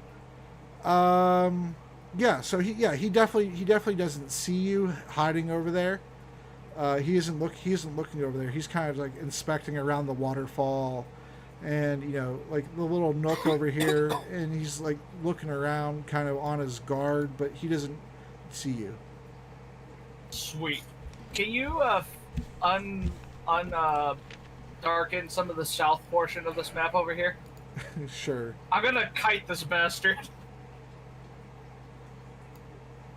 All right. Let me pull up the.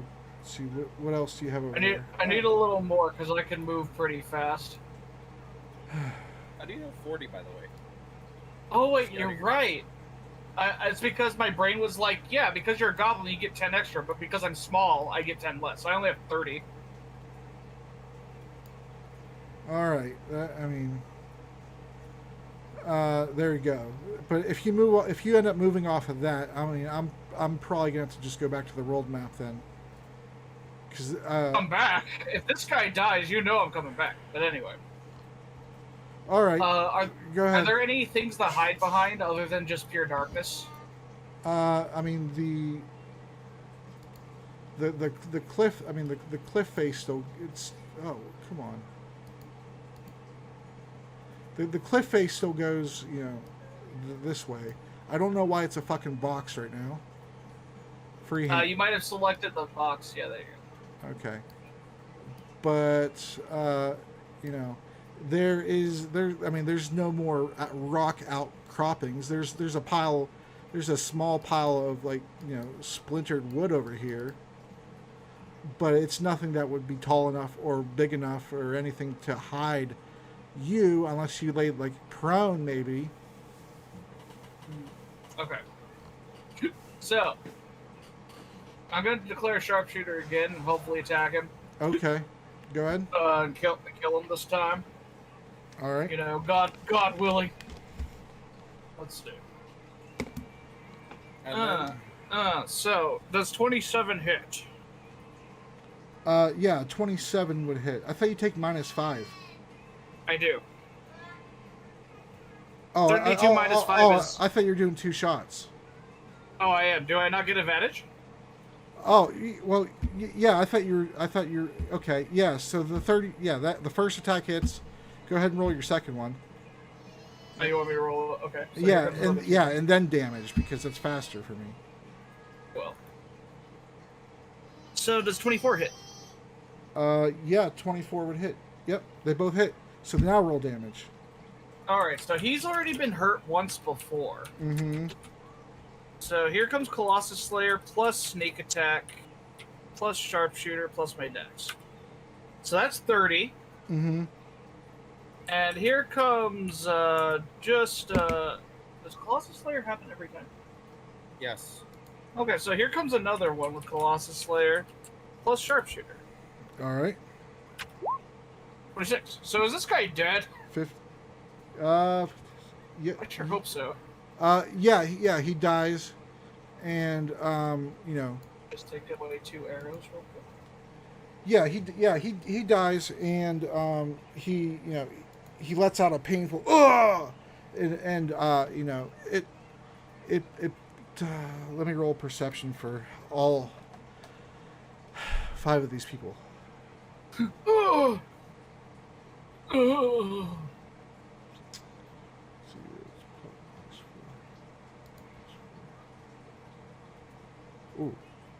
I'm doing it! I'm doing it, boys! All right. The hurt drow. You gonna die in combat yet? Then the Yon T.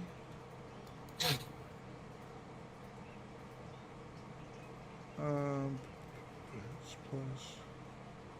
Oh, yeah, he doesn't have a very good perception. Oh, okay, that was a good roll. And then the other Yuan-Ti.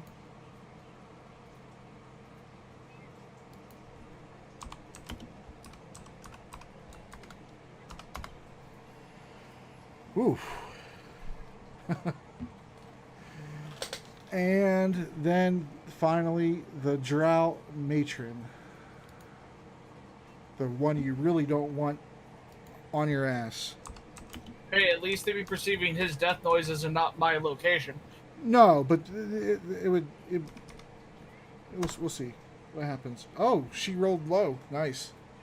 All right. So, I mean, they're all aware that somebody had died, and the Yuan-Ti, they know that they probably it wasn't them, because they had traveled in a group, and their reinforcements, their reinforcements hadn't arrived, just their straggler. And so, they would know that it wasn't one of them. So what do you? Whatever it is, it does seem to be helping them at least.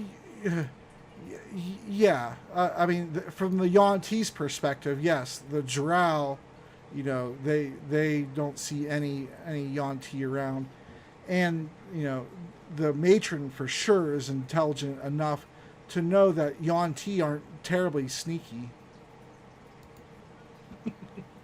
So whatever's doing this is not a Yuan-Ti. Yeah, I mean, but I guess just giving you these descriptions, really, there's no way for me not to give them to you, to give you information on what's going on. But I mean, really, I probably shouldn't. But what do you want? What do you? Okay, so one more, and then I'm going to go on to the next, to the doctor. All right, so I'm gonna let them fight it out a little bit until they've I kind of want to know how the flow of battle's going. But you could go to the other group because they're gonna be fighting a death cultist, which is pretty big deal. Oh yeah, to the other group, and really then to the bad. doctor. Oh. A really bad death cultist that's way different. Probably a lot stronger. Wish you guys would I group would up be again. helping. Well, Oh, that's we fine. were grouped. We were supposed to come down here, but I guess it ended up this way. Oh. All right. Death cultist. Holy Yummy, shit. yummy. Oh, I don't think it's that yummy. Yummy, yummy. You stop your bullshit. But Sol, just to let you know my plan, I'm letting them fight each other until they're on the brink of death. If any of them try to escape, pop, That's If any of them try to go inside the temple to recover, pop, well, without you getting closer, I mean, you can't see the entrance or exit to the temple. Yeah, but I could tell if they disengage. Well, yeah, of course, you could tell that. So I'm just Mm. stating as a form of readied action. Hey, the moment you try, Okay. Okay. You just gotta actually ready the action. Yeah, Okay. but I have all the time. He's waiting there ready. Okay, and you're not, and that's for the drow only, right? Yeah. Okay. I'm going to the Hold on. bathroom.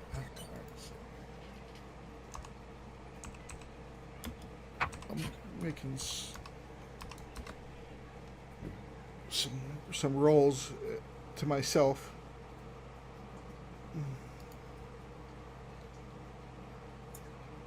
Soul having the freaking DM 4 different things. I know. It's like, In person, in person, it'd be kind of a cinch. at least Asgrim is slowly getting closer to the doctor. So then they can become a group of scholars with absolutely no combatant, areas to do, other than a +2 to a mace. It's just-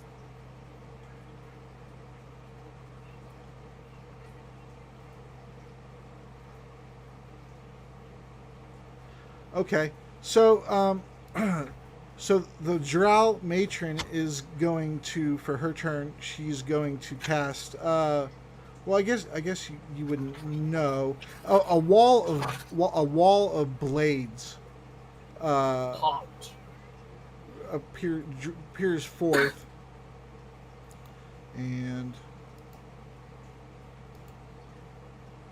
I thought you were gonna go to the other group. I'm like, oh, okay. oh well, you asked for a situation aware, like what's going on, so Yes. then I'm going to the other group. I just need to make sure that I'm doing this correctly, because I don't want to. If you're already against pretty bad odds, I don't want to feel like I'm cheating you. Well, as long as they don't find me, right?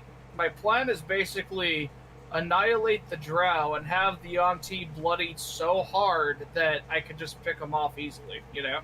I mean, there's literally no. I mean, it's just would you're eventually gonna be found. There's just no way around that.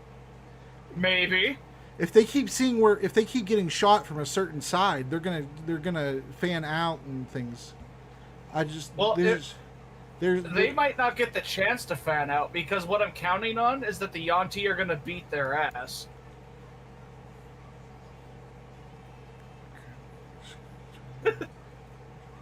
if the Yanti can, because like I killed a Drow reinforcement, right? And I've basically ensured this one's gonna die. So hypothetically, as far as I'm aware, the Yanti are starting to overwhelm the Drow. And if it by some happenstance it turns out that the Yanti just all die, I'm just gonna leave. So let's see. How would she do this? Cast spell and melee provoke AOS. No. In 5e. No. Oh yeah, you need a feat for that, huh? You need Mage Slayer, I think it is. Let's see, 5. Yep.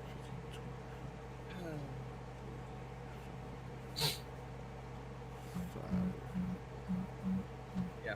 When a creature within 5 feet of you casts a spell, you can use a reaction to make that another attack the creature. When you damage a creature that is concentrating on a spell, that creature has disadvantage on the saving throws you maintain. Mm-hmm. And then you have advantage on saving throws against spells cast by creatures within 5 feet of you. Fuck you. She's making a wall of blades. I'm not 100% sure what that does, but Yeah, you know, I'm yeah. Fucks people up. does that include her allies? It could. I mean, it is a drow, so it's like, yes, bleed for long. God damn it.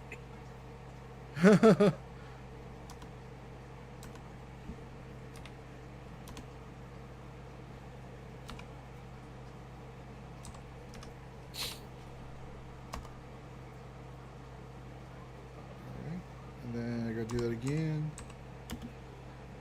I'm since you're not actively fighting them. I gotta do these. I'm doing these rolls to myself essentially. All right. Let's see, Dex. 2. You can use your real dice if you have them in hand. Yeah, I did. I do like using my real dice, but Because it's not like I get to see the rolls or anything, you know, it's like... It's on you. yeah, it'd be a lot faster for sure. Everything's faster. Oh, here they are. Good. I thought my Callie carted him off. She likes to cart him off and swing my bag around.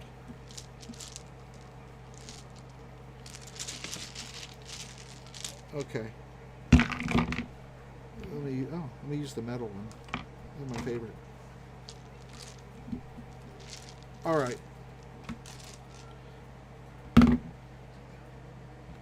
Fails.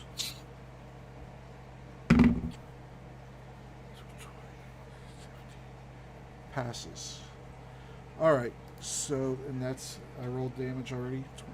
All right. So that from where you're standing, this outermost one here, get just blades just just dig right into his shoulder as the circle completes, and he's cut. He's bleeding up, and I mean obviously you don't know how bad. It doesn't look too severe. He's still fine, but he's hurt. The other one, it cuts him too, but he passed his save, so it's half as much as the other one.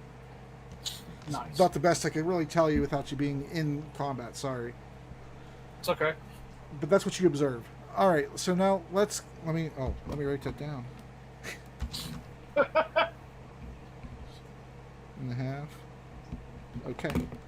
All right, and on to the fight. The other fight.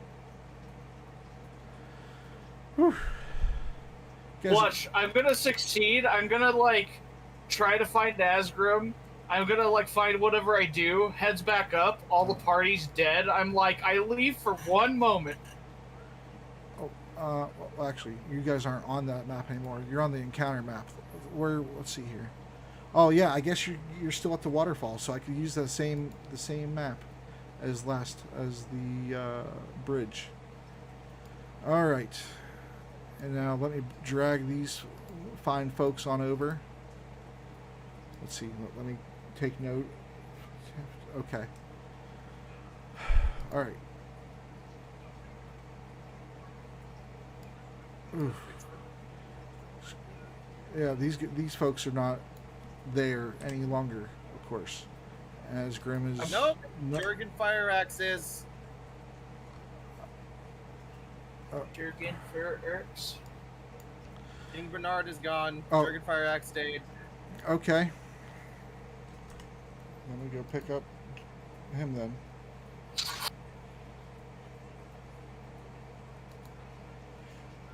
You're loving all this work you're making me do, huh? There we go. Huh. I felt bad. I was all like, oh. All right. Where was? All right. So he's like, I gotta reposition you all where you're at currently. You're all currently hiding over here still, correct? Yeah, and then freaking Artie came out of stealth and was like, bada bing, bada boom. Artie, Okay. And let me. they're gonna need you to fight the stuff cultist. Because I sure as hell am not there. Ugh. I think it's Artie's bedtime. No,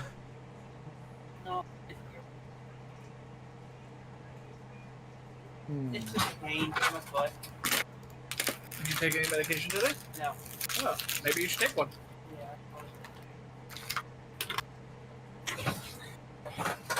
Hmm.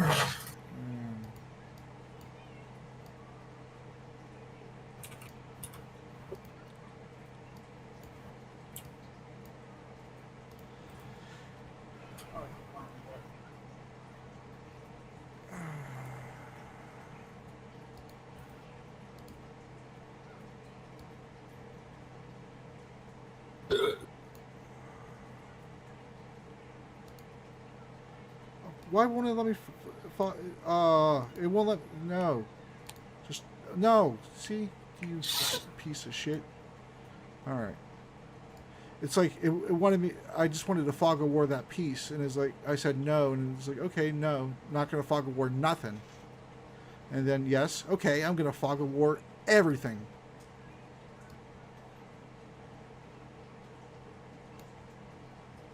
Because of the light. Yeah, I mean, it's probably not going to get used, but up here too. All right.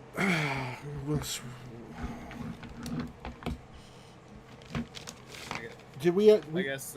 Did we do initiative? We didn't do initiative yet, huh? Yeah, we did do initiative. Artie would be right the fuck here. Oh yeah, because he 27, 23, 17, and 5. I got it. All right, and then I Well, got. that thing was in front of us, so I got to roll. I got to roll initiative for the bad guys. Creature. Yeah. Go ahead and move Artie. Oh, he's way over there. Hmm. Stabbing. Stab. Is it your turn? Well, it was from last round when I surprise action. Surprise action stab. I mean, I'd probably be going first. Well, you already got damage for your surprise. Well, yeah, that's what I'm saying. That was, well, I still only We're David. just moving him. I see. Okay. Yeah, because, Yeah, you got 34. yeah. Um. Because of my initiative, I'm probably going to be going first. I'm saying, Yeah. Maybe. Yeah. Most likely. with 27 initiative.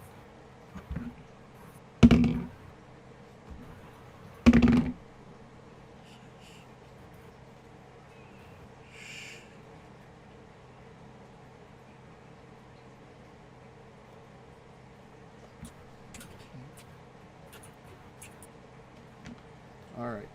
I'm gonna keep track of their initiatives on here.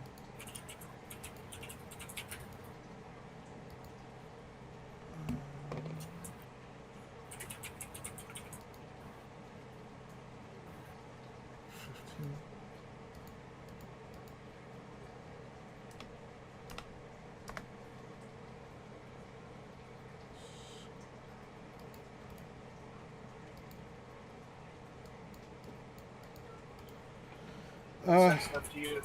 That way I can just like pop it up immediately if that's. Oh no. Oh no. What do you owe knowing? Look at the initiative order. Uh, Oh, Now, that looks lovely. I mean, there's you guys are mixed in between. Well, actually, Raiku's a 5, so she would be last. we don't have any of our icons on the turn order because you know, you have to do it from the page you're currently on. Yeah, You have to read. I know. I wrote them down intentionally so I didn't have to take the time Oh, okay. to be slow and do. But sure. So we don't know. It's whatever initiative order he says. Yeah, Artie's first, Fox is second. I was hoping that the other ones would have been far enough where we didn't have to. Damn it, It's Artie. framed. Damn it, Artie. Well, he did say before we switched that it let out a noise. A Still, bang. damn it, Artie. You were a little too trigger happy there. It's okay. It's okay. Kill I mean, them all. yeah, it'll be okay, guys. It'll be okay. There's 4 of you. Artemis doesn't know what he's getting There himself was into. 4 of us. One of them is a level fucking 8. Yeah. So there's 3 You'll and a half be of you. fine. There's 3 and a half of you. Jesus Christ. Hey, you got the king. I wish Solid was here. I'm not even joking. He'd be over there in his own fight, and I'd have to do that too. So I wish he wasn't here. All right. So Artie, you are up. You are up first with your 27. I'm gonna stab him again. Go for it.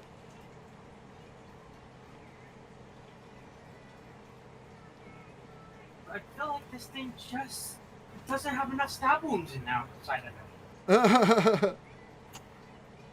23 to hit. Yeah, 23 hits him. Okay. We'll roll that damage.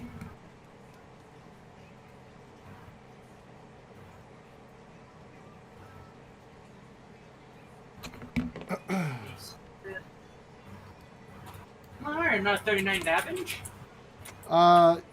Yeah, 39. And do you get an additional attack, or that's it? I would have one attack. Okay. I will use my bonus action to disengage. All right. Where are you disengaging to? And that's to Foxodon. All right. 30. You know, you should... Well, I wonder why, but okay. Because you know Fox is about to go in. Leroy. All right, so yeah, so you stab him when he doesn't realize you're there, and then once he does, he turns, and you stab him again. However, you were within a certain specific range, and so I need you to roll a con save of 18 or higher. Shit! It's a higher save. Who's in more danger, you guys or me? We're about to fight about 3 of these death cultists, maybe luck. us. You're gonna use luck, okay? Well, which luck? I have Yeah, luck. Halfling luck is only if you get an apple, Yeah, isn't it? yeah. Bountiful luck, yeah. No. The halfling actual lucky. Yeah, when you halfling has the racials To lucky reroll when ones. you roll a 1 Mm-hmm. on a d20. Right. So that you can't reroll that unless you have a lucky feat. Do you have lucky feet? I do have lucky. You're gonna have to use it. Do you want to use it? You have the lucky feat, Yeah. not the feature. I have the feat lucky and also bountiful luck and second chance. Okay. Okay. Okay then. I'll use one of my luckies. Okay. Oh, oh well. No. All right. So Oh, so go ahead and roll 4d6 for me. Okay. Mm-hmm. 12. You take 12 points of frost damage as you get close to him, and he radiates a cold energy from his body and just lets out this cold frost energy, and as you're backing away, so go ahead and take 12 damage. It's just faster if I have you guys roll the extra status Yeah. damage. So I'm reading off of a chart here that I made. Okay, so Fox, you are. That sucks. That's Oh, wait. con. Well, yeah. Go ahead. Your turn. No, you had something to say? No. I understand that it sucks that it's the saving throw is con and not dex. That's what I'm just saying. All right, so Fox is gonna go ahead and Oh, move up. oh yeah. It's an ability that happens because you were in range of him. It doesn't matter that you moved out of range. You went in range at one point. So okay. So go ahead, Fox. And he's gonna go ahead and strike. Okay. Bonus action. Can I use the bond? Yeah. If you were using that first. Okay. Huh?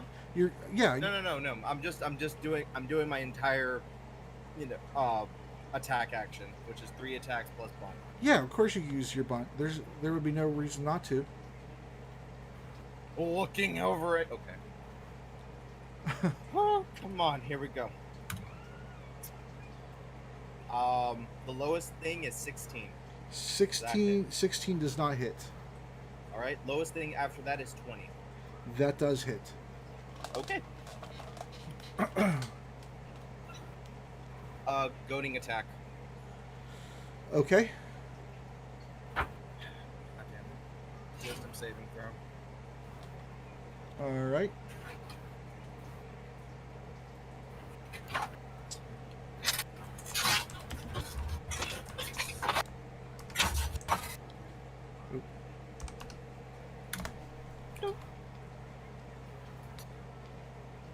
All right, he makes the wisdom saving throw as Fox taunts him. I didn't. Is that your last maneuver? Because I thought you were out. Oh no! When we fought the God damn it, Neophyte, Yeah. right? I only used one superiority die on it. Okay. We've rested, way back when. I got all my superiority die back. Yeah. What? I Now I have 2 left. Okay. Yeah, I was keeping track of that before in the campaign, but now I'm leaving it up to you guys. And I remember you saying that people were out of resources and things like that. And I'm out of a lot of resources. I am out of HD for short resting. The only thing I get from short rest now is superiority die and my action surge and second wind. But as for HD to actually heal, I'm fine.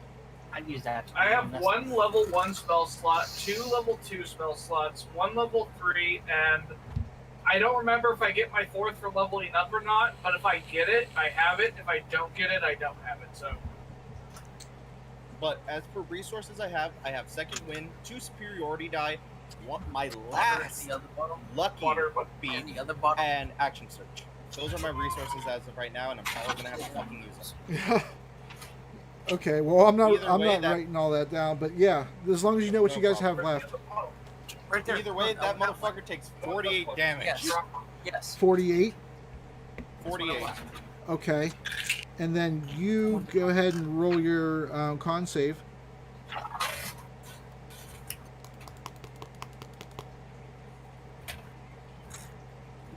Which I'm sure you'll pass it, but 27. yeah. So go ahead and give me 2d6 instead. Up 6. Okay, so you took six frost damage. So 40. So 48. Geez, that has a big radius on him. don't worry, guys. I'm gonna save Asgrip.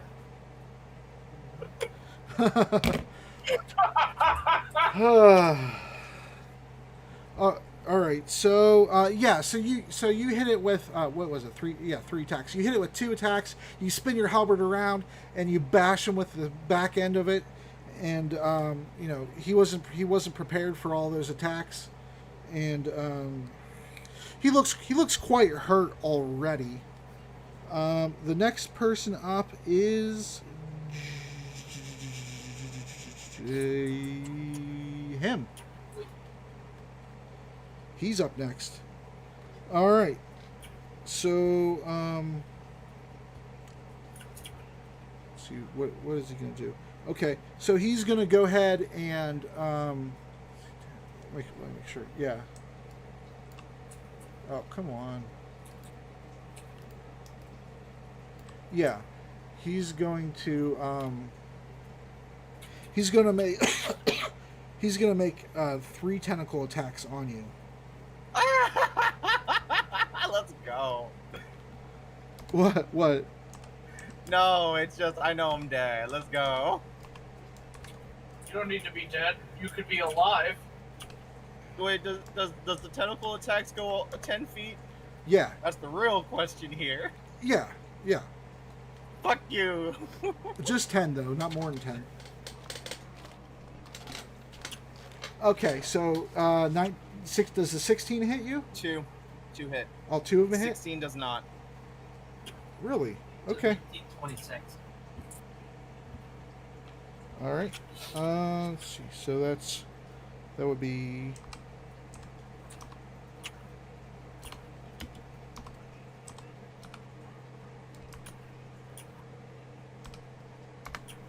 24 damage. Ouch. First of all. As he extends his tentacle, his thorned tentacle, out and pulls it back and just takes a rip out of your side a bit, and does it. He does it with his other hand then, and the 2 out of 3 of them hit, and it is now Jorgen. It's Jorgen's turn, and then after that, off the screen's turn. All right, Off the screen. Yeah. All right, so Jorgen is going to. He wouldn't have any knowledge of those guys over there. 5, 10, 15, Probably better. Better 20. focus fire. 20. Rough terrain. Yeah, right there. Get to. And he's cursing at him. He's like, "I'm tired of you bastards."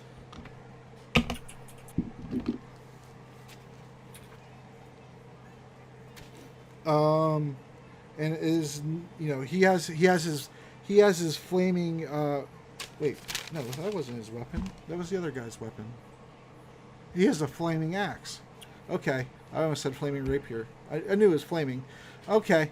So now it is off the screen's turn. Yeah. All right. He's...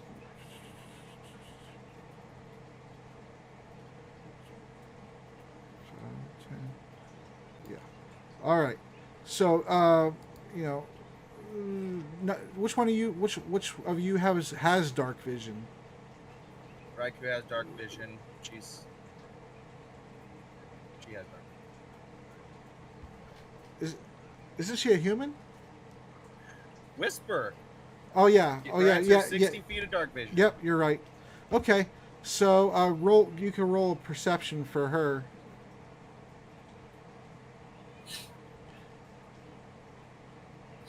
Do you have her? Is she actually on top of this rock? No.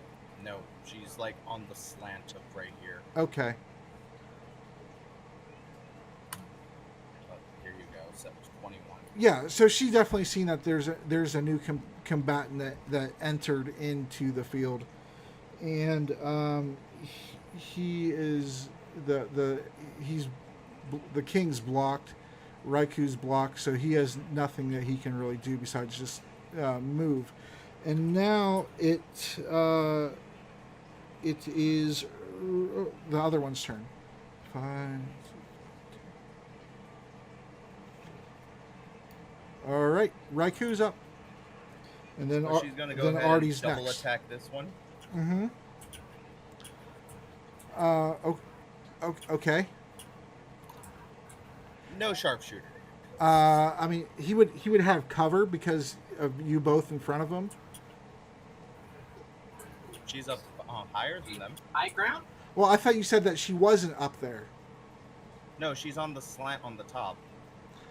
But Like she's sure. on the Okay. tippy top. All right. Go ahead. You get If advantage you then. want to give him cover, that's fine. No. Oh no. That's fine.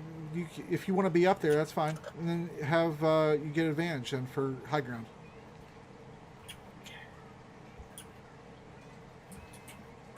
Here's her first attack. So 26 and then 21. Hit and hit. Alright. Not a lot of damage, but it's some damage. Mm-hmm. 24. Oh, she rolled dice. Wow. Yeah. So she's up there, and both of her arrows, they come down at a curve, like above Jorgen's head. He's small though, so you know, but it whizzes by. You see, boom, boom. It both hits him. One hits him in the chest, and the other one hits him like right where his shoulder joint would be, and he's howling out in pain, and somebody's about to pay. Okay. And also, by the way, even if he did have cover, I have sharpshooter. I ignore up to 3/4 cover. yeah, I would have to look to see how much cover two people is. I usually just do half. All right, so all right, a little quick maths. All right, Artemis, it is your turn. Fucking do it, boyo! Please kill him.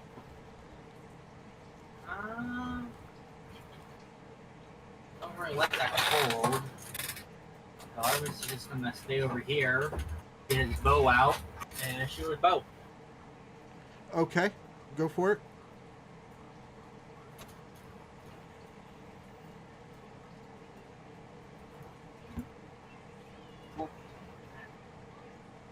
Uh, 14 misses. Shoot. Oh, that's right. You only get one attack. I keep forgetting. I'm so used to all you having like 70,000 attacks. It's only rogues. They only get that one attack. Yeah. Okay. Except for all those attacks with the amount of sneak attack they can do. Mm-hmm. I'm just a burst. I'm like one shot. Okay, I'm done. Okay.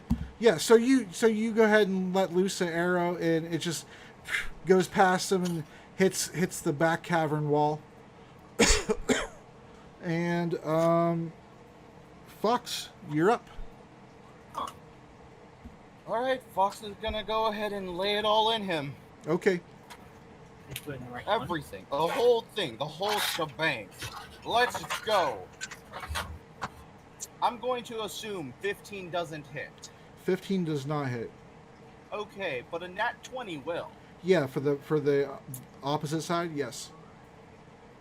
Can you make a Constitution saving throw? Yeah. You could put it in the bottom. You could put it into the bottom of your. DC, it's small, 12. Mm-hmm.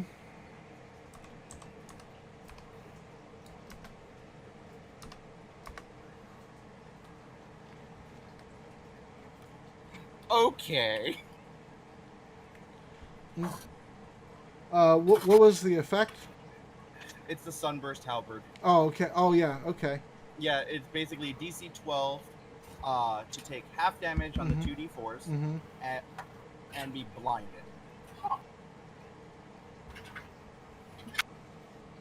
Oh, so he is still blinded? No. He is now. Oh, okay. Okay. But does he take half because he's- damage? He takes half damage. All right. So, how much is that? Well, I'm about to roll it out. Okay. This is my normal damage. Okay. And then here's the half damage. So 4. So 46. Hmm.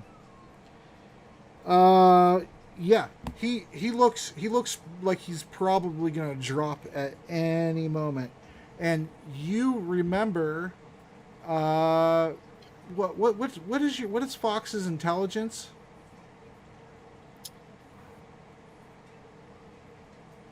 15. Yeah, you remember the last time that you fought one of his smaller ilk. What happens when they die? They explode. Mm-hmm. Just thought I'd tell you So- that.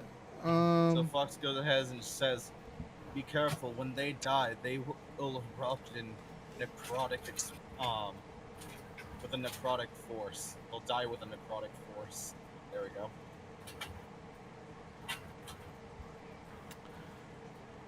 Okay. Yeah. So Jorgen says aye, and it is now his turn, and he is going to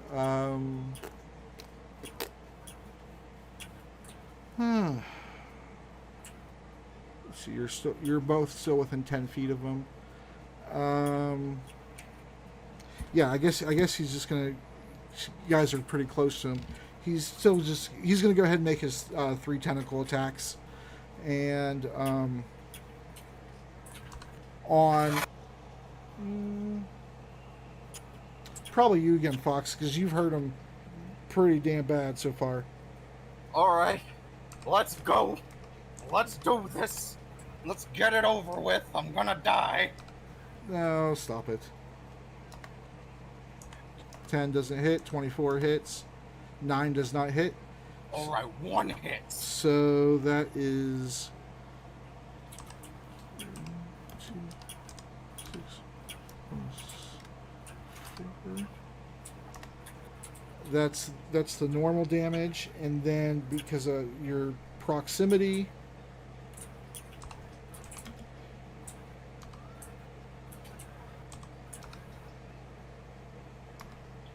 you take 13 cold damage in addition, and so does Jorgen. No concept this time? Oh yeah, sorry. Go ahead. I'm just asking. If you don't want me to, it's fine. No, go ahead. 12. That's a failure. And then Jorgen's. Yeah, that's fine. What were you gonna say? Nah, I was debating whether or not to use Indomitable. It's Jorgen passes his, so he takes half. so 13. You said? Mm-hmm. And then Very well. And 7 for Jorgen. Well, Fox well, shivers, 6. gripping his hit the shaft of his halberd. I'll a little tighter with numb fingers. All right. And now it is Jorgen's turn. Yeah, it's Jorgen's turn now. He is going to since you said that he explodes, I think no, he wouldn't care actually. He's too much of a badass. Yeah, he wouldn't care. He's gonna go up and attack him from this way, and he's gonna try to hit him with his fire axe.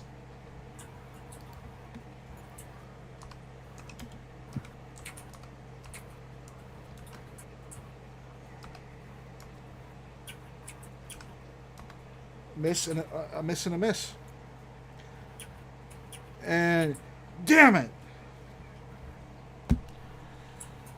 Wanted to knock him off the edge so he wouldn't explode on us. Maybe next time. All right, and then now we have. All right, he does. Well, what's his perception?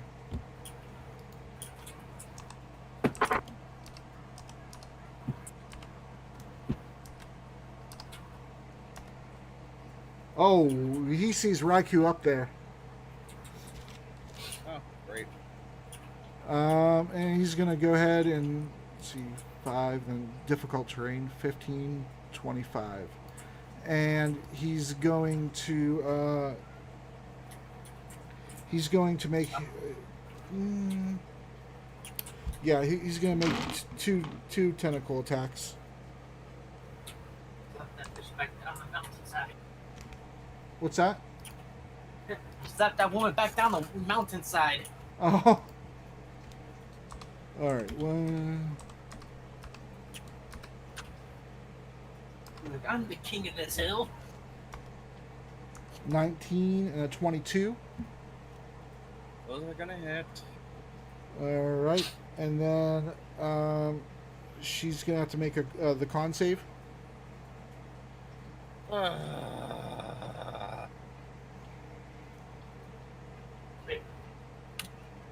11. But that does not do it. All right, so.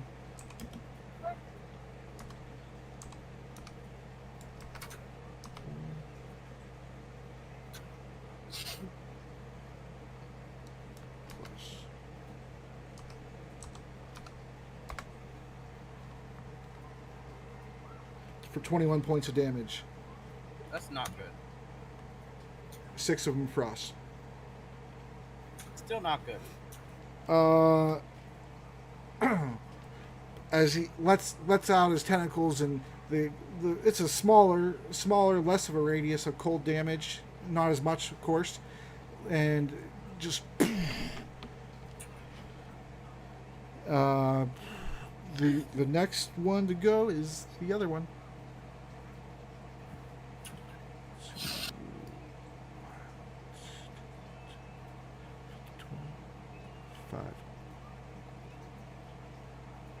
There we go. Jorgen's flanked. And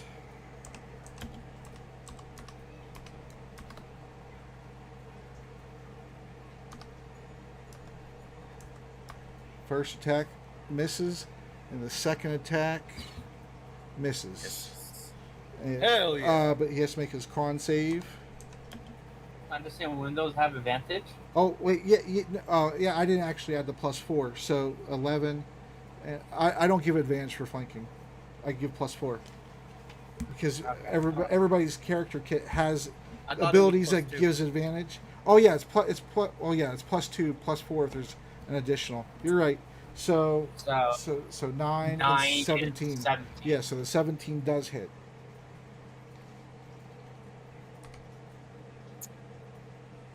Reaction? Okay. To just bash him? Just Sentinel. Yep. Okay.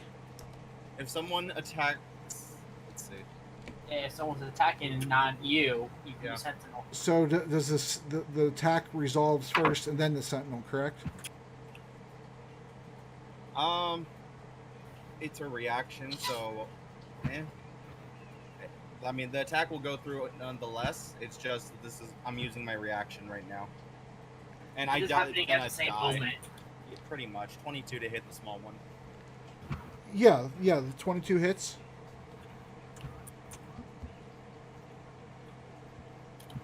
14. Okay. Smack a you. Small little hit on him. All right. 14. And Unless he has the feet. Does he have the sentinel feet? no. Okay. Okay, and then Jorgen has to roll a con save.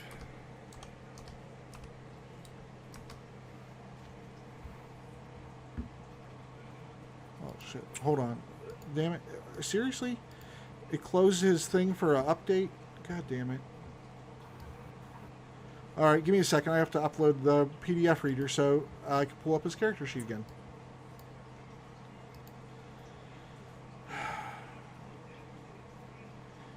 Pain in my penis.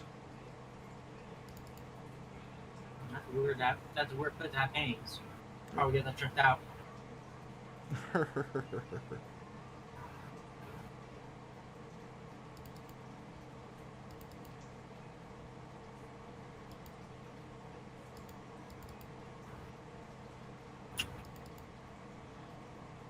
All right, there we go. Oh, okay.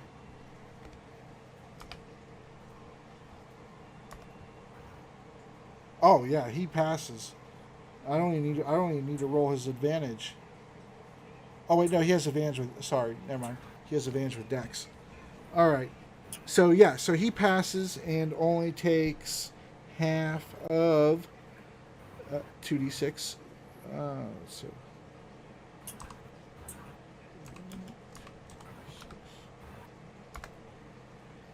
So that's 5. So he takes 5 points of frost damage.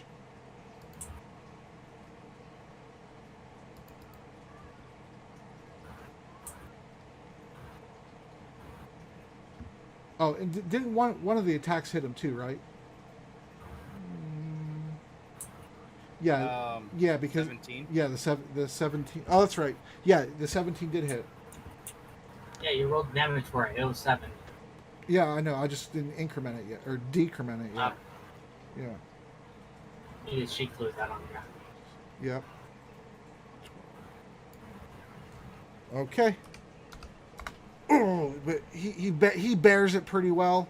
Most of the frost hits his shield. He was ready for it, and it is now Raiku's turn. What is she going to do up there?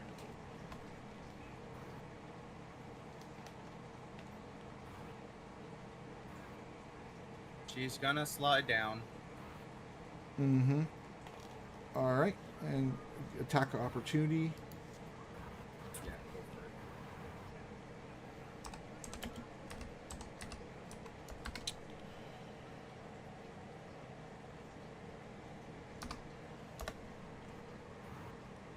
That's gonna hit. Okay.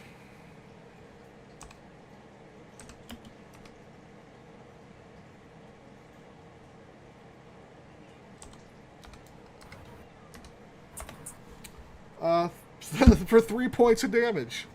Well, lucky her. So now let's go the fuck back here with fucking Artie. Okay. At which point she will tell Artie, you know, one of them's coming up the ridge. And is gonna take the 2 shots on this one to just try to down it as fast as she can. Okay.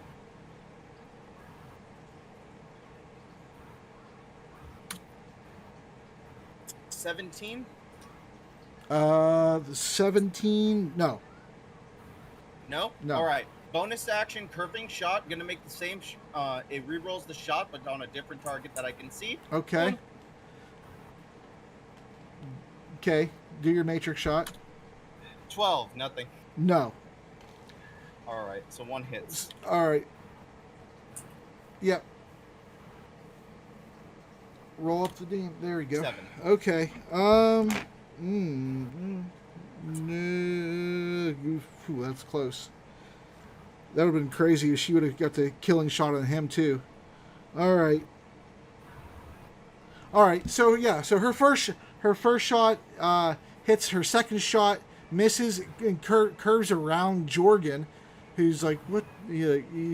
Gravity defying shit, and it misses the second target and bounces harmlessly against this stone on his side. All right. Uh, Gravity's defying shit. yeah, Artie, you are up next, sir. Take a pot shot at this guy, the big guy.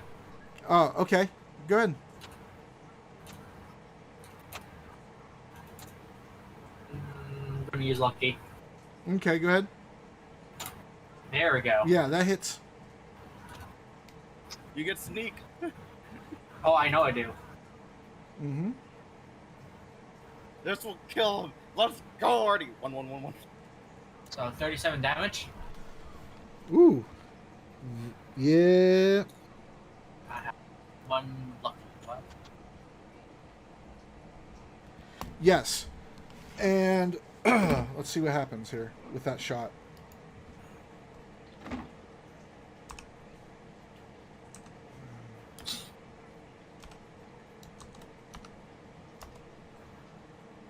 And yeah, that's okay. That's not too bad, I guess. Whatever the hell you're rolling. Okay. So so your shot finished off the big one. He explodes, and then it causes the little one to catch the damage, and he explodes. And Jorgen is going to get a dex save. Okay, let's see. That's two. Oh shit! It's two. That's two dex saves. All right, so this is for the. At least he has advantage on dex saves. Yeah, he does. So the dex save to avoid the explosion, but con save to avoid the just as cold. These things are weird. Not really. Cold would be Constitution, just like warm would be. Oh shit. Oh, advantage. Okay. I can't. If he rolled a 1, I could have helped him. I could use a lucky. All right, and then the next one. Yeah. All right. Oh yeah, there we go. Okay, so I don't even need to roll advantage, because it would be the same roll if he got the best score. All right, so that's 18 plus 7. All right, 25. 25 damage to Jorgen. And then the big one, but he saw the little one. Yeah, and then the big one, Fox, I need you to roll your dex. Ah, I see. So you need me to do a dex save. Mm-hmm. Okay, very well. Be a +4, 10. Abominable, fuck it. Okay.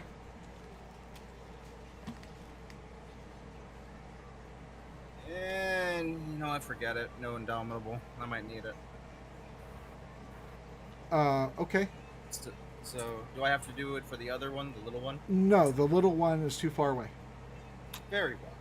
Yeah. So I guess I take 18. Yeah, 18. The little one was too far I away am from you. at 100. I really wish those farty farts come back. The farty farts. That was good comedy. We had some good comedy today and some tragedy. It was a good day. All right. And so now it is, it's Jorgen's turn. He looks around after just getting absolutely bathed and just freaking. Get Fox. Didn't you just go, Fox? No, because I got the killing shot. Oh, okay. Yeah, already got. Okay, all right, my mistake. Go ahead, Fox. I guess he'll begin walking around. Okay, so go ahead and do that. And then at the end, go ahead and get a perception check. So I'm just gonna. Yeah, 25 right there. All right, and roll your Here perception. comes the amazing Fox. Noticing nothing. Hell yeah, 7. You look around, you don't see anybody else to fight. It looks like we're done here.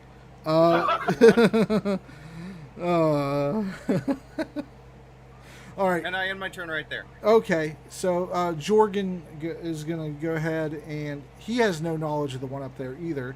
So he's going to have to, 5, 10, 15. Yeah, you can probably see from right there. And roll. Oh, excuse me. One.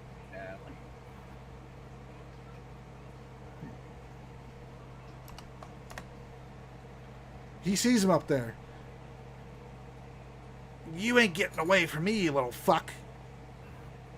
Fox like, oh. Such kingly dialogue. All right, and that's as far as you could go with difficult terrain. After Jorgen, it is the Avuzal's turn, or the Avuzal cultist, excuse me. And he is going. Let's give him his perception.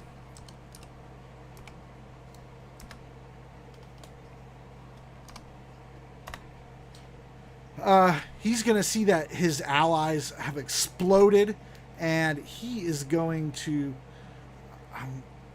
He isn't going to say it because there's nobody to say it to. He's just going to go ahead and hover on down. Did I? Wait, they hover. So I did give them difficult terrain, even though they don't deserve it. Oh well. 10, 20. The rocks. They were scraping my feet. Okay. How far did they go? 35. Okay. Is it Raiku's turn? It's the big one is the one that has the bigger.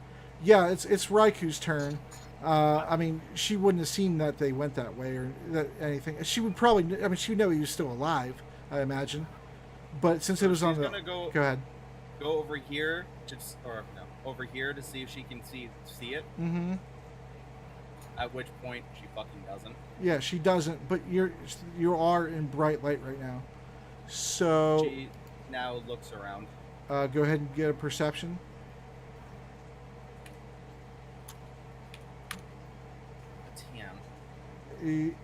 Yeah. She does. How come you don't see it? Huh? How come Raikou doesn't see it? Well, she was on the opposite. She was on the opposite side from where she's at because you're in bright light, but the creature isn't in bright light. She has the dark vision, right? Yep. So let's see. She might, but I mean that was a pretty shitty roll. So I don't know. Magical dark vision. I mean, we only went 35 feet. Yeah. So. Yeah, we'll say she sees it. That's fine. Woo! Alright, you're gonna take 2 pot shots on it then. Kill it! Kill it! Yeah, especially if the ground is kind of open as it is. It doesn't seem like it wouldn't be that hard to see a target moving. And 15 and 13. Wow, that was disappointing. The 15 hits. The 13 does not. Yay. Very well. Oh, 12. 12. 12. Yeah. So as he's trying to escape, the 12 damage hits him. We'll say hits him in his tentacled leg through his hooded robe, and yeah, he's definitely leaking some acid at this point, really, but acidic blood. and but it did not kill him, unfortunately. And then let's see who's next. Artie.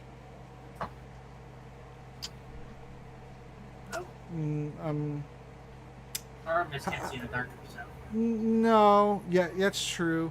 Well, Raiku's in light though. Roll a perception to see if he's. Roll a perception to see if you've seen her shoot at something. There's a big old boulder in my way. But not towards Riker. But not toward right. Yeah. Roll your perception. I have it now. All right. Artemis is just going to move. Just gonna take an action, just come over here, and then take the dash action to move to Fox Okay. and hand him a potion. Oh, okay. What kind of potion? Greater healing. All right. Roll how much? Roll your dice, Fox. I don't know if Go he ahead. can drink immediately. I'm just passing him a potion. Oh, that's right. You're passing him a potion, and you dash. So yeah. You Dumping it can. on him. No, I forgot that you dashed. All right. So Well, I mean, it's the rogue trait to do the dash. Move. okay. Well, yeah, but you're not taking the potion yourself, Yeah, I'm giving right? Fox it on here. I seen how he got pretty cold there. Yeah, I got you. All right. Foxodon, it is your turn, and you. Well, he will gladly take it, and then as he's taking it, he will ask King Jorgen, "Did you see something? You were yelling at something." It was on top of the hill there, but I don't see it no more. Oh, It's so he drinks it. Well, how much is greater healing? 44 plus 4. 17. shit. Jesus Christ. Let's go. there you go. There you go. It's good. Okay, so he will go ahead. That's almost perfect. Yeah. he will leisurely walk this way, Walk this way. because that's probably the way Jorgen is looking. Okay. I mean, you can also perception check to see what Raikou is shooting at, if she's standing in the light. Yeah. Well, I mean, the hill probably. I mean, it's tall enough that it would have blocked her. But yeah, I guess you could have seen her shot going into the darkness. Oh, That's how it was for me. here's his perception, because who knows? A 14. Probably No, you were the hill obscured too much of what was going on, and it's dark on that side. wherever it went, it's gone now. Raikou right now. It's right the fuck there. All right. Jorgen's turn. He didn't see what way it even ran off to. So I mean, yeah. He was watching on the hill. I mean, Yeah, he was watching it, and dwarves do have dark vision. yeah. All right. Let me give him a perception check.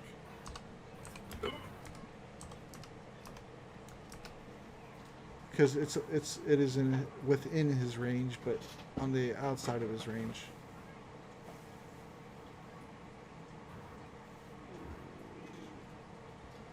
Oh, okay. Yeah. Yeah, he didn't see what way it went. He's gonna go up the hill. Let me see if there's any more of them out there. And he's gonna climb, to the little top of it to see if there's any more out there. I'm not sure. What is height wouldn't do anything for dark vision, huh? Technically, no.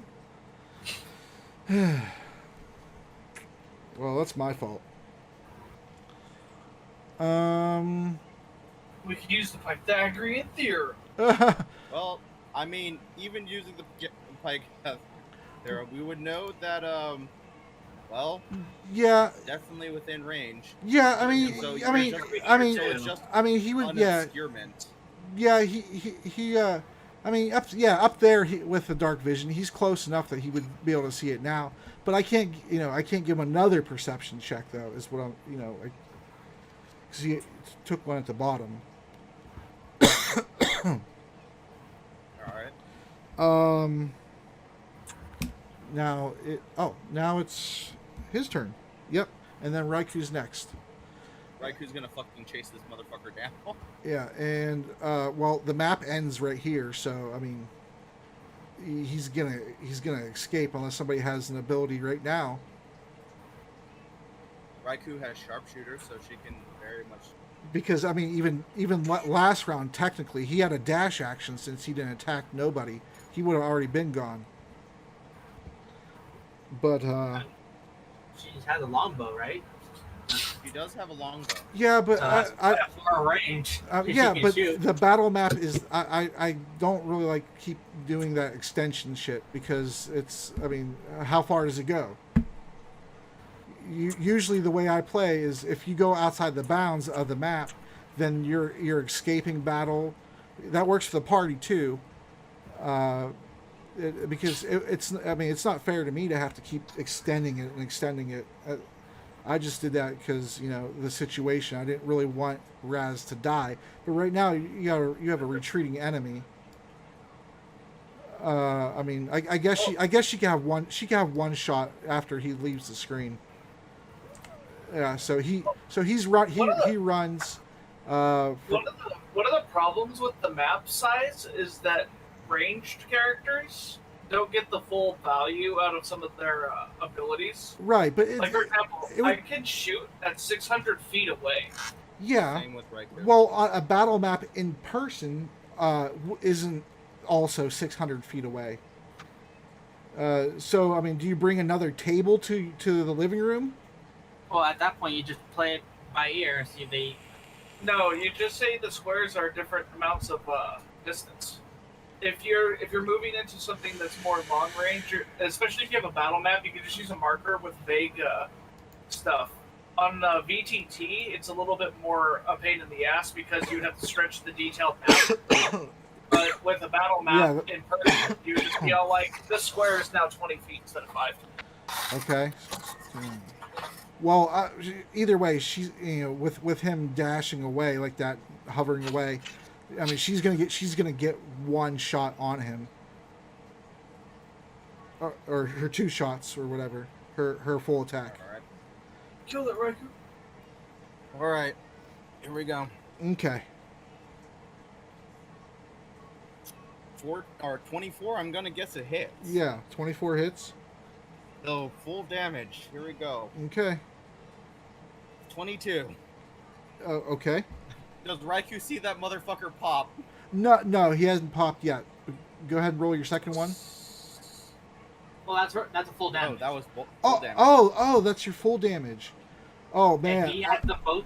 He basically rolls both the attack rolls and then he just adds both the damage rolls together. Yeah, that's the way I like it, but I'm used to Solid and some of the other party members we had not do that. Okay. Yeah, so the 22 hurts it very badly, but no, unfortunately that's not enough to pop it. Shit. Do I want to action search? I mean, you can action search and we take a long rest here. A short rest. Or Yeah, short rest. action search. Here we go. Okay, go ahead. Let me just mark it on her sheet. Here we go. Another 2 attacks. Okay. 18? Yes, the 18 hits. Here it goes. 18 damage. Yeah, it explodes. Her So when she fucking gets it, she's like, I fucking got you. yeah, her second shot did it. Her first shot, he would have had 2 hit points left, and then her second shot puts it negative. It explodes harmlessly because nobody's in range. All right. Bonus action, second wind, 11 heal. All right. Okay. And Doctor, did you want to do one more one more go of your stuff? Is she there? Liz? Now? Hold on. She might be just in the restroom. Okay. Well, that's fine. You guys, if there's any role play things that you guys would like to do, that's fine. I'd like to finish my adventure. Yeah, let's go to him. Let's go to Ross. It's. I mean, it's already 8:30 my time, and I didn't get much sleep last night, so I probably can't do that. Oh, okay. I'm sorry. I got 4 hours of sleep after making everything that I did. Well, I mean, the first thing we do for next session is finish up the adventures of Ross Chapa. That's kind of why I wanted to do it. That way it wouldn't take up the session time. Yeah, well, that's like you said at the beginning of the session. That's the unfortunate part about having so many split groups, like subgroups and subgroups of the subgroups. Well, depending if both Solid and Julian show up late, we'll just take care of you real fast. No. I suppose. If they show up late. But did you out of you four, did you have any any role playing to do as King Jorgen? He's seen Raiku's shot and he gives her like a approving look, like yeah. And he's walking down the hill towards you, Fox, and he you don't look so bad. I'll be fine. What about what about your last friend and the other one? I do have to check on her. I think Artie's pretty okay. He dropped out of her really quick. Yeah, that cold is annoying. Yeah. Let's hope there isn't too many more where that came from, but I feel like there has to be. If he was going to get reinforcements, I don't know what would be friends with that kind of creature. What would be I'm just very curious. What would be the quickest way for us to get out of this place? Back to where we came? Possibly. I mean, don't have any other ways ways that we know of. yeah, I agree. That's the only way that we do know of. But your friends down below, you're just gonna leave. You're just gonna leave them. I mean, if that's what you want to do, I mean, you guys are. I'm just coming with you, but I'm letting you know that if it was my friend King Bernard, well, he's my best friend. I don't know how well you know those people. He's gonna probably die soon. But I would be heading down there. I guess you didn't hear what I said. Huh? He said he's gonna die soon. Yes. Okay, this is the front. You're saying Raz Choppa's gonna die soon, or the other one? The king. Oh, why? There's a coup going on. What? Foxajon just looks at you. What are you talking about? Shows him the letter. Like hands out the envelope, perfectly intact. You need me to read it? I guess King Jorgen and Foxajon begins reading it. You need me? Okay, I'll read it again. No. I remember it. Oh, I okay. remember it. You don't have to, right? Oh, good. Now All right. in character, we now know And what the fuck is going above us. Fox looks at Artie and is like, "And you didn't say anything?" yeah, Jorgen's reading the letter, and he I recently just found this. Where? I don't remember where. You don't. Honestly. You don't remember where? No, I don't. You're gonna have to roll. You're gonna have to roll a deception on that one.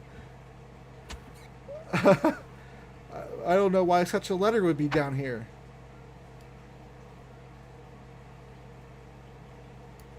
How long ago did you find that? I just barely remembered about it when we were resting here for a moment.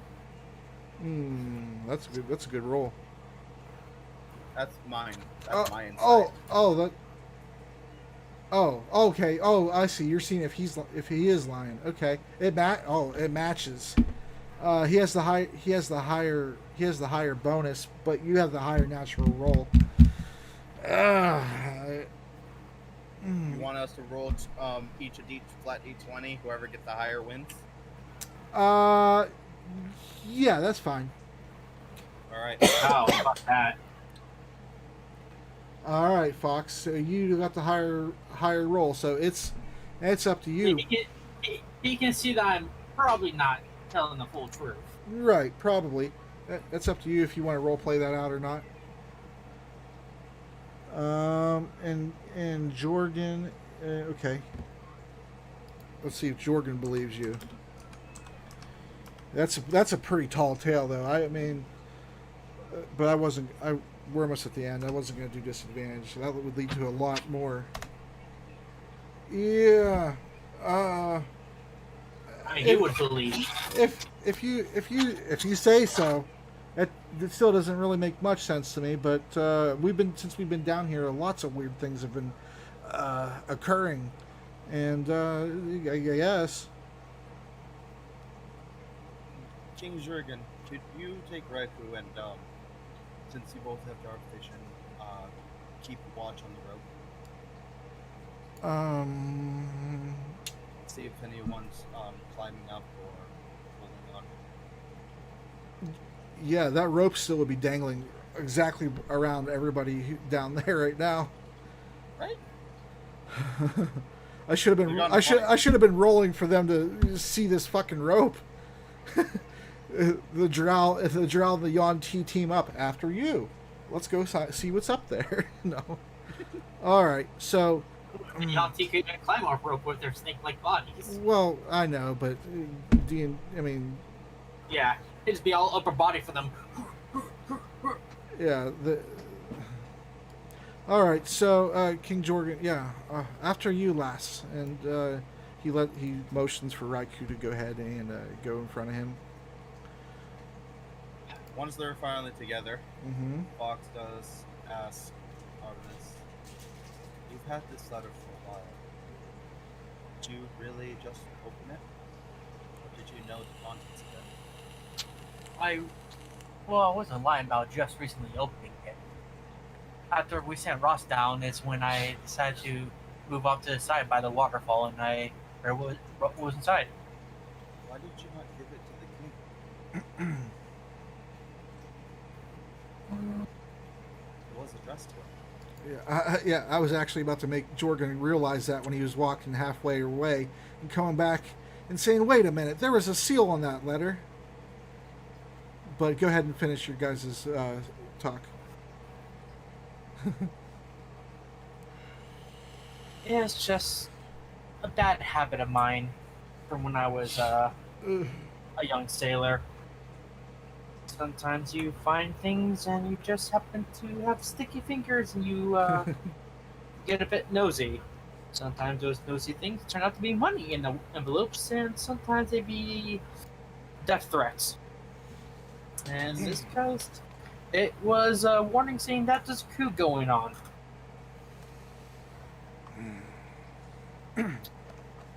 All right, so Jorgen folded. I'm not going to make him do that because he didn't do that. So he's over there with Raikou now, on the opposite side. At which point, Foxodon will, with the letter, will. I got pretty handy on learning how to reseal things. I think I did get to a lot of one.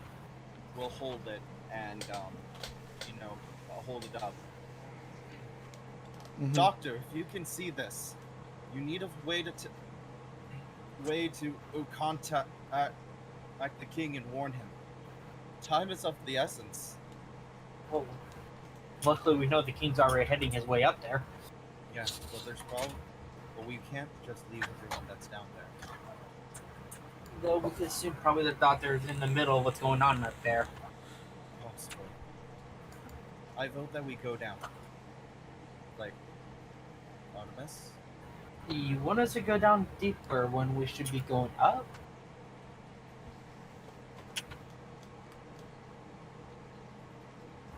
Do you care for your friend Ross?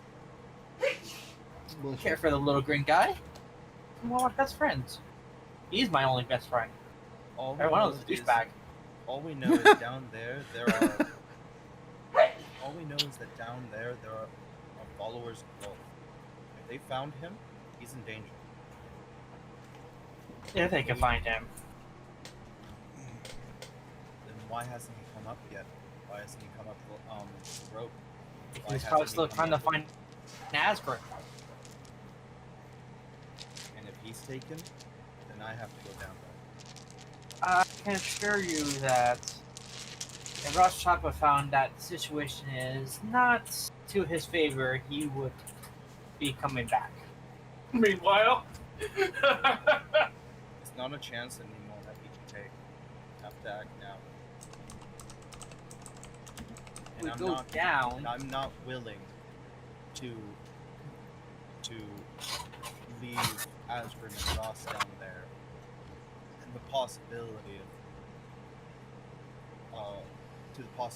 of Loth priestesses. Then the question is to say, what would we do about Solid?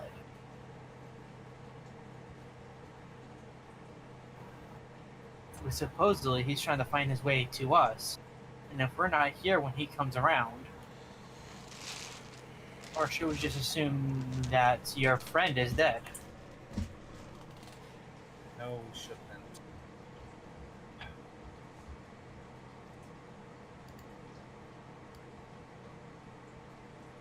Right now, one of your friends is off on his own adventure, and one of mine is on his own adventure. One's Don't, trying to get back to us, and mine is trying to find one of our members. don't We forget still about need Solid. Yeah.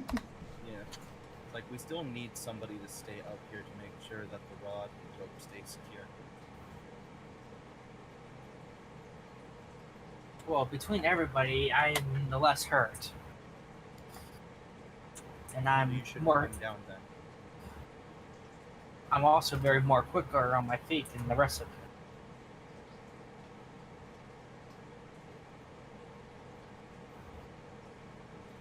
You could go find Solid.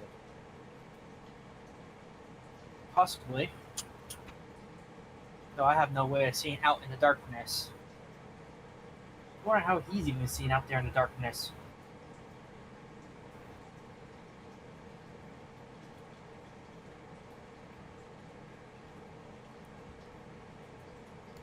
I think he's dead.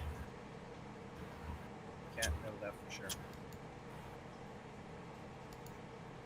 This place may be dangerous, but Solid's a tough guy. He's solid. You say that, but I've seen him go down since I've joined you guys a fair bit of times. I'm surprised that guy can't even walk on his feet for how much he's been unconscious. No, it doesn't matter how many times he gets knocked down. It's about how many times he gets back up. He's got enough for everyone. I feel like he might have some brain damage after it so many times, though.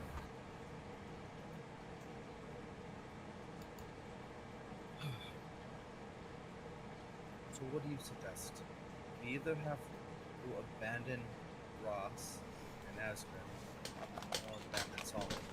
Also, we have to worry about the thing that's on the other side of the hill that Ross found.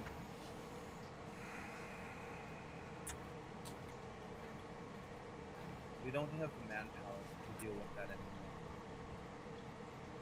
Not I don't unless think we we've have got- manpower to do anything right now. So we can only choose one. And which one do you choose? Solid or Ross?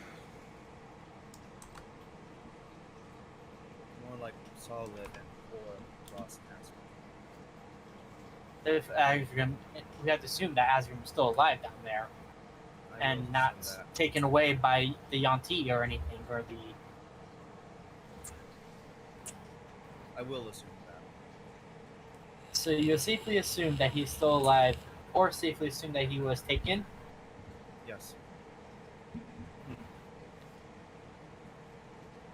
We'll place a bet on that.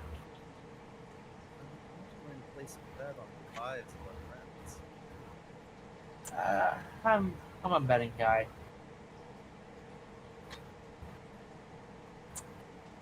how you pass the time on ships. You play cards, do some poker, and play some bets. Place some bets that day you're gonna have a good weather. Place bets that you're gonna have a tsunami almost knocking over the boat. I don't really have any good bet. That's not true, I guess. But either way, that's not something we should be doing right now. At the time, we can only. At the time, what we should be doing is resting up. You're severely hurt and look very exhausted. We don't have Right. time to rest. What? Imagine war on the top, demon over there, friends in peril. I need a fucking nap. Blech.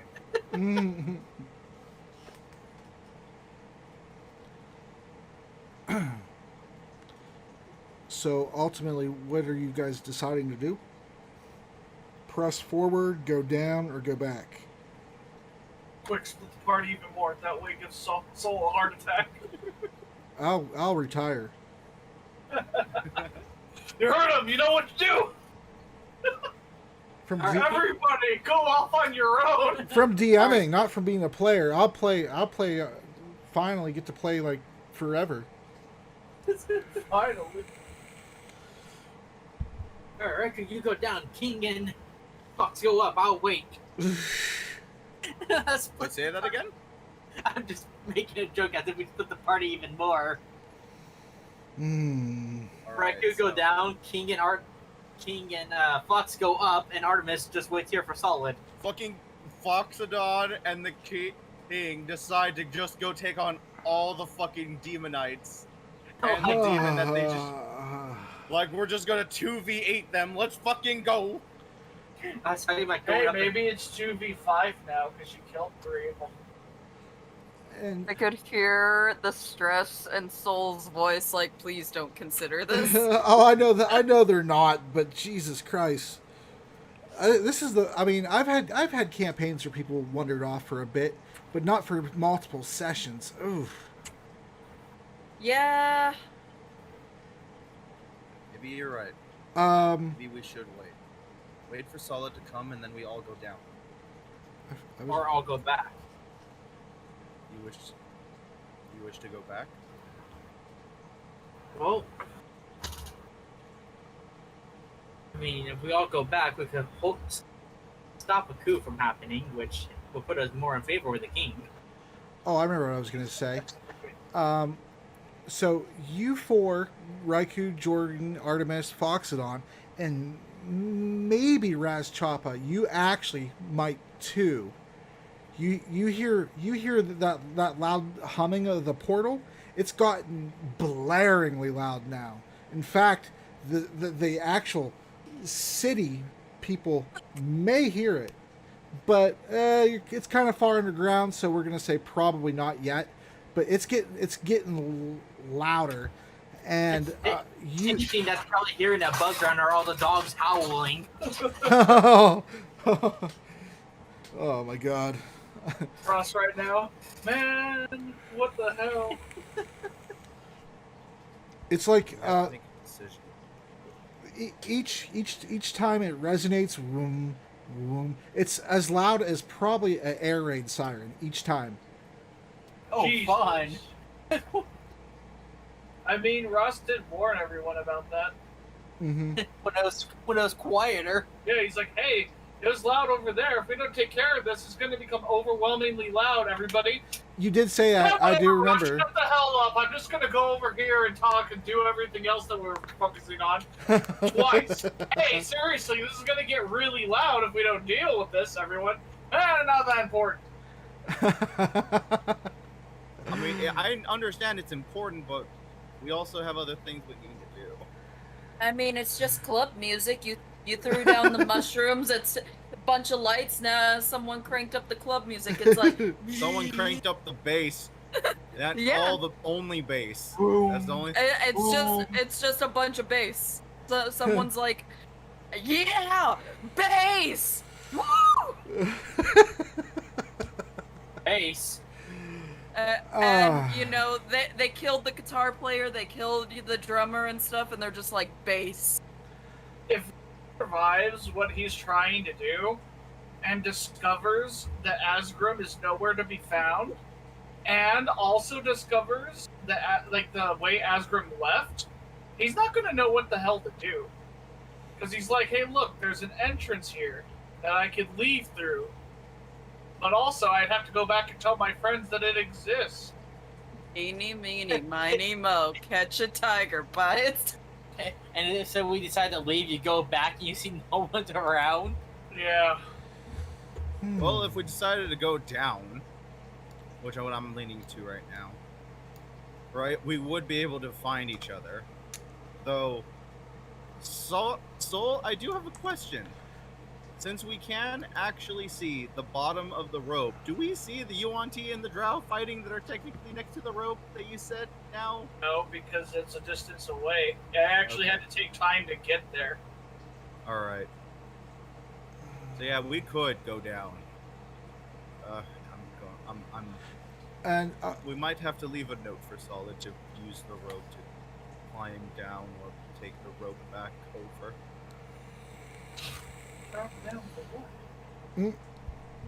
Well, Here's Solid. Down. well, also the question is, do we want to bring back Julian's grappling hook? You probably won't want that. Also, might be useful for us. Gilliwan? Asgrim. You know what? No. I mean, with that, we should keep it here.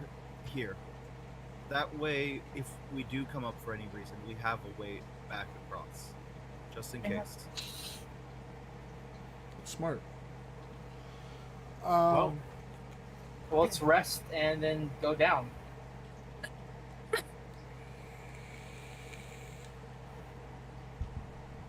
Yeah, you guys are it's well, I don't want to influence your decision. Let me know what you decide. Just go down the hole. Yeah, I'm voting down the hole. Okay. Artie, you're the only other player character that can influence. Yeah. I mean, I'll be outvoted here. Artie says we should probably rest a little bit before we go down, but How are you gonna rest with air raid sirens? Air raid sirens, and technically we've already taken one short rest. The next short rest is 4 hours. Yeah. We're gonna have to wait 4 hours for a short rest. We're not doing that. And just to clarify, it isn't. And also, I'm out of HD for short rest. I'm asking a question. How does Foxdom look? Like his condition? A little bit,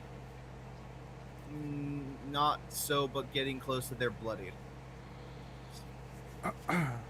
A superior healing potion.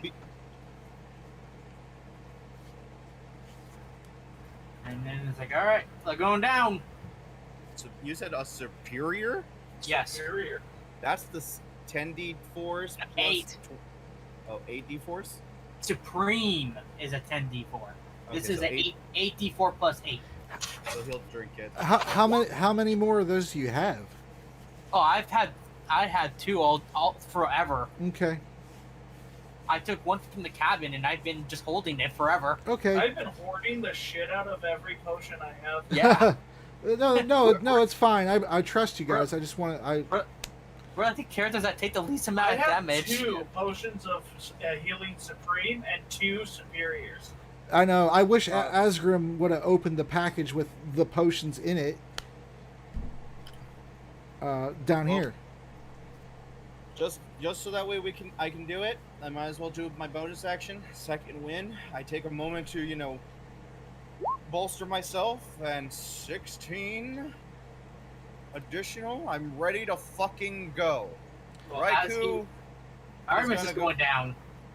Raiku's gonna drink 2 of her potions. Okay. 44 plus 4. So while everyone's drinking and Fox is behind the 12, 16. rock, Well, before you. Raikou, Raikou and the king just see Artemis come around and starts climbing down the rope. Okay.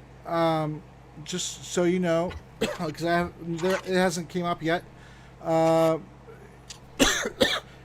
What I do for exhaustion is you roll your DC 10 con save plus 1 for each hour past 24.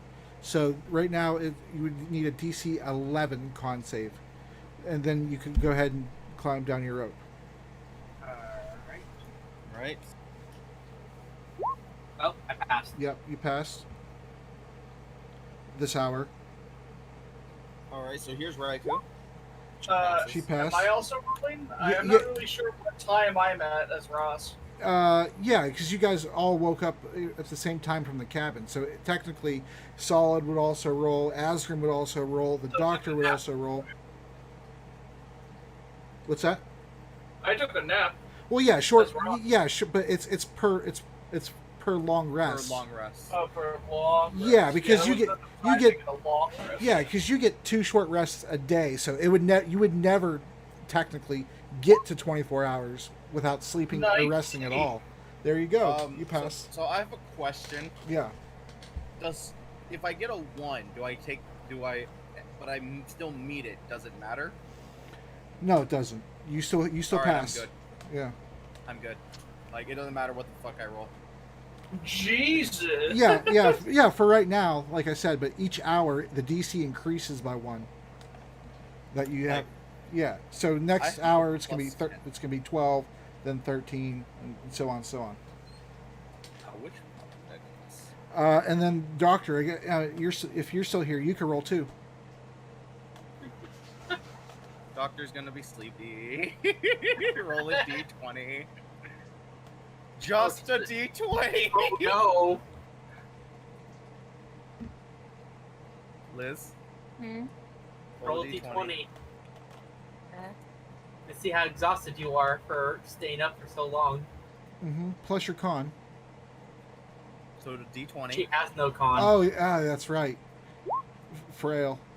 Oh, okay. So Liz, 1 you point have of exhaustion. 1 point of exhaustion. So now you have disadvantage on all your ability checks until you sleep. Long rest. That makes it so much more fun when there's a coup happening. Sorry. Did you want to go back to your turn before we end, Doctor? Or are you good for now? I'm alright. You sound tired. In real life. Yeah. Look at you. Liz, Look how dedicated you are to role playing out your character's tiredness. I commend you. Oh, Inspiration point. don't worry. I'll get that second point of exhaustion real fast. Liz, do you want me to cancel the movie ticket? You want coffee? Why are you Uh, offering her coffee? Because I kind of want Starbucks. Well, I don't want to drive all the way over there just to give her coffee.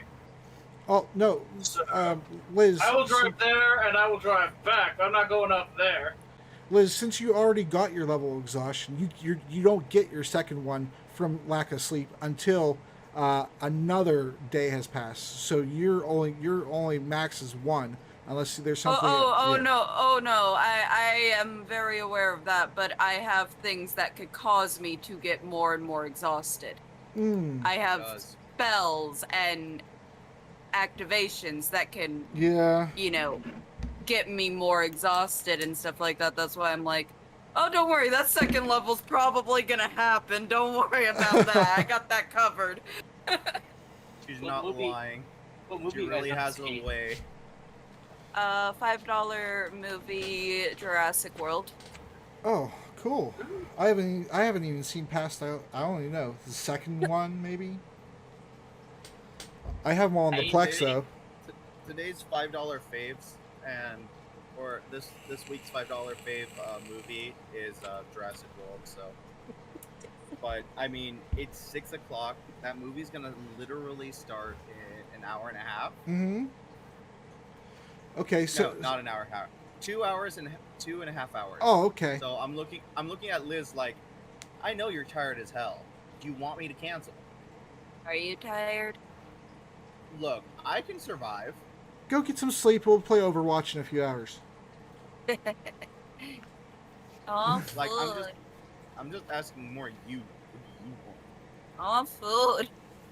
You get some sleep. I'll get some sleep so I can resume my night schedule. And then you'll get on, play Overwatch, and then, we'll BS about the Lit. session and stuff, so. Yeah. Liz, the question still stands. Do you want to go? Like, if you want to go, we go to fucking, Ontario Hills Mall and get food there and then go to the movie. Or we cancel the movie and we just get food. The question still stands. I mean, if you cancel, we all can play Overwatch together. It's true. That's up to Everybody, tactical nap.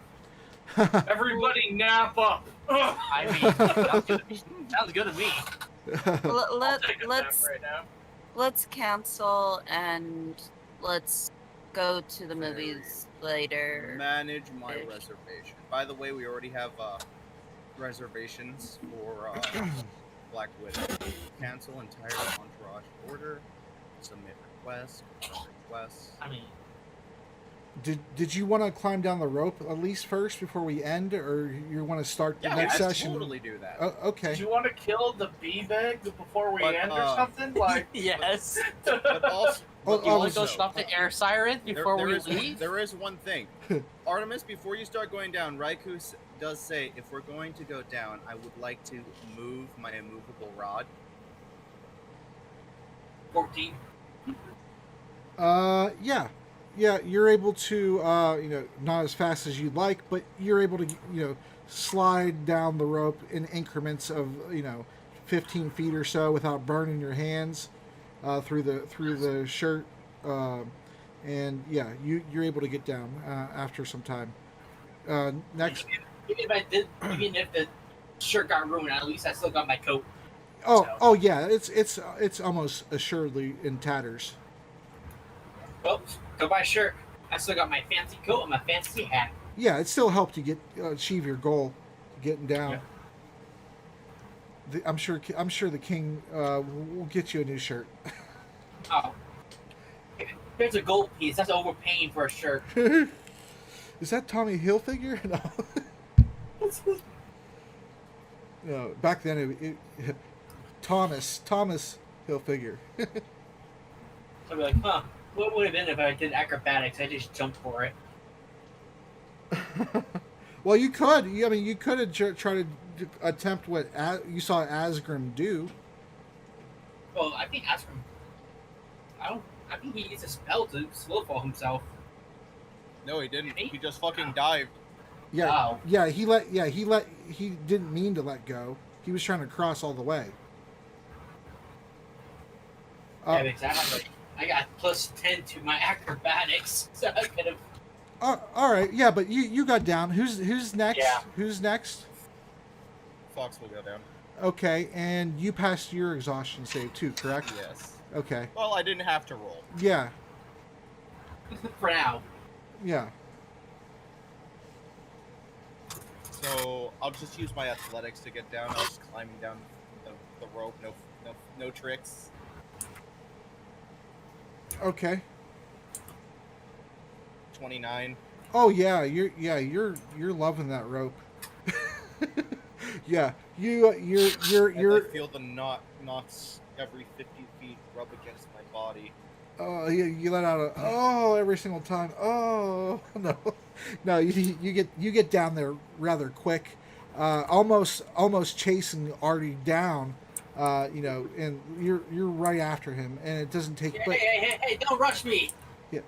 But yeah, it doesn't take you very long at all. We'll say you get down in about 3 minutes or so. I'm actually almost climbing over me and it keeps going down faster. I'm like, hell. All right, King Jorgen motions to Raikou. Les? She goes. How she's gonna do it is she's going to coil the rope around one of her arms, right? And she's gonna use the immovable rod, right, in conjunction to slowly pull herself down, because she's not good at climbing rope. So she's using the immovable rod to keep her steady as she slowly goes down about 2 feet every 3 seconds. So she's Looking it on. so she's kind of Looking it on. she's kind Turn it of on. she's Turn it alternating on. it as a vertical monkey bar essentially. Pretty much. Okay, that would be that's okay. We'll give you athletics with advantage for that. There's a reason, and you're about to fucking find out. Artemis does look up. Here we go. 9. Oh God. Okay. This is why one of her arms is wrapped Oh no, around can I use Bountiful Luck. yeah. If there is a nat one in there. There is technically a nat 1. Yeah. You can It's make a me roll ability it. check. But if you have advantage on that check though, you can still re-roll the one. Yes, because the 1 would still roll, so now she Oh. does it, and it could get me better.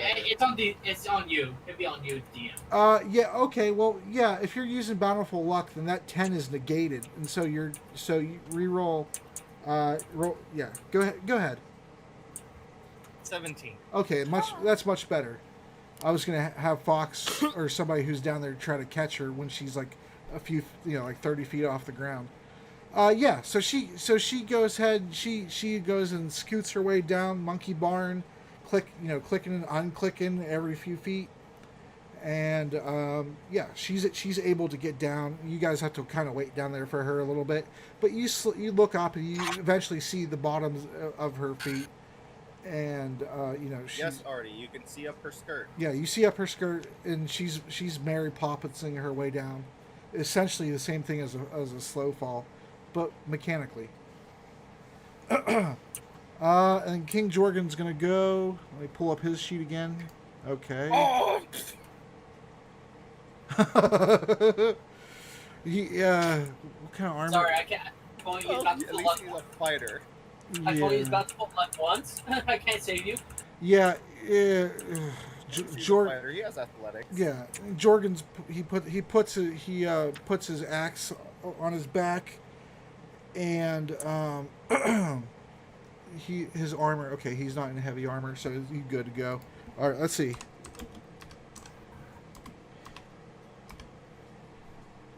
Oh yeah, he should be fine, as long as he gets at least a 15. There we go. Yeah, he gets down, grabs it. He passed his exhaustion too, right or no? Yes. I don't Okay. think he needed to roll. No. He had to roll, but he did succeed. Okay. He never rolled. Yeah, Artemis, yeah. Fox, Ross, Doctor. Yeah, that's true. He didn't roll, but he doesn't need to, I guess, because he hasn't been up for. I mean, physically, going through everything you guys have so far, he would be, but Oh yeah, but, you know but what? yeah, I'm he not. hasn't been up as long as us. He actually got to sleep and woke up for the daylight. Yeah, Oh. yeah. He woke up for the day. He's like, I think I'm going to venture into the sewers today. No. Okay, so yeah, he gets down there. Traveling with you guys. Yeah, it's really making me feel my age. 240. What are you talking? At what age did he say? 240. 240.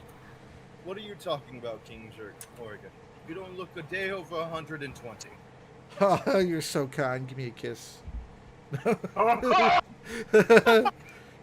You flatter me, sir. All right. Now, Oregon X Fox confirmed. now that we're down here, which way are we going? Or do you want to deal with that next session? Next section. Okay. We can deal with the next. And at this point, Artemis can't see. Yeah. Actually, yes, you can. Ross dropped a bioluminescence flower, so technically, Everywhere he went. No, no. only on that Specific- spot. On the only on that the, space. yeah, on the other So side. you On the can other see side. there, all the way out. The rest of the way is pure darkness. You Yeah, know what's funny? I can hear clashing in an air siren. You know what's funny? Ross, while he's taking shots and sees the rope on the other side, he's like, probably like, ah. You actually can't hear the clashing of weapons because I actually had to go and adventure towards the flumps. Mm-hmm. Yeah. which you guys don't see now because they're not there. Yeah, and since you moved the rope, I'm gonna have to roll to see if they perceived the rope that they apparently didn't notice during combat, and we'll deal with that next time. And I'll roll it, at my convenience, I suppose. We good? All right, cool. That was a good session, I feel. Yep. What? Food, time for dinner, and time for a tactical nap, and then Overwatch. Yeah. All right, I'm going to sleep. I'll see you guys later.